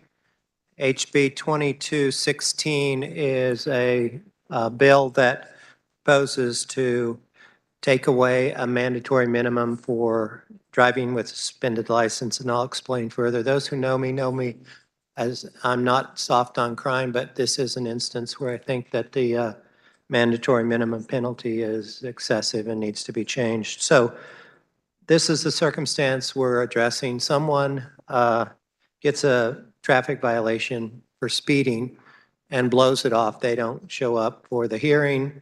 They get fine, they don't pay the fine. Consequently, their license is suspended. They nonetheless continue to drive and are caught driving on this suspended license. Currently, under the law, the judge is mandated to impose a 5-day minimum imprisonment sentence. The thinking is that this is just excessive. The proponents of this bill, well, it was introduced in the House by the city of Topeka. Proponents included the League of Kansas Municipalities, the Kansas Association of Chiefs of Police, Kansas Sheriff's Association, and the Kansas Peace Officers Association. They all testified that they thought the penalty, this being a first offense for driving with suspended license, when the suspension, I'll point out, it's not because they were driving drunk, but simply because they essentially blew off a traffic citation. They all thought that was excessive. And they thought that in some instances, it imposes a hardship on individuals trying to break out of a cycle of poverty. So I urge support for this bill, and I open myself up for questions. Does any member wish to speak to the bill? The chair recognizes Representative Carmichael.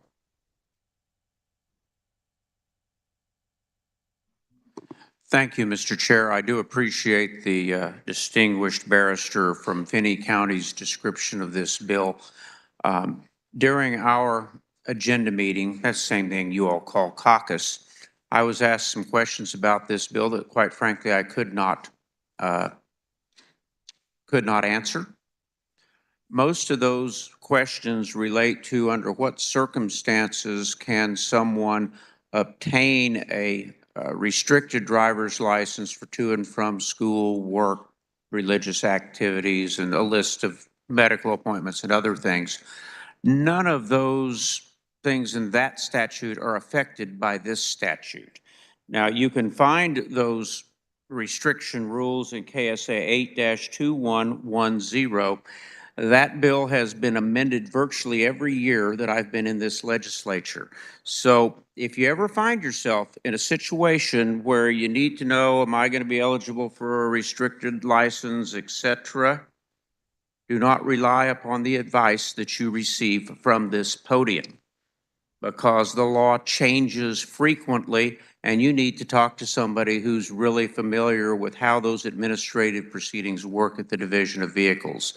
Suffice to say, folks who are under these types of suspensions, etc., can obtain restricted driver's licenses for limited purposes. What this bill does is what the representative explained, and let me briefly try to re-explain it, because I'm still not 100% on track with it, but I think I've talked to enough experts that I pretty well explain this. Right now, if you don't pay your fines or your fees, or you don't show up in court for a simple traffic violation, your driver's license is automatically suspended in due course. I think you're still yet mailed a notice, but for a lot of people, they don't keep up to date with the DMV on where they live, and they don't get the notice, and then they're driving a year or two later, and they get stopped for something, and they've got a suspended driver's license, and the law says that on that first offense suspended, that you can be sentenced up to 5 days, but the judge can also parole you on those 5 days. And my guess is that that's pretty much the common practice. The bigger difficulty is 10 years later, 15 years later, 20 years later, you again don't show up for court, or you mail in your check to pay the citation, and it ends up in a voter drop box at the election commissioner's office, and the court never receives it. Again, you're going to get suspended. It's going to be the same process, but the law right now says on a second offense of driving on a suspended for failure to pay fees, fines, or show up in court, it is a mandatory 5 days in jail. And there's never any statute of limitations. I mean, even old, I don't want to say old DUIs, but a number of traffic offenses, quote unquote, go off your record, but not this one. And so what this bill really focuses in on is the second time there's a suspension for failure to pay a fee or show up in court, no matter how long ago it was the first time, you're going to jail and you're doing 5 days. What this law says is you don't have to do 5 days. The judge still has the discretion to send you to jail for 5 days if that's what the judge thinks is correct. But as you can see from the testimony the proponents listed for you by the representative, everybody that testified in front of the committee is of the opinion that that is excessive, that we went too far when it comes to these types of fines and failures to appear. Now, if you want to go out driving around drunk and you do that a second time, you're going to jail and you're going to get a chance to do some time in some type of confinement. And so that's a different animal than this bill. And my guess is if we were here to propose a bill that says no time in jail for a second DUI, that not only would it not pass, the person recommending it probably wouldn't get reelected. So that bill is, or that concept is not this bill. This is a good bill. It's supported by virtually everyone, particularly municipalities, the city of Topeka, multiple other cities, Kansas law enforcement, et cetera. So I urge your affirmative vote on HB 2216. Thank you for your patience with me. I think I'm about out of appearances at the well today. Thank you, Mr. Chair.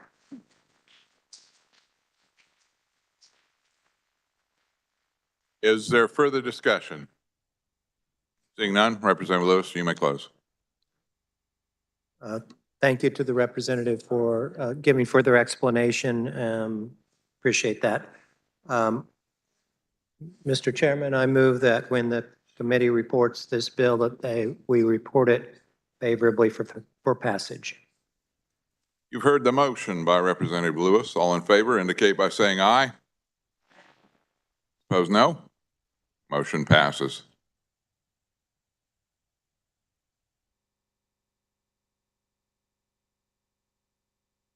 The next item of business is House Bill 2226, and for the purpose of carrying House Bill 2226, the chair recognizes Representative Roth. Thank you, Mr. Chairman. Greetings, House colleagues. I rise before the body today to introduce to you House Bill 2226. The sponsor of this bill was Kansas Corporation Commission.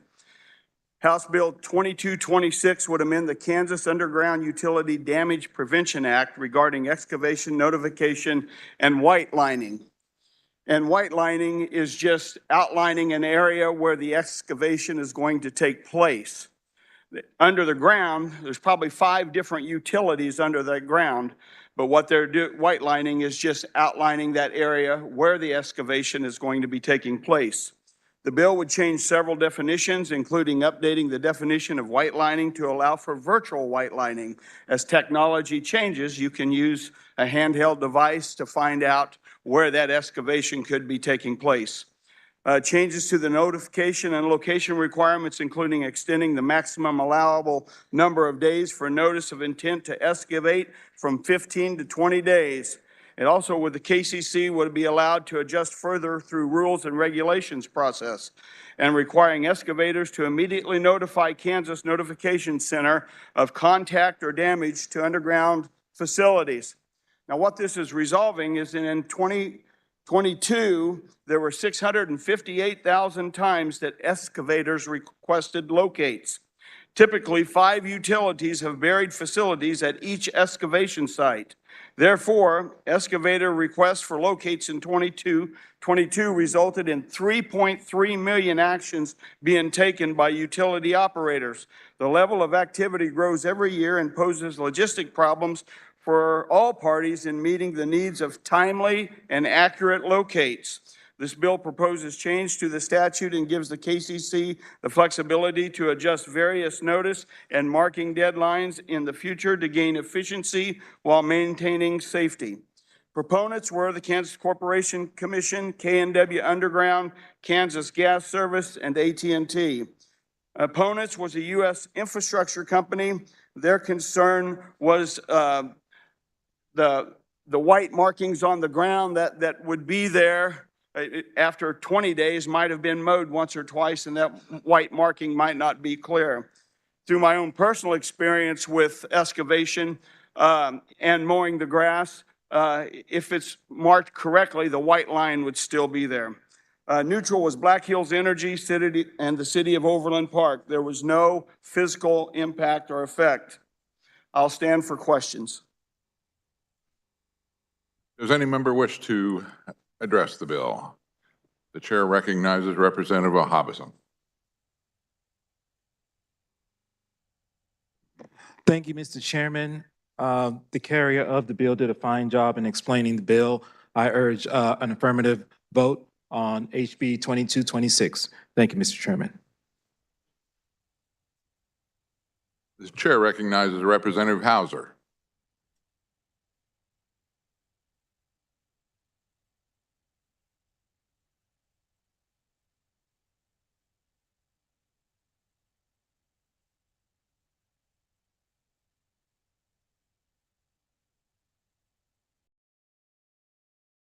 Thank you, Mr. Chair. Hey, I got a quick question. What is a virtual white lining? I mean, I work in the industry. Sure. I've never seen it. Right. I know what the white lines are. Yes. What's virtual about it? There's new technology out, so if you are the person that has been called to do the locate and to do the white lining for where you're going to be excavated, the technology comes on a handheld device that would show you approximately where that white line should be put. So let me get this straight. We're using GPS technology, which we use all the time. So is this going to be the responsibility of the excavating contractor to do this locate using this? Like, are they going to get a file, or is this still a locator issue? It's a locator that has this technology right now. Instead of just relying on, well, they'll have it in a database or They'll something. like sending you a link on your phone and say excavate there. Correct. No. Right now, it's just with the locator. All right, thank you. That's answered my question. Sounded like a good bill. Thank you. Is there further discussion? Seeing none, Representative Roth, you may close. Thank you, Chairman. When the committee rises and reports, it reports HB 2226 favorably for passage. Thank you. You've heard the motion by Representative Roth. All those in favor indicate by saying aye. Opposed, no. Motion passes. Next item of business is House Bill 2336. And for the purpose of carrying House Bill 2336, the chair recognizes Representative Bourgeon. Thank you, Mr. Chairman. There were no committee amendments. House Bill 2336 would increase the amount of general obligation bonds that may be issued by the Board of Directors of airport authorities. I would point out that this only applies to the Topeka Airport Authority. The current threshold is $1 million, and this bill would increase that to $10 million. I would also point out that the threshold has not been modified since 1978, and there were no opponents in committee. The bill passed unanimously, and the requester Topeka is just needing some more flexibility to raise revenue for infrastructure at our airports. So with that, Mr. Chairman, I would stand for questions. Does anyone wish to speak to the bill? The chair recognizes Representative Probst.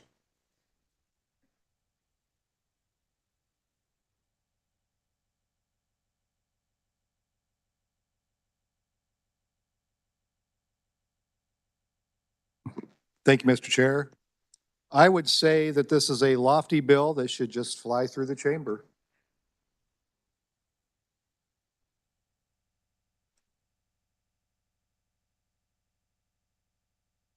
Does anyone else wish to speak to the bill? Seeing none, Representative Bourgeon, you may close.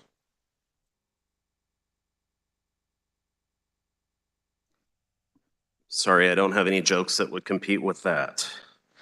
Mr. Chairman, I move that when the committee rises to report it, report House Bill 2336 favorable for passage. You've heard the motion by Representative Bourgeon. All those in favor indicate by saying aye. Opposed, no. The ayes appear to have it. The ayes do have it. Motion passes. Chair recognizes Majority Leader Croft. Mr. Chair, in accordance with House Rule 1903, I move House Bill 2139, appearing under the order of business general orders, be passed over and retain a place on the calendar. You've heard the motion by the Majority Leader. All those in favor indicate by saying aye. Opposed, no. Motion passes. Next item of business is House Bill 2260. And for the purpose of carrying House Bill 2260, the chair recognizes Representative Barth.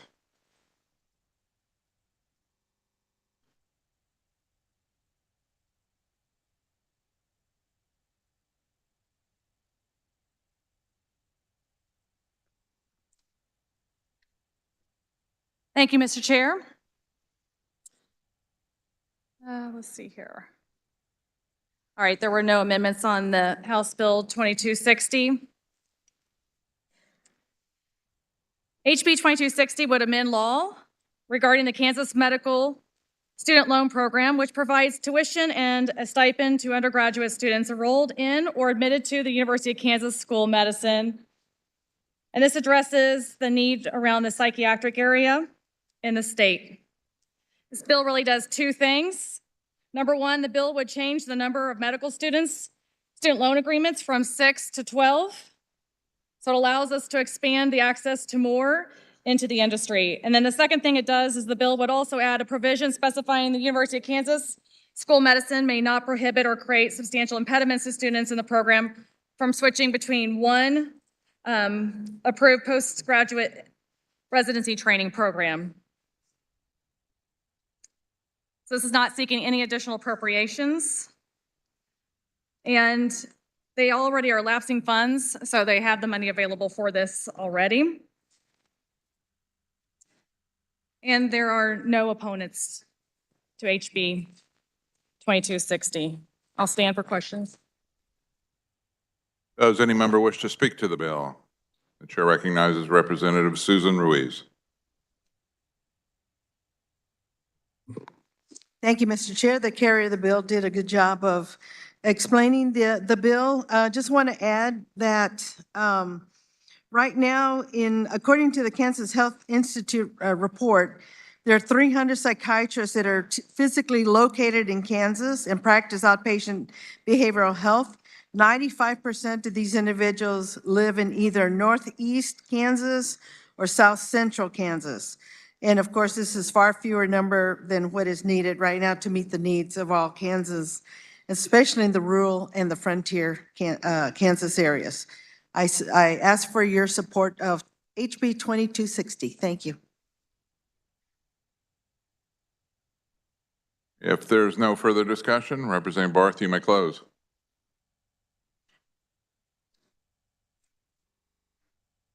Thank you, Mr. Chair. I move that when the committee rises and reports, it reports HB 2260 favorably for passage. Thank you. You've heard the motion by Representative Barth to report House Bill 2260 favorably. All those in favor indicate by saying aye. Opposed, no. Motion carries.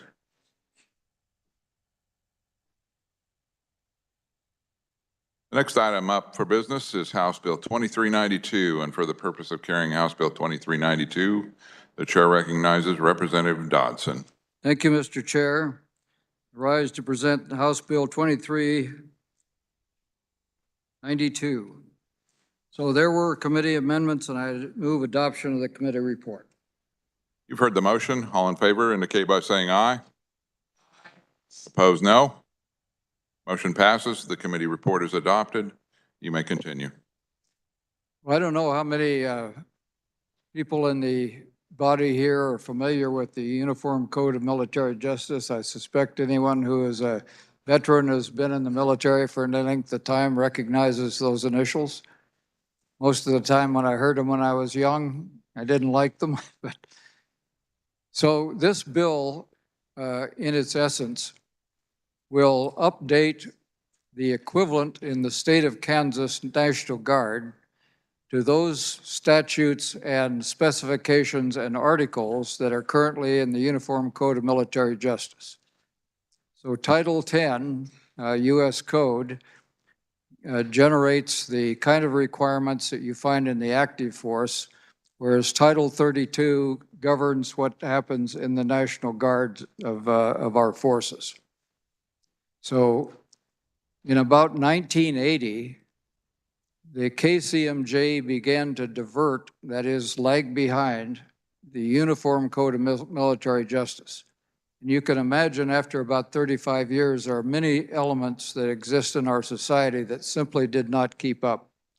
So in the Uniform Code of Military Justice, a lot of those had to do with interactions between men and women. The KCMJ, this did not occur.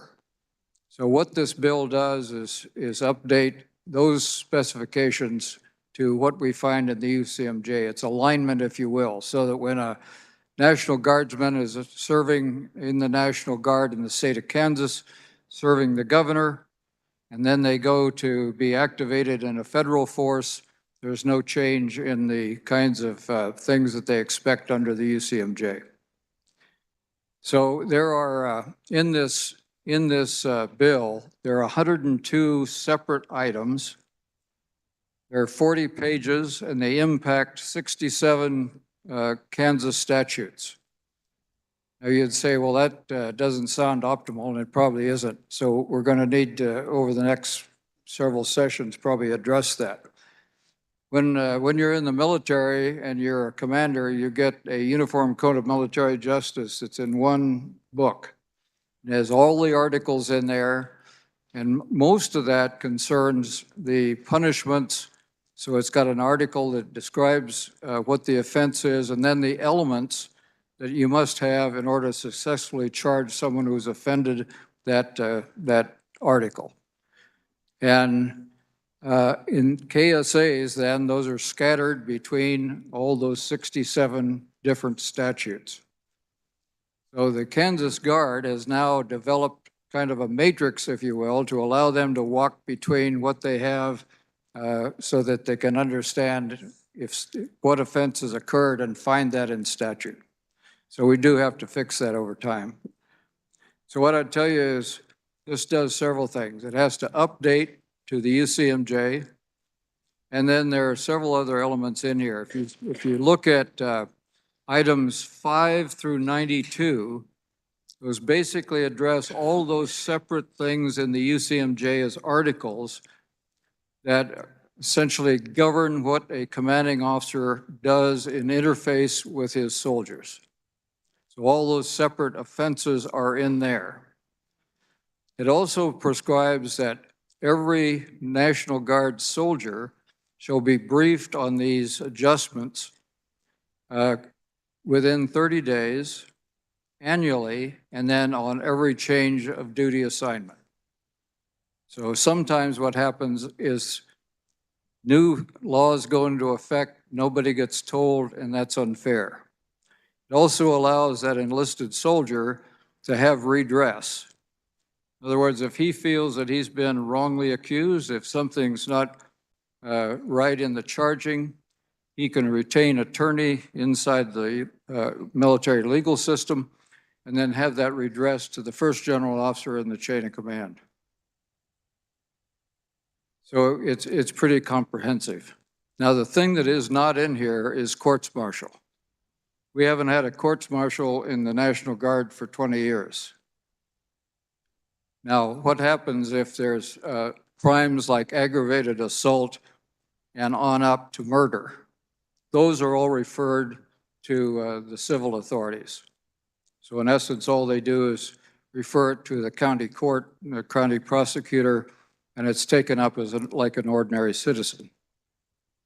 So those are just some of the elements.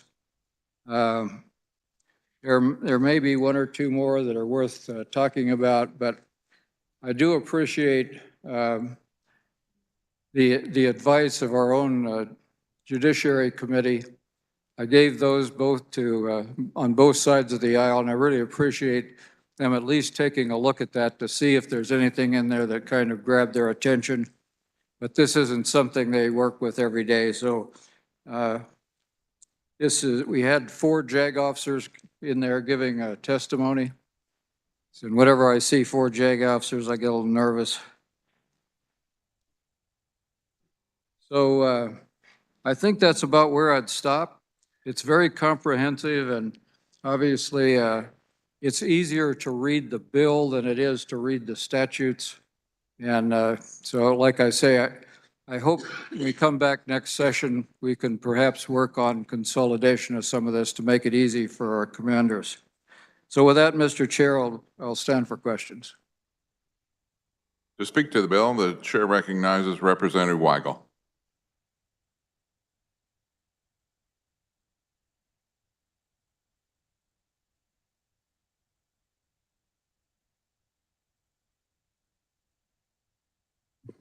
Thank you, Mr. Chair. I have one quick question. You weren't commander of the 3rd Armored Division anytime, were you? 1st Infantry. Or 11th Armored Cavalry? No, but they rescued me in Vietnam, so I'll be very appreciative of them. Okay. All right. Thank you, sir. That's all I have questions. I have the carrier of the bill did an excellent job explaining what this is. In my short military career, I made sure that I didn't run afoul of the UCMJ in any shape, way, or form.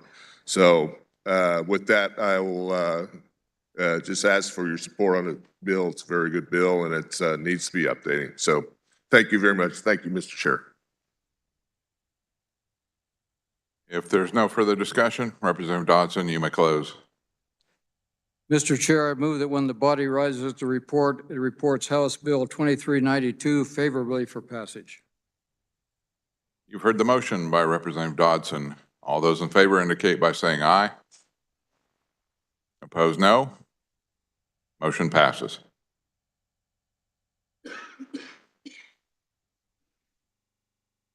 Next item on the agenda is House Bill 2340, and for the purpose of carrying House Bill 2340, the chair recognizes Representative Landwehr.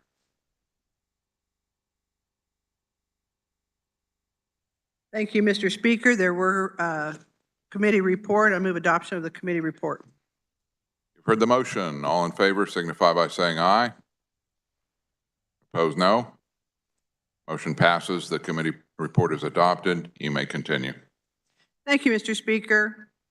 The purpose of this bill is it's a very comprehensive bill, and a lot of detail's been put into this, and there's a lot of things that you'll read in your bill brief on it as well. But to increase the membership of the BSRB, which is our Behavioral Science Regulatory Board, it will provide additional education requirements for some members. It will also modify requirements for professions licensed by the Behavioral Sciences Regulatory Board. And I can go through all that list if everybody would like me to, but I'll hold off unless I'm asked to do it. And that's kind of where I stand right now with that. I'd be happy to take questions, but I do have an amendment.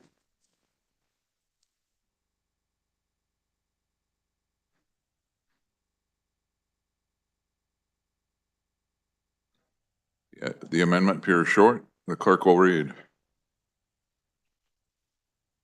Page 20, line 28, by striking all after 2, by striking all lines 29 through 34, and line 35 by striking 3, and redesignating subsections, paragraphs, subparagraphs, and clauses accordingly. Representative Landwehr, would you care to elaborate? Thank you, Mr. Chairman. What this does is we had an amendment get overlooked, which never happens in this committee, so I'm very, very proud of my reviser. And it got overlooked. It was one that was offered by my ranking. And so we're just putting that amendment back in, which is the way the committee report should have come out. So I would move my amendment. Any member wish to speak to the amendment? The chair recognizes Representative Ruiz.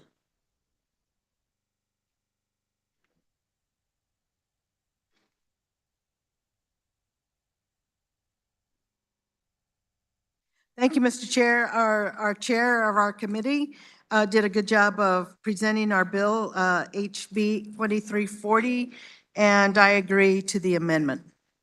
Thank you, Mr. Chair. If there's no further discussion on the amendment, Representative Landwehr, you may close. I move my amendment. You've heard the motion by Representative Landwehr to amend. All those in favor signify by saying aye. Opposed, no. The ayes appear to have it. The ayes do have it. We're back on the bill. For discussion on the bill, the chair recognizes Representative Susan Ruiz. No? Okay. In that case, if there's no further discussion, Representative Landwehr, you may close. Thank you, Mr. Speaker. I move that we pass out House Bill 2340 as amended favorably for passage. You've heard the motion by Representative Landwehr. All those in favor signify by saying aye. Opposed, no. The ayes appear to have it. The ayes do have it.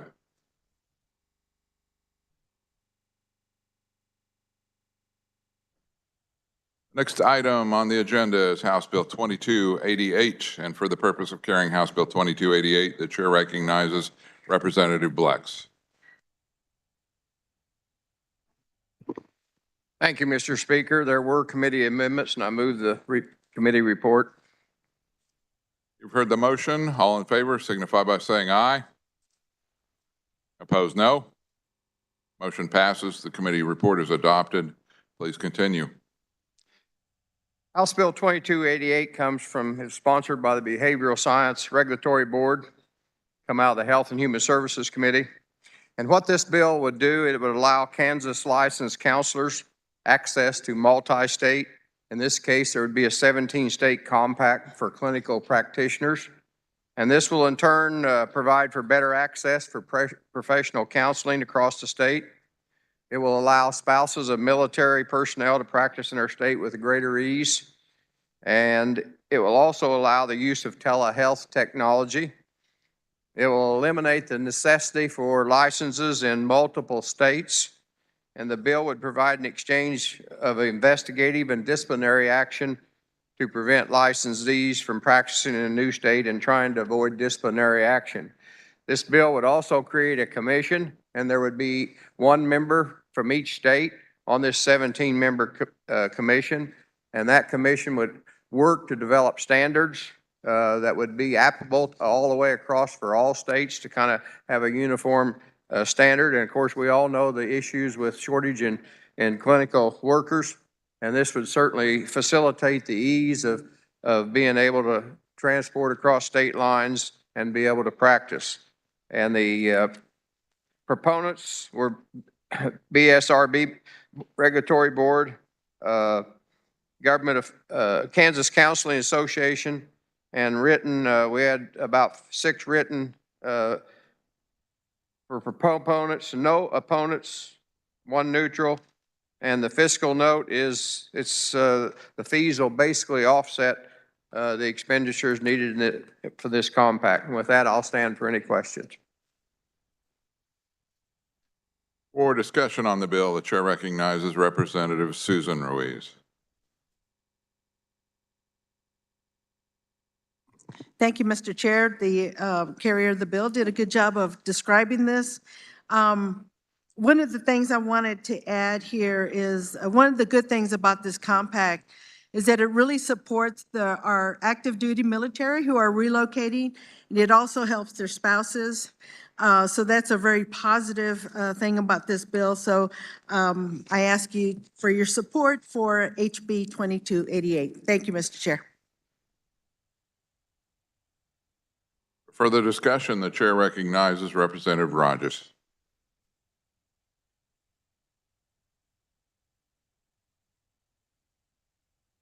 Thank you, Mr. Chairman. I know this is a little bit out of my wheelhouse. This is an important bill, and thank you for the carrier to make an explanation, but this is one of those that's the next step. And we need counselors, not only all over the state, but allow them to help our fellow citizens. So I would encourage your support of the bill. Thank you. Does any other member wish to speak to the bill? Seeing none, Representative Blex, you may close. Thank you, Mr. Chair.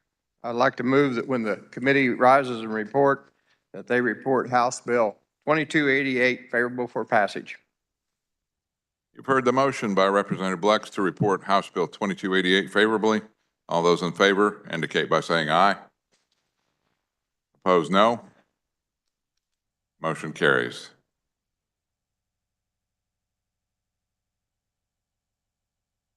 Next item of business is House Bill 2375. For the purpose of carrying House Bill 2375, the chair recognizes Representative Wassinger. Thank you, Mr. Chair. There were no committee amendments to this bill. House Bill 2375 is a bill concerning the powers, duties, and functions of the BSRB, the Behavioral Science Regulatory Board, relating to social work and establishing the temporary candidacy of baccalaureate and master's social work licenses and providing requirements and fees. In this bill body, I have included St. Mary's University in Atchison, Kansas. There's been some misunderstanding between the BSRB and Fort Hays State University as well as St. Mary's. There have been graduates that have come out of St. Mary's University and have not been allowed to apply for licensure when they've gotten their social work license. This bill allows for temporary licensing that's 2 years long. If for some reason things don't work out, they won't be able to reapply. And on their temporary license, it will have that notation that it is temporary. They are still licensed to work and they can make money, but they're waiting for total accreditation from the school. I helped Fort Hays last year to get this done, and now I'm trying to help the St. Mary's University. So with that, I'll stand for questions. For discussion on the bill, the chair recognizes Representative Woodard.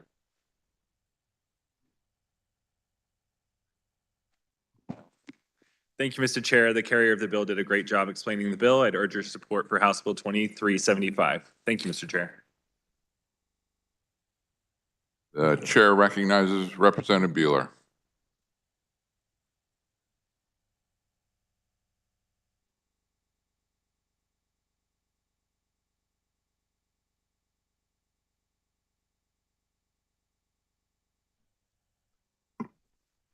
Thank you, Mr. Chair. The carrier did a great job explaining this bill. I rise in support of House Bill 2375, which will remedy 2 issues concerning small nonprofit colleges in Kansas who wish to gain accreditation for new undergraduate and graduate programs.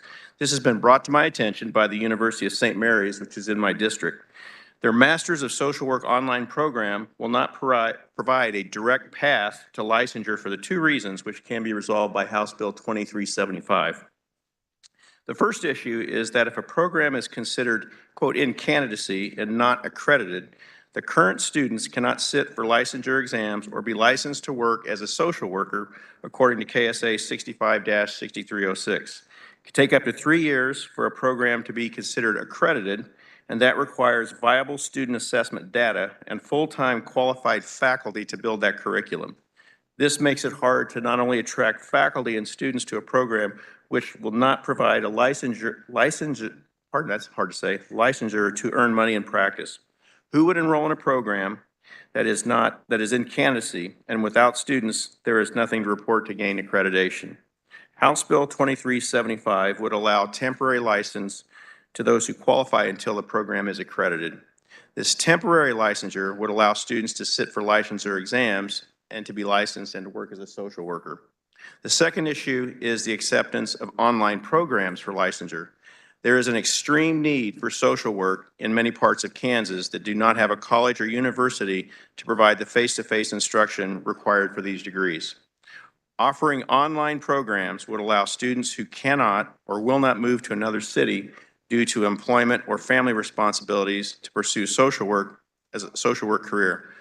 Currently, KAR 102-2-6 requires 50% of the curriculum to be delivered in residence, which means face-to-face instruction. The solution to this is found in House Bill 2375, which explicitly authorizes online degree programs as allowable as an acceptable delivery method of high-quality post-secondary education. House Bill 2375 will also make Kansas state-of-the-art relative to other states with online instruction and degree accreditation for graduate and postgraduate college degrees. The University of St. Mary and other Kansas learning institutions need both these changes in House Bill 2375. I urge my colleagues in the House to support HB 2375 for passage. Thank you, Mr. Chair. It's all yours. Seeing no further discussion, Representative Wassinger, you may close. Thank you, Mr. Chair. I move that when the committee rises and reports, it reports HB 2375 favorable for passage. You've heard the motion by Representative Wassinger to report House Bill 2375 favorably. All those in favor indicate by saying aye. Opposed, no. Motion passes.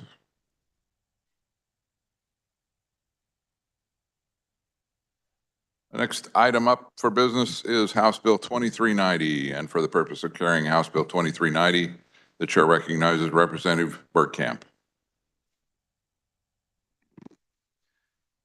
Thank you, Mr. Chairman. There were committee amendments. I move the adoption of the committee report. You've heard the motion. All in favor indicate by saying aye. Opposed, no. Motion passes. The committee report is adopted. Please continue. Thank you, Mr. Chair. House Bill 2390 deals with two components, many of which most of us are familiar with. Number one, it looks to establish the Overdose Fatality Review Board.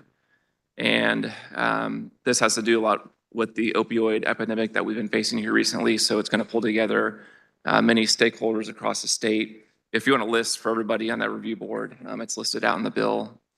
The second part that the bill does, which has already been touched on a little bit today, is it seeks to exclude certain drug test strips.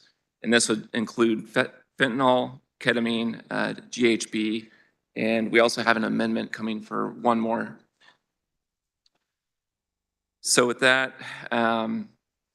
the amendments that we had in committee really just dealt with the overview board, listing out who is to be involved to make sure we included everybody that we felt was necessary.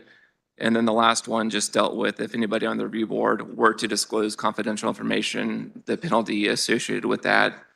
This had a long list of proponents. I think both sides of the aisle this year are supporting it.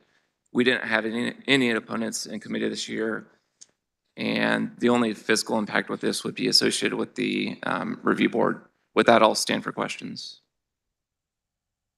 For discussion on the bill, the chair recognizes Representative Epley.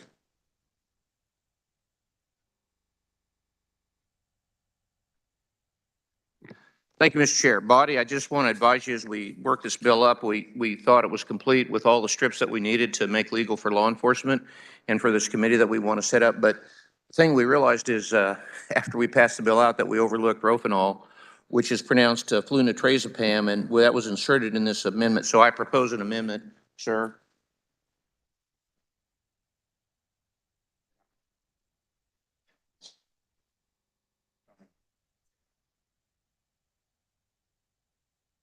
The amendment appears short. The clerk will read.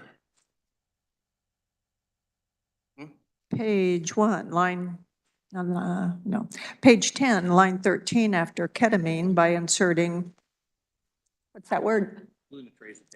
Flunitrazepam.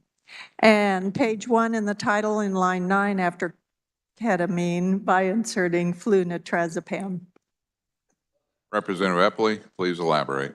I think I already did, so I don't want to labor very long, but this is just to be complete so we can screen for rofinol also, which is the date rape drug. And the generic name is flunitrazepam. So, we can all say that 3 times and learn a new word today. So with that, I move my amendment, Mr. Chair. Is there discussion on the amendment? Representative Bergkamp. Thank you, Mr. Chair. We did discuss this in committee, and I won't try and pronounce this 3 times because I'll be here all night, but I do view this as a friendly amendment. Thank you. Further discussion on the amendment? Seeing none, Representative Eppley, you may close.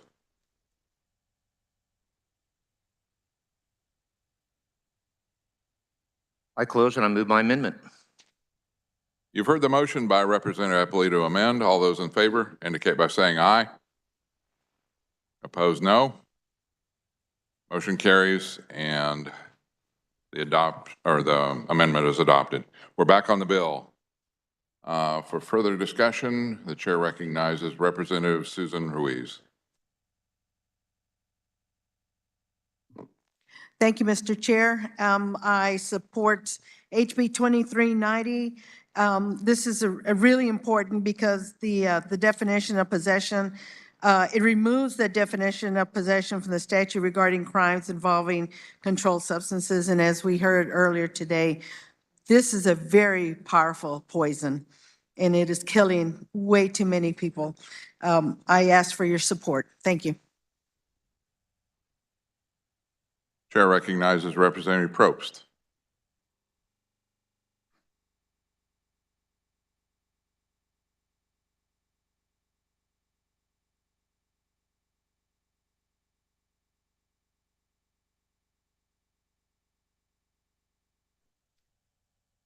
Thank you, Mr. Chair. I spoke a little bit earlier, and we have had a lot of conversations over the last several years about opioid overdoses and in particular fentanyl. And I'll be as brief and try to get directly to what I want to say. But I think it's important to spend a little time commenting on a lot of people in this body have been very open-minded about this conversation. I think when we first started having conversations about fentanyl and what was happening in our state, some people may have heard it in passing or they may not have known about it at all, but I think everyone opened their hearts and their minds and their ears to the conversation. And I think the product that we have here is a result of that. And I want to thank everybody who's worked with me and put up with my badgering on this. One of the things that I really like about this bill, often in this body, we tend to react to problems. We wait for a problem to develop and then we react to it. And sometimes we're proactive. Sometimes we anticipate problems and we put in place measures to prevent those problems from becoming worse. And with this review board to look at overdose deaths, we really have an opportunity to be proactive. Instead of saying we're going to respond retroactively after someone's been harmed, and that we're going to try to address the problem on the back end after families have been affected, we're going to say we're going to look at the unfortunate circumstances surrounding a person's death involving opioids, and we're going to use that information to try to guide us in the future to make better policy and make better decisions and put things in place that will save people's lives. I think that's a really important part of this bill. The second part, of course, is the fentanyl testing strip, which includes a number of date rape drugs as well, which was surprising to me that those were technically considered paraphernalia. I know and I appreciate that there is some historic thinking about what we should do with substance misuse. And I certainly grew up in an era when the idea was you just don't do it. And we've been saying that for the better part of 40 years, and people are still doing it. So I think the evidence shows that we can tell people not to do something and it's largely ineffective.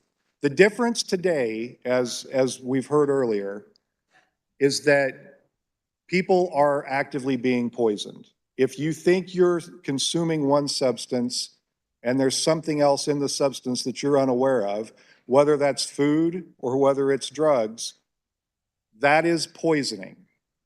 And that is something that we, I think, have a duty to try to help with. And fentanyl testing strips allow people to test their drugs preemptively to find out whether there's fentanyl in them. I've also appreciated that law enforcement across the state has said, we're not going to make cases on people with fentanyl testing strips. That is not the core issue. The core issue is that we can't actively go out and distribute test strips or launch education efforts around that as long as they're illegal. That's a technical change that we have to make in the law in order to effectively deploy fentanyl testing strips into our communities.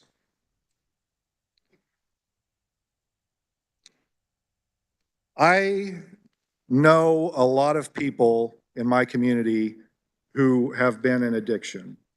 And if you're an addict, there are two ends for you. One is death and the other is recovery. There's no real in between. You're either going to die or you'll recover. Most addicts recover. And what happens when they recover, I've described it before as compounding good. Because what I've seen from people in recovery who used to do drugs, and I'm talking hard drugs, living on the street, having nowhere to go, and their whole life was consumed by how they were going to get drugs for the next day. Once those people are in recovery, it's like they've recognized they have a new life. And they're so happy with that new life that they want to share it with everyone. And they spend almost all of their energy working to pull other people out of addiction and into recovery with them. They often go work as counselors so they can work directly with people in recovery and addiction. They work in Oxford houses and they live in Oxford houses and they build support groups in communities. They are very active in developing a recovery community that helps people. And I think anytime you can save a person's life and then that person uses that opportunity to then compound that and try to save other people's lives, you've created a great amount of good in the world.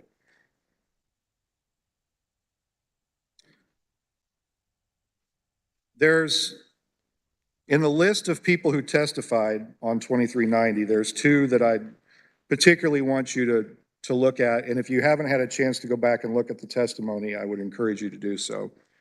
One is Brandy Harris and the other is Libby Davis. Both are mothers who lost their children to fentanyl poisoning.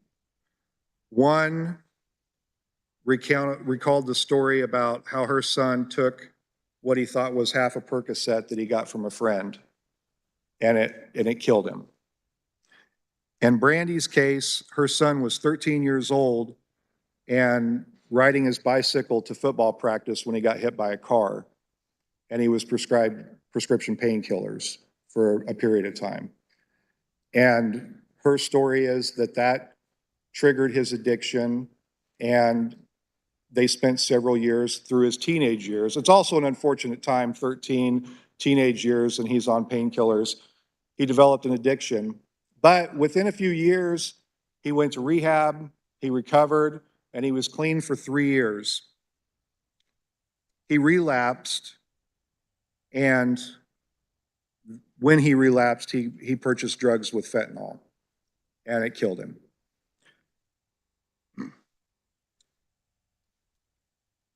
I think, when I think about life, and I deconstruct life a little bit, it's really just a series of moments strung together.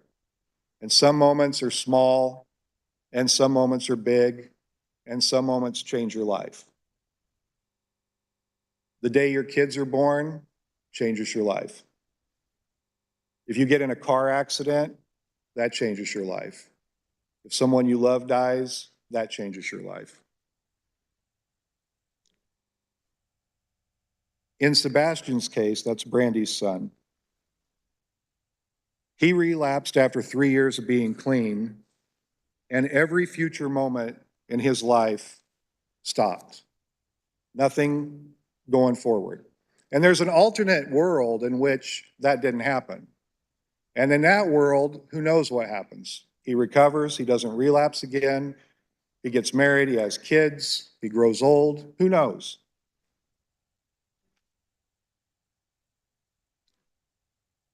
I think with this bill and this vote today, we have a moment in front of us, and I hope that we'll make the most of it. We have in this moment a chance to let compassion guide our decisions. We have a chance in this moment to put in place a policy that will help people for the next generations and maybe help us get our hands around this issue in a productive way. I think every one of us is better and more than the worst decision we've ever made. I certainly would like to think that I am. And I think that the people of Kansas, regardless of what their struggles and their personal demons may be, deserve that as well. I encourage you to support this legislation. Thank you. The chair recognizes Representative Clifford.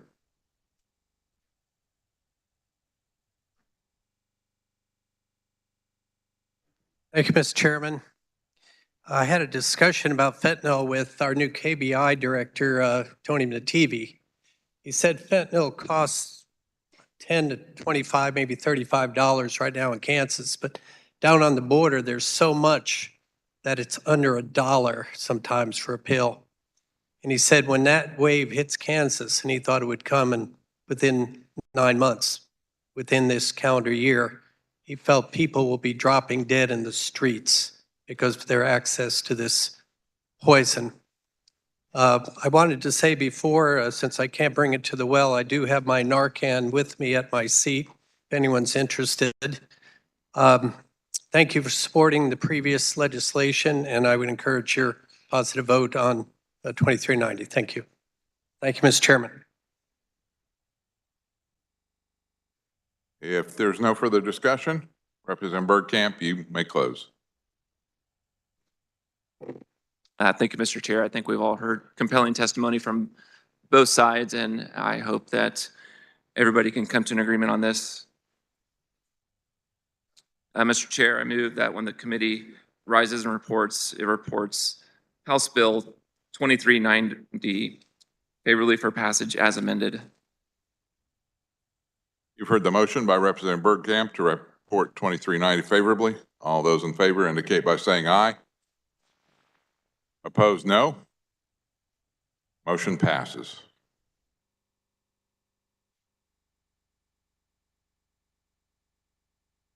The next and final item on the agenda is House Bill 2138. And for the purpose of carrying House Bill 2138, the chair recognizes Representative Murphy. Thank you, Chair. There were committee amendments. I move the adoption of the committee report. You've heard the motion. All in favor indicate by saying aye. Opposed, no. Motion passes. The committee report is adopted. Please continue. Thank you, Body. And this is the bill you've been looking for all day, right? 2138 comes from education. And we did this last year. We had passed out of this body 122 to nothing, so it has pretty good support. But it ran into a little bit of trouble over in the Senate side because of a couple of minor technicalities, and those were adjusted. So we reintroduced it this year. The idea behind 2138 is to give, especially those who are struggling financially, a little boost. They go through school. SB 155 helped with getting credential type classes paid for, but then when they go to take the test, there's nobody to pay for the test, and a lot of these kids don't have the money, and they can't take the test, so they've got the training but no credentials, so when they go out to get the job, they can't get the job, and they end up on welfare or whatever, or a lower paying job. The idea behind this bill is to give these kids a start. The amendment actually that happened was to make sure that whoever provides the test and pays for it is the one that's reimbursed. So it could be the high school or it could be the junior college.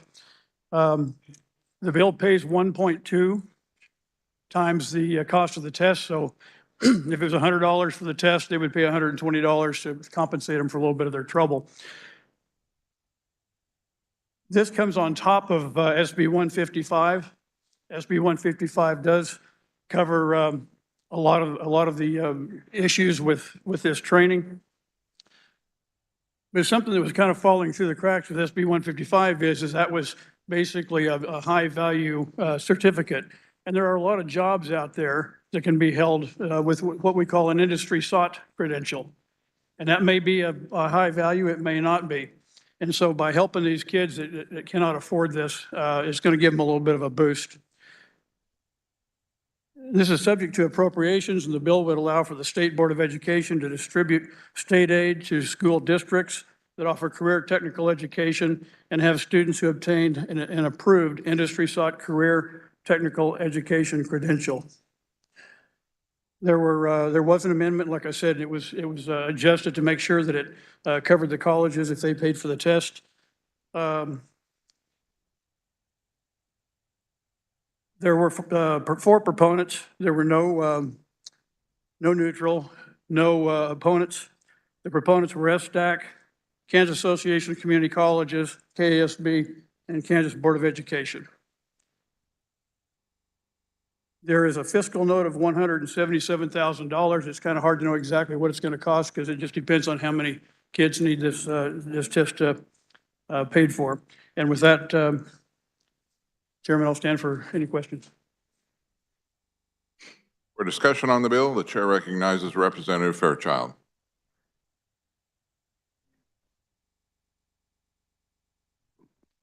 Thank you, Mr. Chairman. I rise in support of the bill. A couple of years ago, a lady from Sterling came to the carrier of the bill and asked him if he'd be willing to introduce this bill. And at the time, the carrier of the bill represented Sterling. That was before the redistricting. After the redistricting, I now represent Sterling, and so she wanted me to get involved too. She's a lady who works at SDAC. And so basically the 3 of us have been working on this bill together, and I believe that it's a good bill. And I think that the credential that the high school students will get will enable them to be able to get a decent paying job while they're in college, and it'll help them be able to pay for their college. You know, right now we have a big problem with student debt that's becoming more and more of a problem. And by allowing students to be able to get these credentials, it will allow them to be able to help them to pay for their college rather than just taking out these expensive loans. They'll actually be able to work and to make money to be able to pay for their college education. So I would urge you to support this bill. Thank you, Mr. Chairman.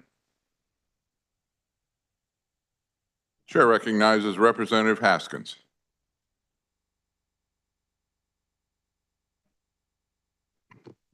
Thank you, Mr. Chair. I have an amendment.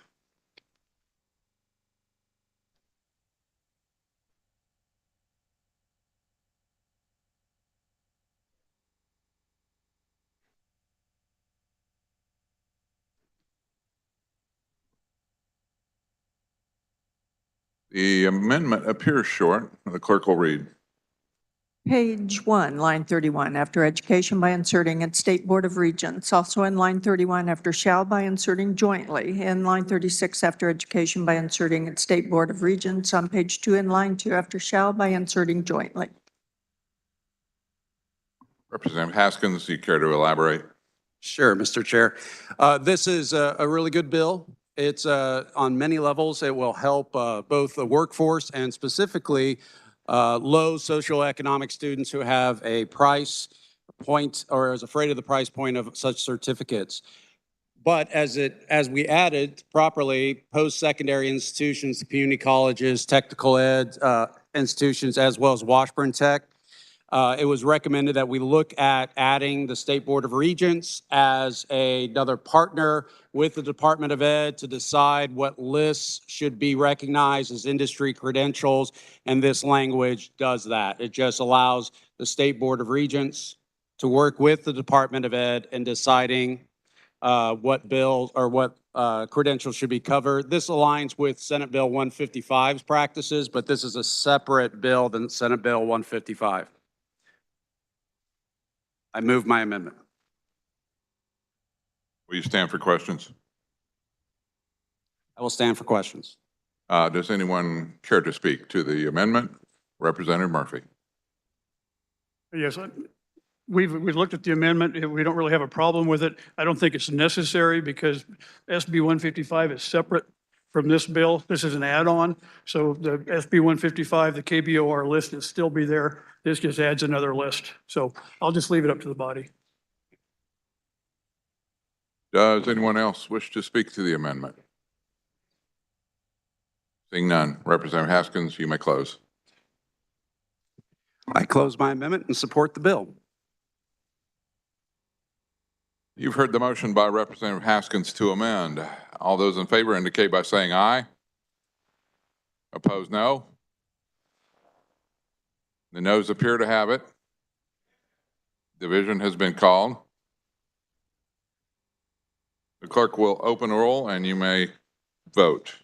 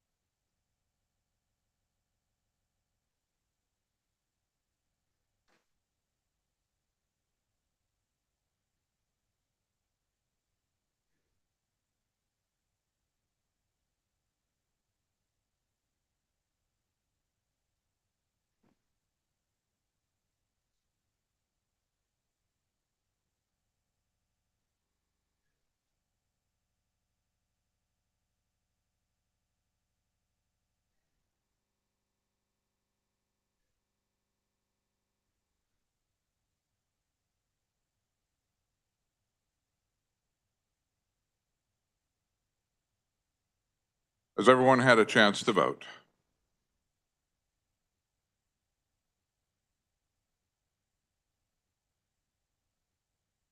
Still open.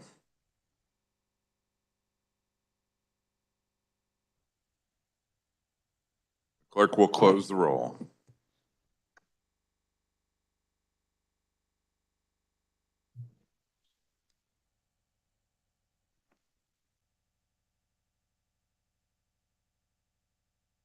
"77 having voted in favor, 44 against. The motion passes. The amendment is adopted. We're back on the bill. To speak to the bill, the chair recognizes Representative Stogstill.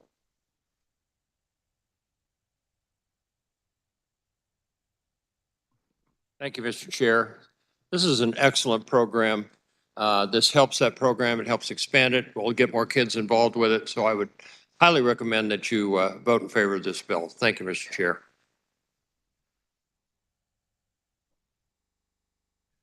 Does anyone else wish to speak to the bill? Seeing none, Representative Murphy, you may close. Thank you, Mr. Chair. I move when the committee rises reports that they recommend 2138 as amended, favorable passage. As amended. As amended. You've heard the motion by Representative Murphy to report House Bill 2138 as amended favorably. All those in favor signify by saying aye. Opposed, no. Motion passes.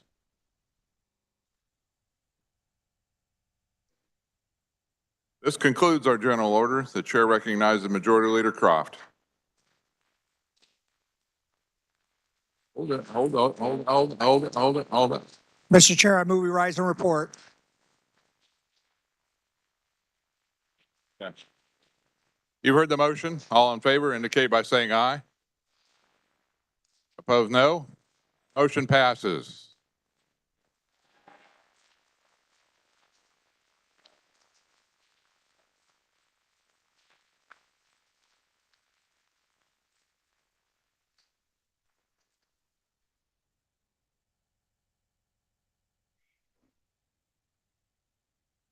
The clerk will read the committee report. Mr. Speaker, your committee of the whole recommends House Bills 2184, 2408, 2323, substitute for House Bill 2121, 2216, 2226, 2336, 2260, and 2375 be passed. House Bills 2325, 2350, 2387, 2398, 2392, 2340, 2288, 2390, and 2138 be passed as amended. House Bills 2299 and 2139 be passed over and retain a place on the calendar.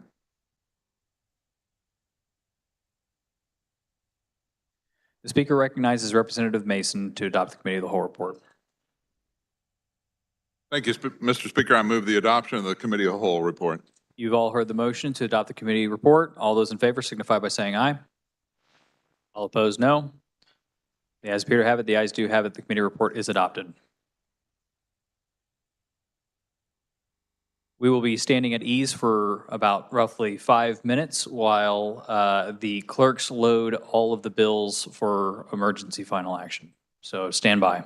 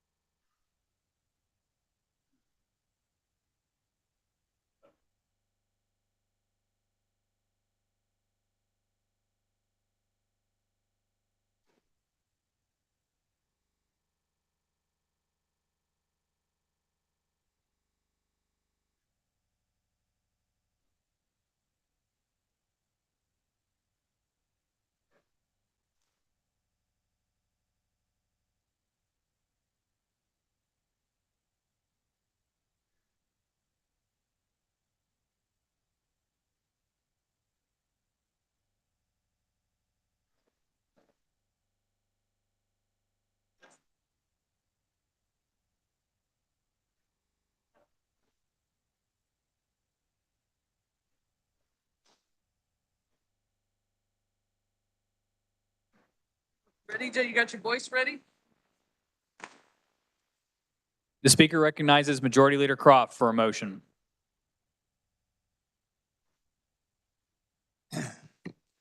Mr. Speaker, pursuant to House Rule 2311, I move that an emergency be declared and that House Bill 2114, House Bill 2335, House Bill 2147, House Bill 2346, House Bill 2023, House Bill 2338, House Bill 2053, House Bill 2395, House Bill 2293,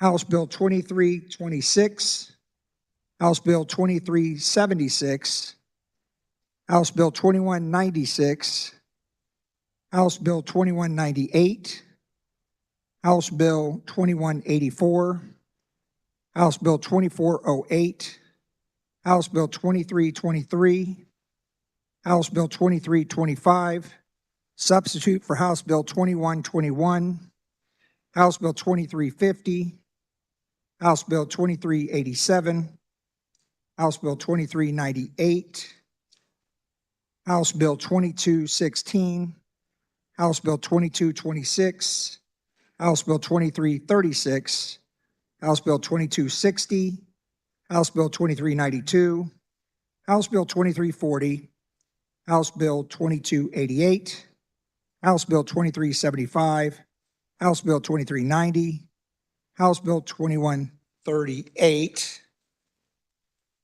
be advanced to the order of business, final action on bills and concurrent resolutions. You've all heard the motion. All those in favor signify by saying aye. All opposed, no. The ayes have it. Motion is adopted. Final action on bills and concurrent resolutions. The clerk will read. House Bill number 2114 by the Committee on Corrections and Juvenile Justice Oversight.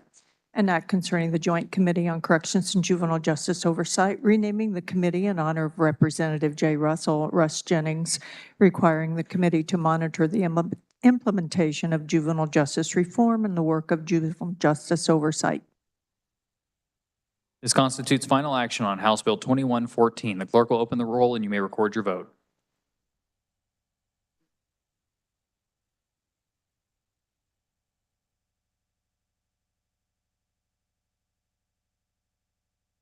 Has every member had the opportunity to record their vote?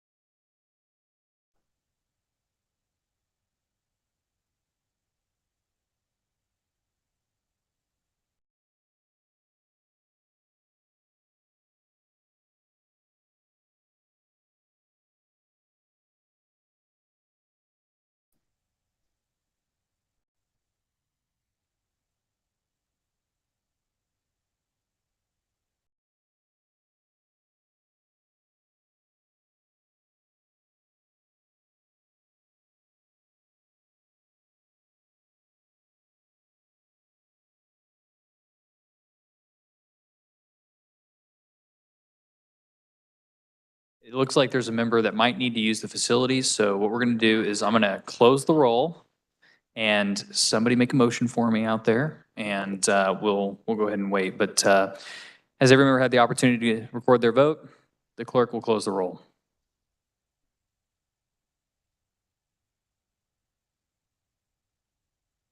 Seeing 10 hands, there's a call as in order.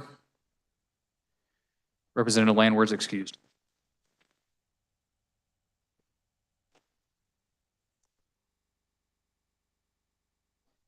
Representative Ballard's excused.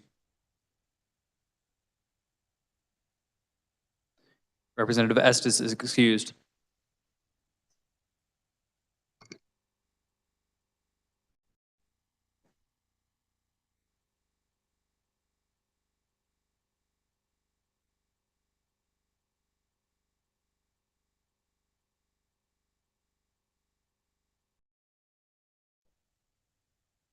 Go ahead and Representative Weigel votes.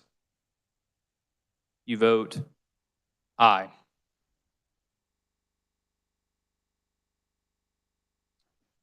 Representative Carmichael votes aye. Representative Silas Miller votes aye.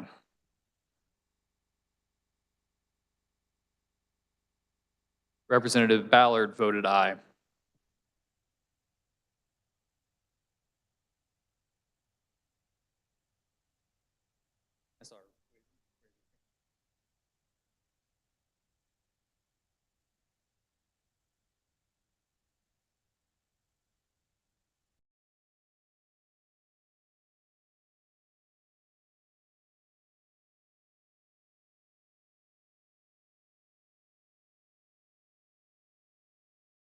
Representative Robinson votes.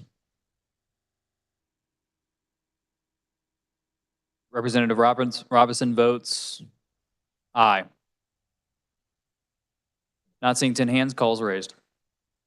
Does any member desire to explain his or her vote? Does any member desire to change his or her vote? Seeing none, with 122 having voted in favor and 0 against the passage of House Bill 2114, the same having received a constitutional majority, the bill is hereby declared passed. The clerk will record the vote.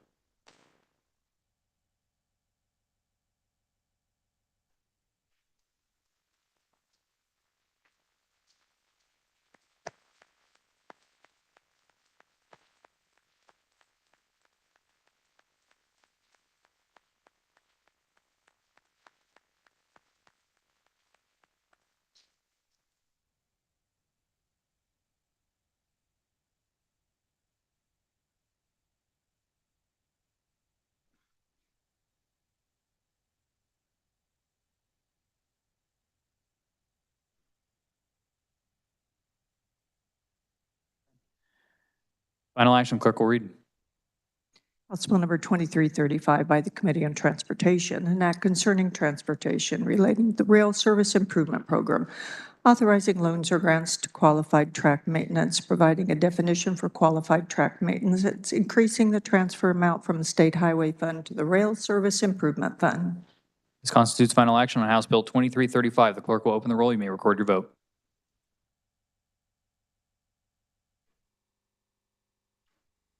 Has every member had the opportunity to record their vote?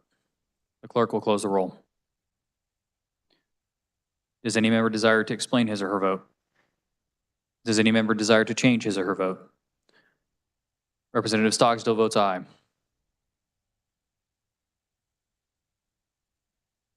Representative Alcala votes aye. Any further changes of votes?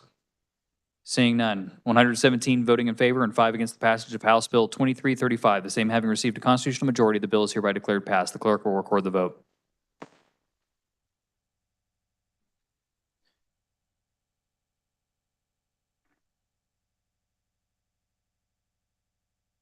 Final action, the clerk will read. House Bill number 2147 by the Committee on Transportation, an act concerning motor vehicles relating to abandoned or towed vehicles, requiring a person providing wrecker or towing service or agency to provide a certification of compliance to a purchaser upon the sale and transfer of an abandoned or towed vehicle. This constitutes final action on House Bill 2147. The clerk will open the roll and you may record your vote.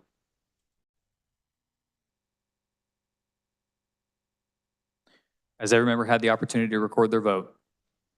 The clerk will close the roll. Does any member desire to explain his or her vote? Does any member desire to change his or her vote? Seeing none, 122 having voted in favor and 0 against the passage of House Bill 2147, the same having received a constitutional majority, the bill is hereby declared passed. The clerk will record the vote.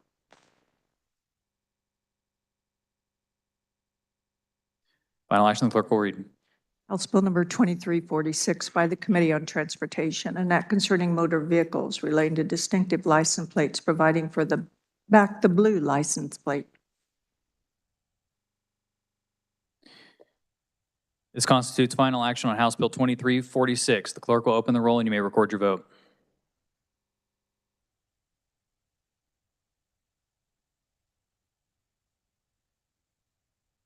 Has every member had the opportunity to record their vote?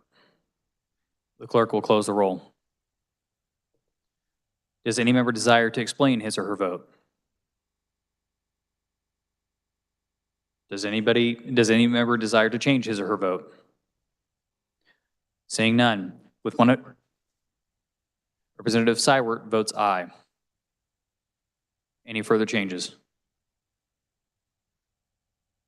Seeing none, with 115 voting in favor and 7 against the passage of House Bill 2346, the same having received a constitutional majority, the bill is hereby declared passed. The clerk will record the vote.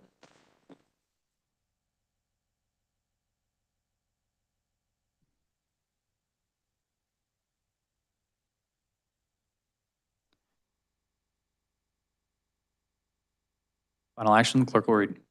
House Bill number 2023 by Representatives Concanon and Hawkins, an act concerning crimes, punishment, or criminal procedure relating to crimes against the public peace, creating the crime of interference with the conduct of a hospital relating to battery, increasing the criminal penalty for battery of a healthcare provider. This constitutes final action on House Bill 2023. The clerk will open the roll and you may record your vote.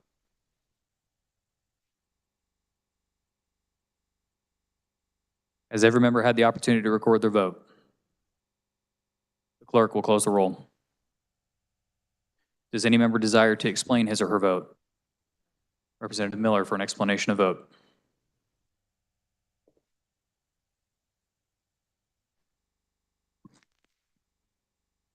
Thank you, Mr. Speaker. I don't know if anyone else noticed, but we were discussing HB 2023 today at 2:23 on 2/23/23. Any further explanations of vote? Does any member desire to change his or her vote? Seeing none, 118 voting in favor and 4 against the passage of House Bill 2023, the same having received a constitutional majority, the bill is hereby declared passed. The clerk will record the vote.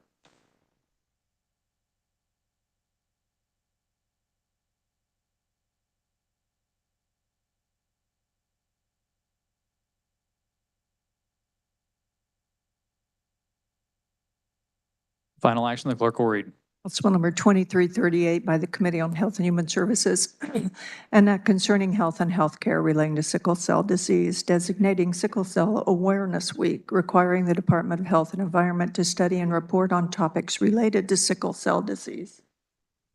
This constitutes final action on House Bill 2338. The clerk will open the roll and you may record your vote.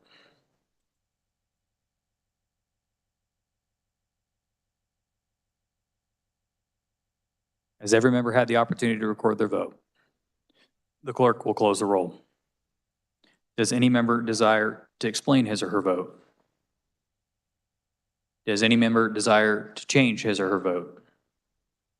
Seeing none, 121 voting in favor and 0 against the passage of House Bill 2338, the same having received a constitutional majority, the bill is hereby declared passed. The clerk will record the vote.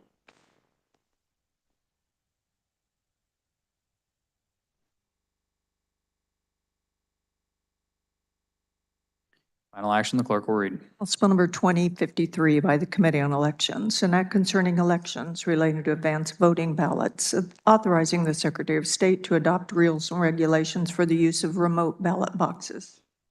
This constitutes final action on House Bill 2053. The clerk will open the roll and you may record your vote.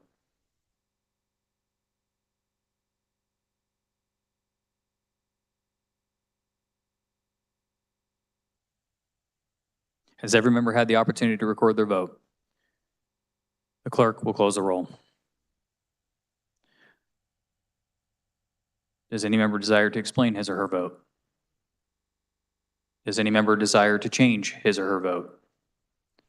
Seeing none, with 109 voting in favor and 12 against the passage of House Bill 2053, the same having received a constitutional majority, the bill is hereby declared passed. The clerk will record the vote.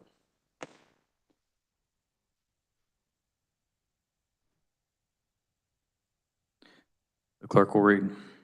House Bill number 2395 by the Committee on Judiciary, an act concerning the Open Records Act relating to public records, continuing in existence certain exceptions to the disclosure thereof. This constitutes final action on House Bill 2395. The clerk will open the roll and you may record your vote.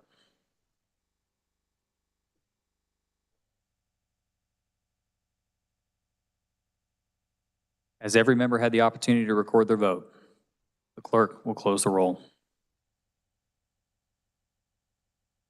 Does any member desire to explain his or her vote? Does any member desire to change his or her vote? Seeing none, with 121 voting in favor and 0 against the passage of House Bill 2395, the same having received a constitutional majority, the bill is hereby declared passed. The clerk will record the vote.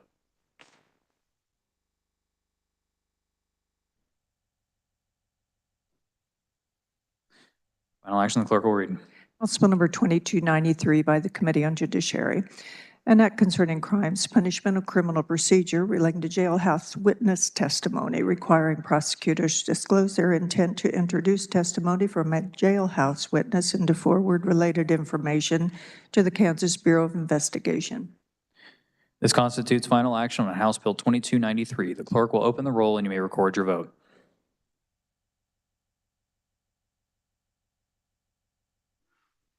Has every member had the opportunity to record their vote? The clerk will close the roll. Does any member desire to explain his or her vote? Does any member desire to change his or her vote? Seeing none, with 117 voting in favor and 4 against the passage of House Bill 2293, the same having received a constitutional majority, the bill is hereby declared passed. The clerk will record the vote.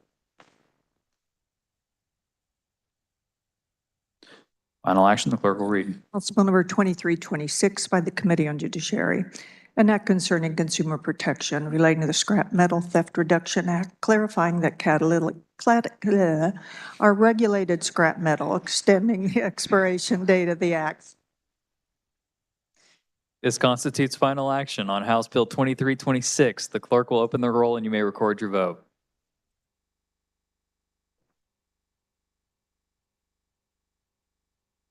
Has every member had the opportunity to record their vote? The clerk will close the roll. Does any member desire to explain his or her vote? Does any member desire to change his or her vote? Seeing none, with 120 voting in favor and 1 against the passage of House Bill 2326, the same having received a constitutional majority, the bill is hereby declared passed. The clerk will record the vote.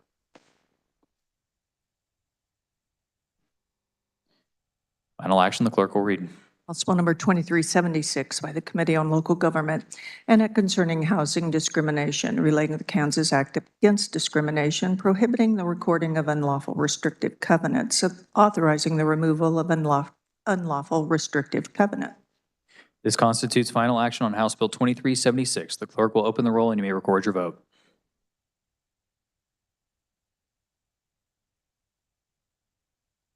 Has every member had the opportunity to record their vote?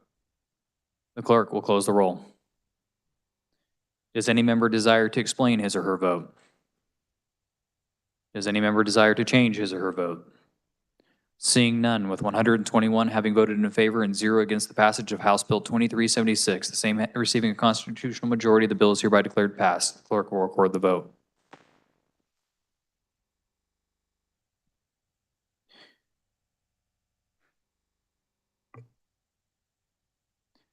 Final action, the clerk will read. House Bill number 2196 by the Committee on Financial Institutions and Pensions, an act concerning retirement and pensions relating to Kansas Deferred Retirement Option Program Act, expanding such program membership to all members of the Kansas Police and Firemen's Retirement System.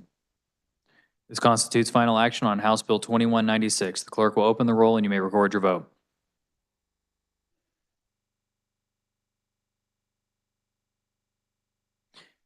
Has every member had the opportunity to record their vote? The clerk will close the roll. Does any member desire to explain his or her vote? Does any member desire to change his or her vote? Representative Tarwater votes aye. Any further changes?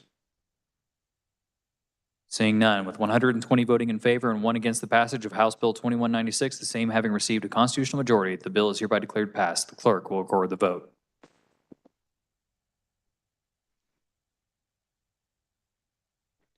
Final action, the clerk will read. House Bill number 2198 by the Committee on Financial Institutions and Pensions, an act concerning retirement pensions relating to the Kansas Police and Firemen's Retirement System, providing for membership affiliation for certain law enforcement officers and employees of the Kansas Department of Wildlife and Parks, establishing employee and employer contributions.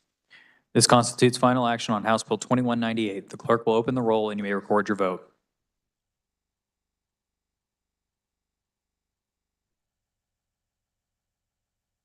Has every member had the opportunity to record their vote? The clerk will close the roll. Does any member desire to explain his or her vote? Does any member desire to change his or her vote? Seeing none, with 118 voting in favor and 3 against the passage of House Bill 2198, the same having received a constitutional majority, the bill is hereby declared passed. The clerk will record the vote.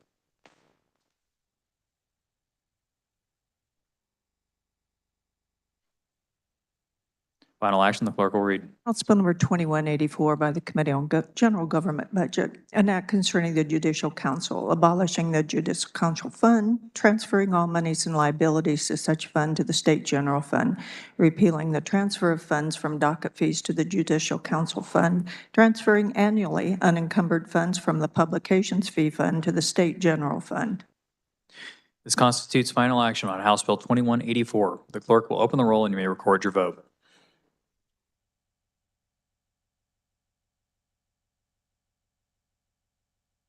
Has every member had the opportunity to record their vote? The clerk will close the roll. Does any member desire to explain his or her vote? Does any member desire to change his or her vote? Seeing none, with 121 voting in favor and 0 against the passage of House Bill 2184, the same having received a constitutional majority, the bill is hereby declared passed. The clerk will record the vote. Final action, the clerk will read. House Bill number 2408 by the Committee on Health and Human Services, an act concerning health and health care relating to the practice of barbering and cosmetology, exempting adult care homes from statutes governing barbering and cosmetology facilities. This constitutes final action on House Bill 2408. The clerk will open the roll and you may record your vote.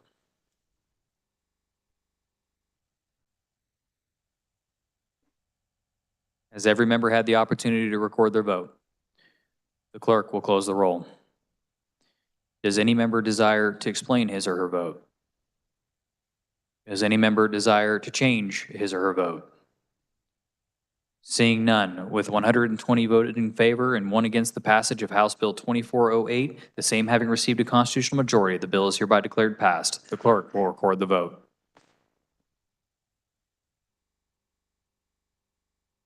Final action, the clerk will read. House Bill number 2323 by the Committee on Local Government, an act concerning fire districts relating to fire districts located in Johnson County, providing for the detachment and transfer of property thereof and annexed by a city. This constitutes final action on House Bill 2323. The clerk will open the roll and you may record your vote.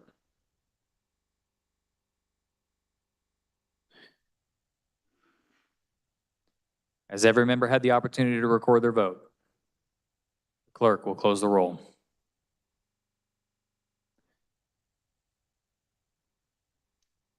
Does any member desire to explain his or her vote? Does any member desire to change his or her vote?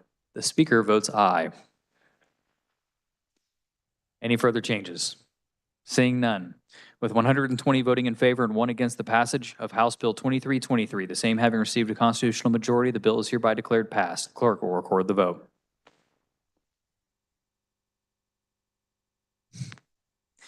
Final action, the clerk will read. House Bill number 2325 by the Committee on Insurance, an act concerning insurance relating to Healthcare Provider Insurance Availability Act, adding maternity center to the definition of healthcare provider contained therein.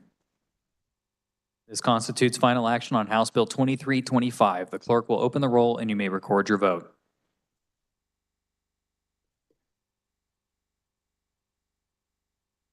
Has every member had the opportunity to record their vote? The clerk will close the roll. Does any member desire to explain his or her vote?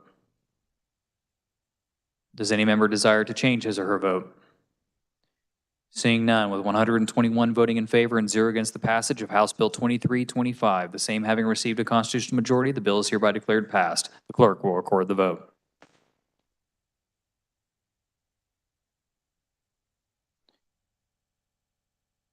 Final action, the clerk will read. Substitute for House Bill number 2121 by the Committee on Judiciary, an act concerning crimes, punishment, or criminal procedure relating to trial, speedy trial, extending the suspension and providing that time during the COVID-19 public health emergency shall not be assessed against the state. This constitutes final action on House Bill 2121. The clerk will open the roll and you may record your vote.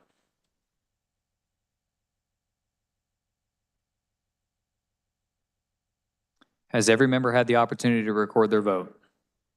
The clerk will close the roll. Does any member desire to explain his or her vote? Does any member desire to change his or her vote? Seeing none, with 111 voting in, Representative Penn votes aye.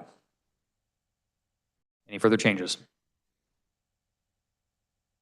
Seeing none, with 112 voting in favor and 9 against the passage of House Bill 2121, the same having received a constitutional majority, the bill is hereby declared passed. The clerk will record the vote.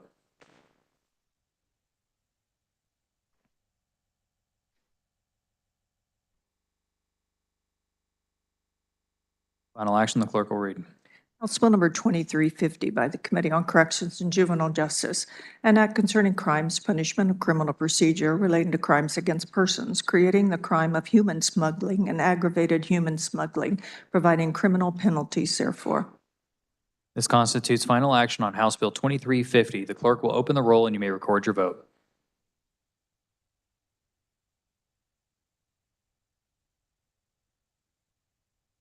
Has every member had the opportunity to record their vote?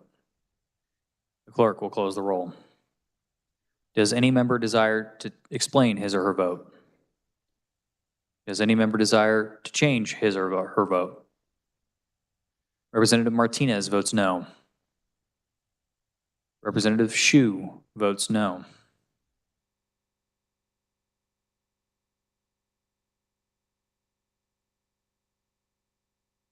Any further changes? All members will be in their seats.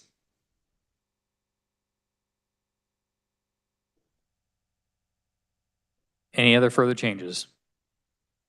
Seeing none. With 117 voting in favor and 4 against the passage of House Bill 2350, the same having received a constitutional majority, the bill is hereby declared passed. The clerk will record the vote.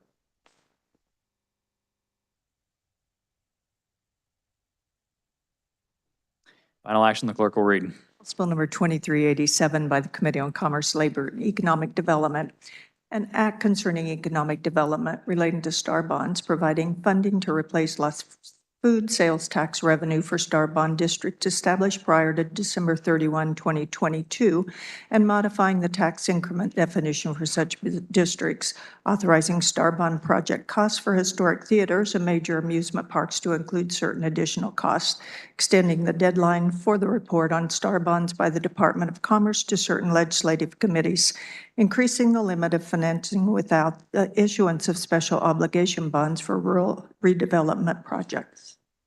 This constitutes final action on House Bill 2387. The clerk will open the roll and you may record your vote.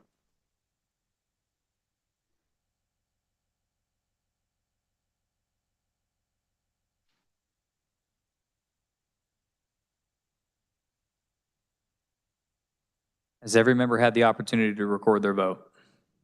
The clerk will close the roll. Does any member desire to explain his or her vote? Representative Wagner for an explanation of vote.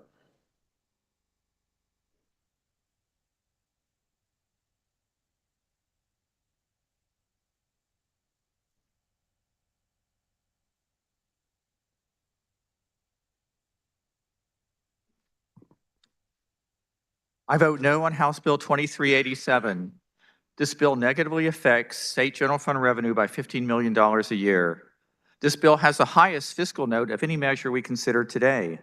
This bill is not simply a fix regarding food sales tax, but actually a notable expansion of a failed program. Our own 2021 legislative post-audit said of $1.1 billion in STAR bond investment, only 3 of 16 STAR bond projects met their Commerce Department goals. High cost to taxpayers, low results for Kansas. I say no. Are there any further explanations of vote?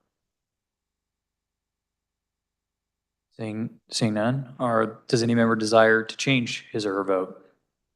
Representative Mosier votes no. Representative Howerton votes no. Representative Proctor votes no. Representative Titus votes no. Representative Goddard votes no. Representative Cywert votes no.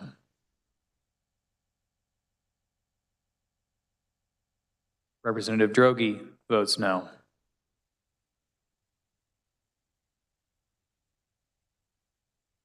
Representative Bloom votes no.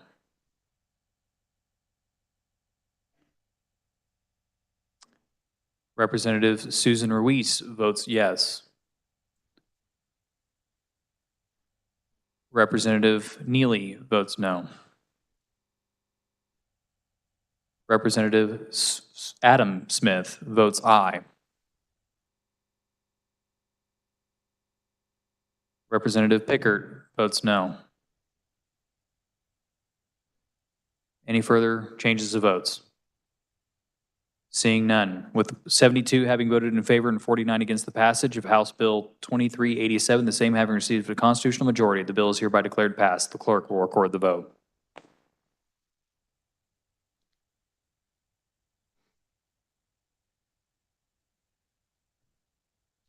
Final action, the clerk will read. House Bill number 2398 by the Committee on Corrections, Juvenile Justice, an act concerning crimes, punishment, and criminal procedure relating to crimes involving controlled substances, adding the placing of controlled substance into pills into the definition manufacture, excluding materials used to detect the presence of fentanyl, ketamine, or gamma hydroxybutyric acid from the definition of drug paraphernalia, increasing criminal penalties for manufacturing fentanyl-related controlled substance, creating a special sentencing rule for distributing fentanyl-related controlled substance. This constitutes final action on House Bill 2398. The clerk will open the roll and you may record your vote.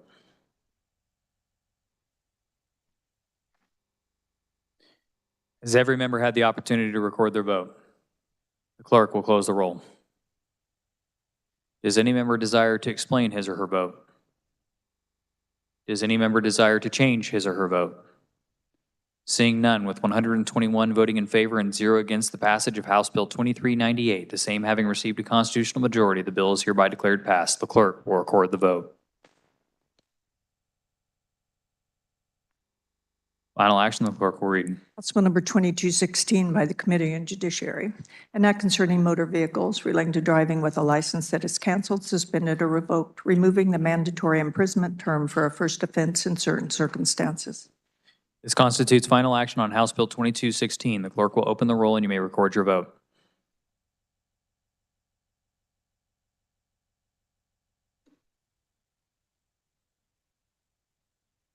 Has every member had the opportunity to record their vote? Clerk will close the roll. Does any member desire to explain his or her vote? Does any member desire to change his or her vote? Representative Collins votes aye. Any further changes? Seeing none, with 121 having voted in favor and 0 against the passage of House Bill 2216, the same having received a constitutional majority, the bill is hereby declared passed. The clerk will record the vote.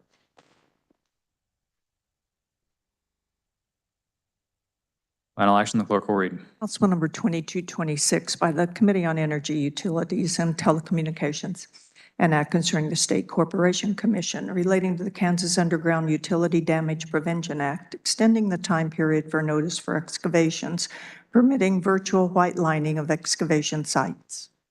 This constitutes final action on House Bill 2226. The clerk will open the roll and you may record your vote. Has every member had the opportunity to record their vote? The clerk will close the roll. Does any member desire to explain his or her vote? Does any member desire to change his or her vote? Seeing none, with 121 voting in favor and 0 against the passage of House Bill 2226, the same having received a constitutional majority, the bill is hereby declared passed. The clerk will record the vote. Final action, the clerk will read. House Bill number 2336, Committee on Transportation, an act concerning the Surplus Property and Public Airport Authority Act relating to bonding authority, providing for increased bonding authority up to $10 million. This constitutes final action on House Bill 2336. The clerk will open the roll and you may record your vote.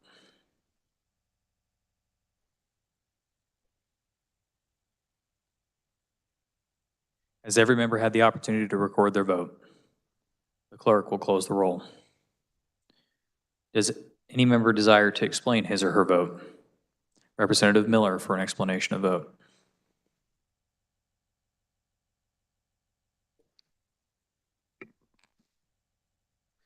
Mr. Speaker, I vote no on HB 2336. The bill allows for the issuance of up to $10 million of general obligation bonds by an unelected body without the opportunity for an election by the voters or even the avenue of a protest petition to such an action.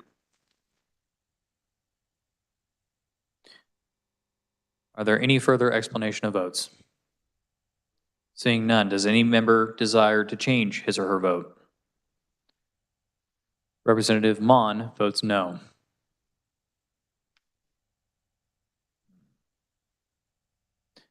Representative Hill votes no. Representative Lewis votes no. Representative Wagner votes no. Representative Featherston votes no. Hold on, wait. Representative Meyer votes no. Representative Martinez votes no. Representative Melton votes no. Representative Oropeza votes no. Representative Carr votes no. Representative Amix votes no. Representative Heiberger votes no. Representative Hoagland votes no. Representative Luis Ruiz votes no. Representative Stockstill votes no. Representative Ohabisam votes no. Representative Nguyen votes no. Representative Haswood votes no. Representative Neighbor votes no.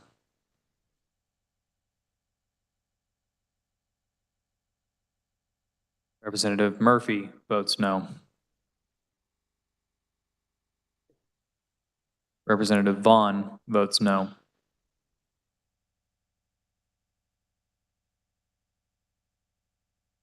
Representative Curtis votes no. Any further changes? Seeing none.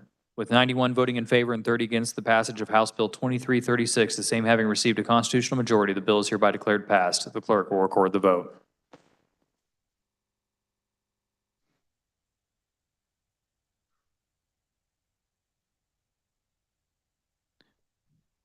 Final action, the clerk will read. House Bill number 2260 by the Committee on Health and Human Services.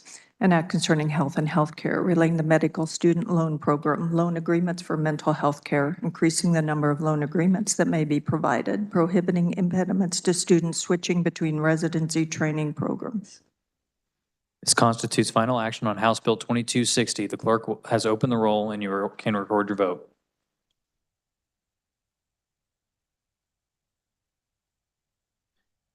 Has every member had the opportunity to record their vote? The clerk will close the roll. Does any member desire to explain his or her vote? Does any member desire to change his or her vote? Seeing none, with 120 voting in favor and 1 against the passage of House Bill 2260, the same having received a constitutional majority, the bill is hereby declared passed. The clerk will record the vote.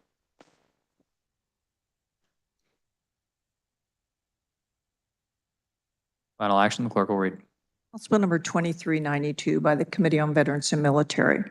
An act concerning veterans and military, updating the Kansas Code of Military Justice relating to certain definitions, unlawful acts, and punishment requirements thereof. This constitutes final action on House Bill 2392. The clerk will open the roll and you may record your vote.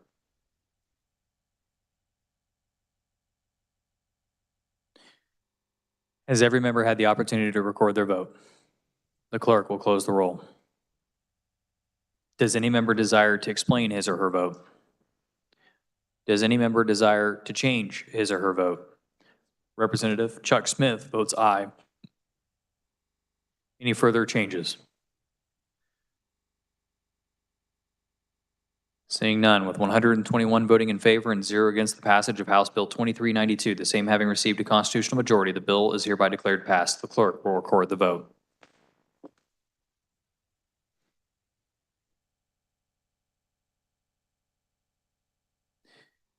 Final action, the clerk will read. House Bill number 2340 by the Committee on Health and Human Services, an act concerning the behavioral sciences requiring Behavioral Sciences Regulatory Board to process applications within a certain time and establish an expedited application process relating to licensure and regulation, professional counselors, social workers, marriage and family therapists, addiction counselors, behavioral analysts, psychologists, and master's level psychologists, decreasing the years of practice required for reciprocity licensure, providing reduced diagnosis and treatment continuing education requirements, establishing license categories for applicants from social work programs and candidacy for accreditation and for temporary reinstatement, extending the license period of temporary licenses, establishing a community-based license for professional counselors, social workers, marriage and family therapists, and psychologists.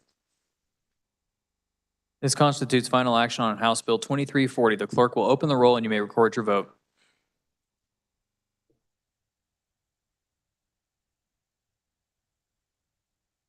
Has every member had the opportunity to record their vote? The clerk will close the roll. Does any member desire to explain his or her vote? Does any member desire to change his or her vote? Seeing none, with 118 voting in favor and 3 against the passage of House Bill 2340, the same having received a constitutional majority, the bill is hereby declared passed. The clerk will record the vote.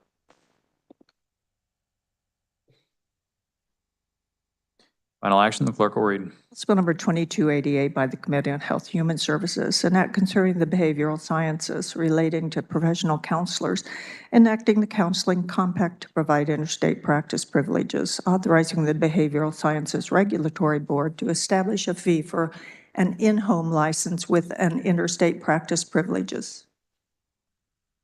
This constitutes final action on House Bill 2288. The clerk will open the roll and you may record your vote.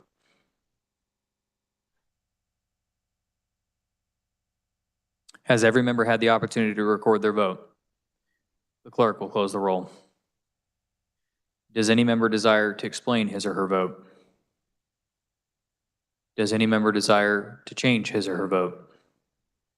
Seeing none, with 121 having voted in favor and 0 against the passage of House Bill 2288, the same having received a constitutional majority, the bill is hereby declared passed. The clerk will record the vote.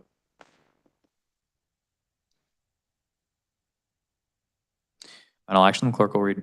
House Bill number 2375 by the Committee on Higher Education Budget, an act concerning the behavioral sciences relating to social work, powers, duties, and functions of the Behavioral Sciences Regulatory Board, establishing the temporary candidacy, baccalaureate, and master of social work licenses, providing requirements and fees therefor. This constitutes final action on House Bill 2375. The clerk will open the roll and you may record your vote.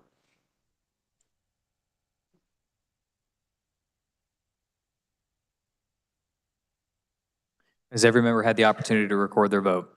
The clerk will close the roll. Does any member desire to explain his or her vote? Does any member desire to change his or her vote? Seeing none, with 119 voting in favor and 2 against the passage of House Bill 2375, the same having received a constitutional majority, the bill is hereby declared passed. The clerk will record the vote.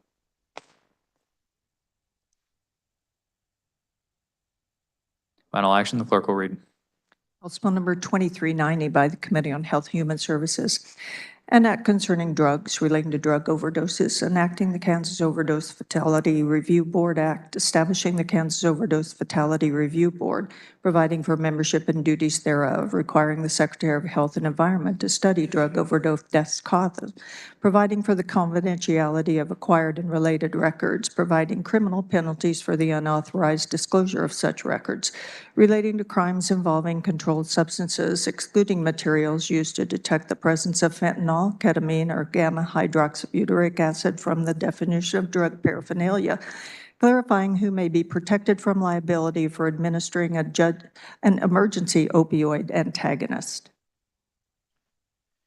This constitutes final action on House Bill 2390. The clerk will open the roll and you may record your vote. Has every member had the opportunity to record their vote? The clerk will close the roll. Does any member desire to explain his or her vote? Does any member desire to change his or her vote?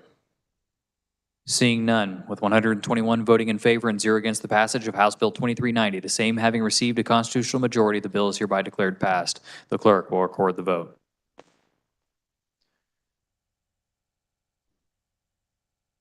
Final action, clerk will read. House Bill number 2138 by the Committee on Education, an act concerning education relating to career technical education, creating the Career Technical Education Credential and Transition Incentive for Employment Success Act, providing state aid to school districts, community and technical colleges, and the Washburn Institute of Technology for students enrolled in high school who obtain a credential, establishing the Career Technical Education Credential and Transition Incentive Fund. This constitutes final action on House Bill 2138. The clerk will open the roll and you may record your vote.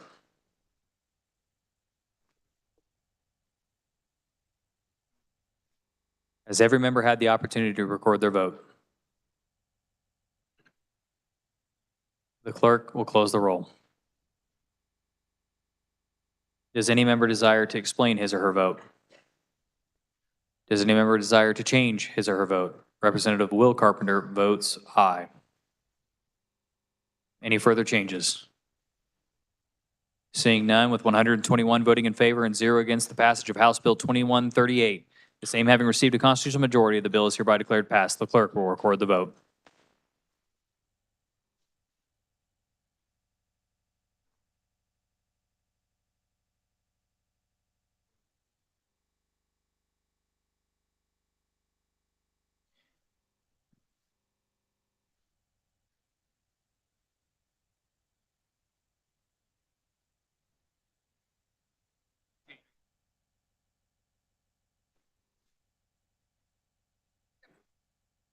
Is there any objection to returning to that order of business, introduction of bills and concurrent resolutions?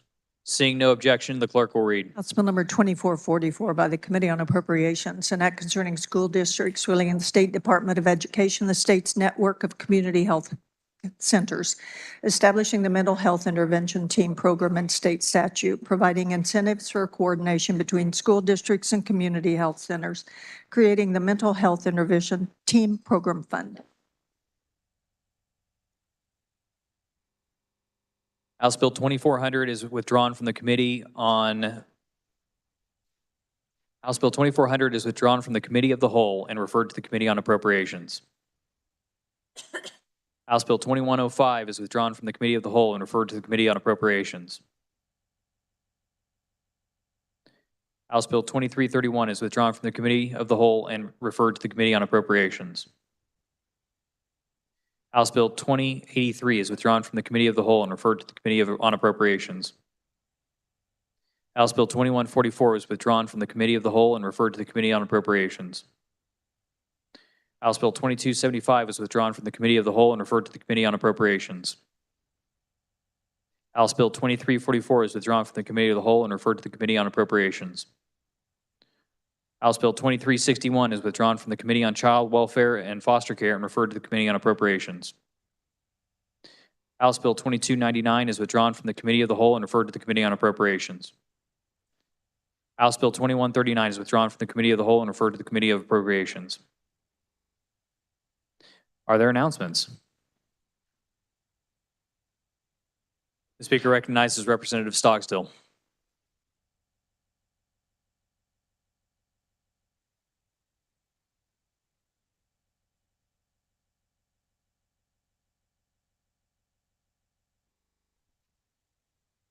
Democrats, next Wednesday, we will have an agenda at 10:30. 10:30. Thank you, Mr. Chair.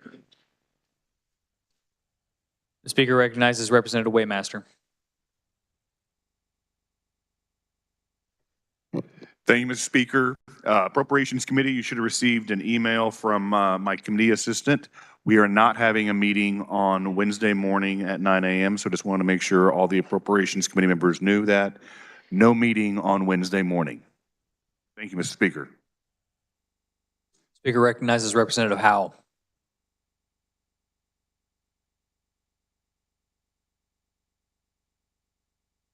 Thank you, Mr. Speaker. Just wanted to let my committee know House Higher Education Budget Committee will resume budget presentations on Wednesday, March the 1st and Thursday, March the 2nd.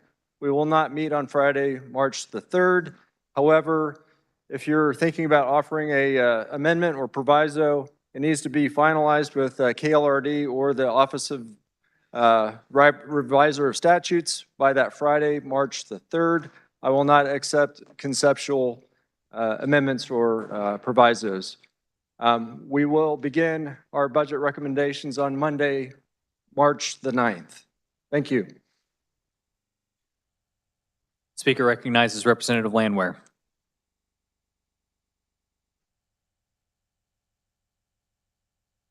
Health and Human Services will not meet Wednesday, March 1st. The Speaker recognizes Representative Penn.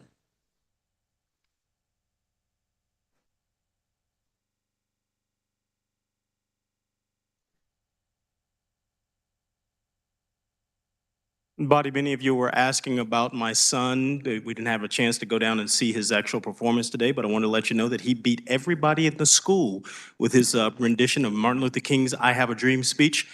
Won the entire competition. Thank you.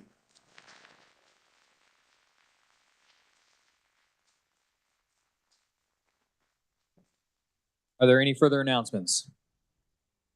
The Speaker recognizes Representative Sutton.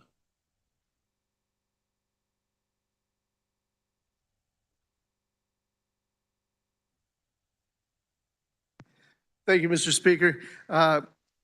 Didn't think it was necessary to announce it. However, since everyone else was, I bent to the peer pressure. Insurance Committee will be meeting on Wednesday, but that's not until 3:30, so it'll give you plenty of time to get here. Thank you, Mr. Speaker. The Speaker recognizes Representative Berquist.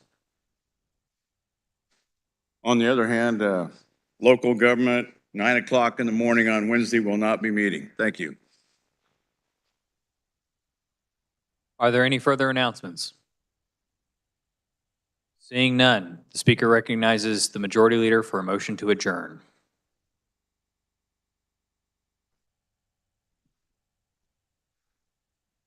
Thank you, Mr. Speaker. Mr. Speaker, in accordance with House Rule 1502, posting of sequence for the succeeding day, the following bills will appear on the calendar under the heading of General Orders for Wednesday, March 1st. Senate Bill 39. House Bill 2290. and House Bill 2176. Okay. For Republicans, we will calendar on Wednesday, not at 8:30. We will calendar at 10 a.m. in the old Supreme Court. Also, on the 28th, on Tuesday, is going to be Dodge City Nights. If you're here in town, please go over there. It's a great time. With that, Mr. Speaker, I move the House adjourn until Wednesday, March 1st at 11 a.m. You've heard the motion. All those in favor signify by saying aye. All opposed, no. The ayes appear to have it. The ayes do have it. We are adjourned.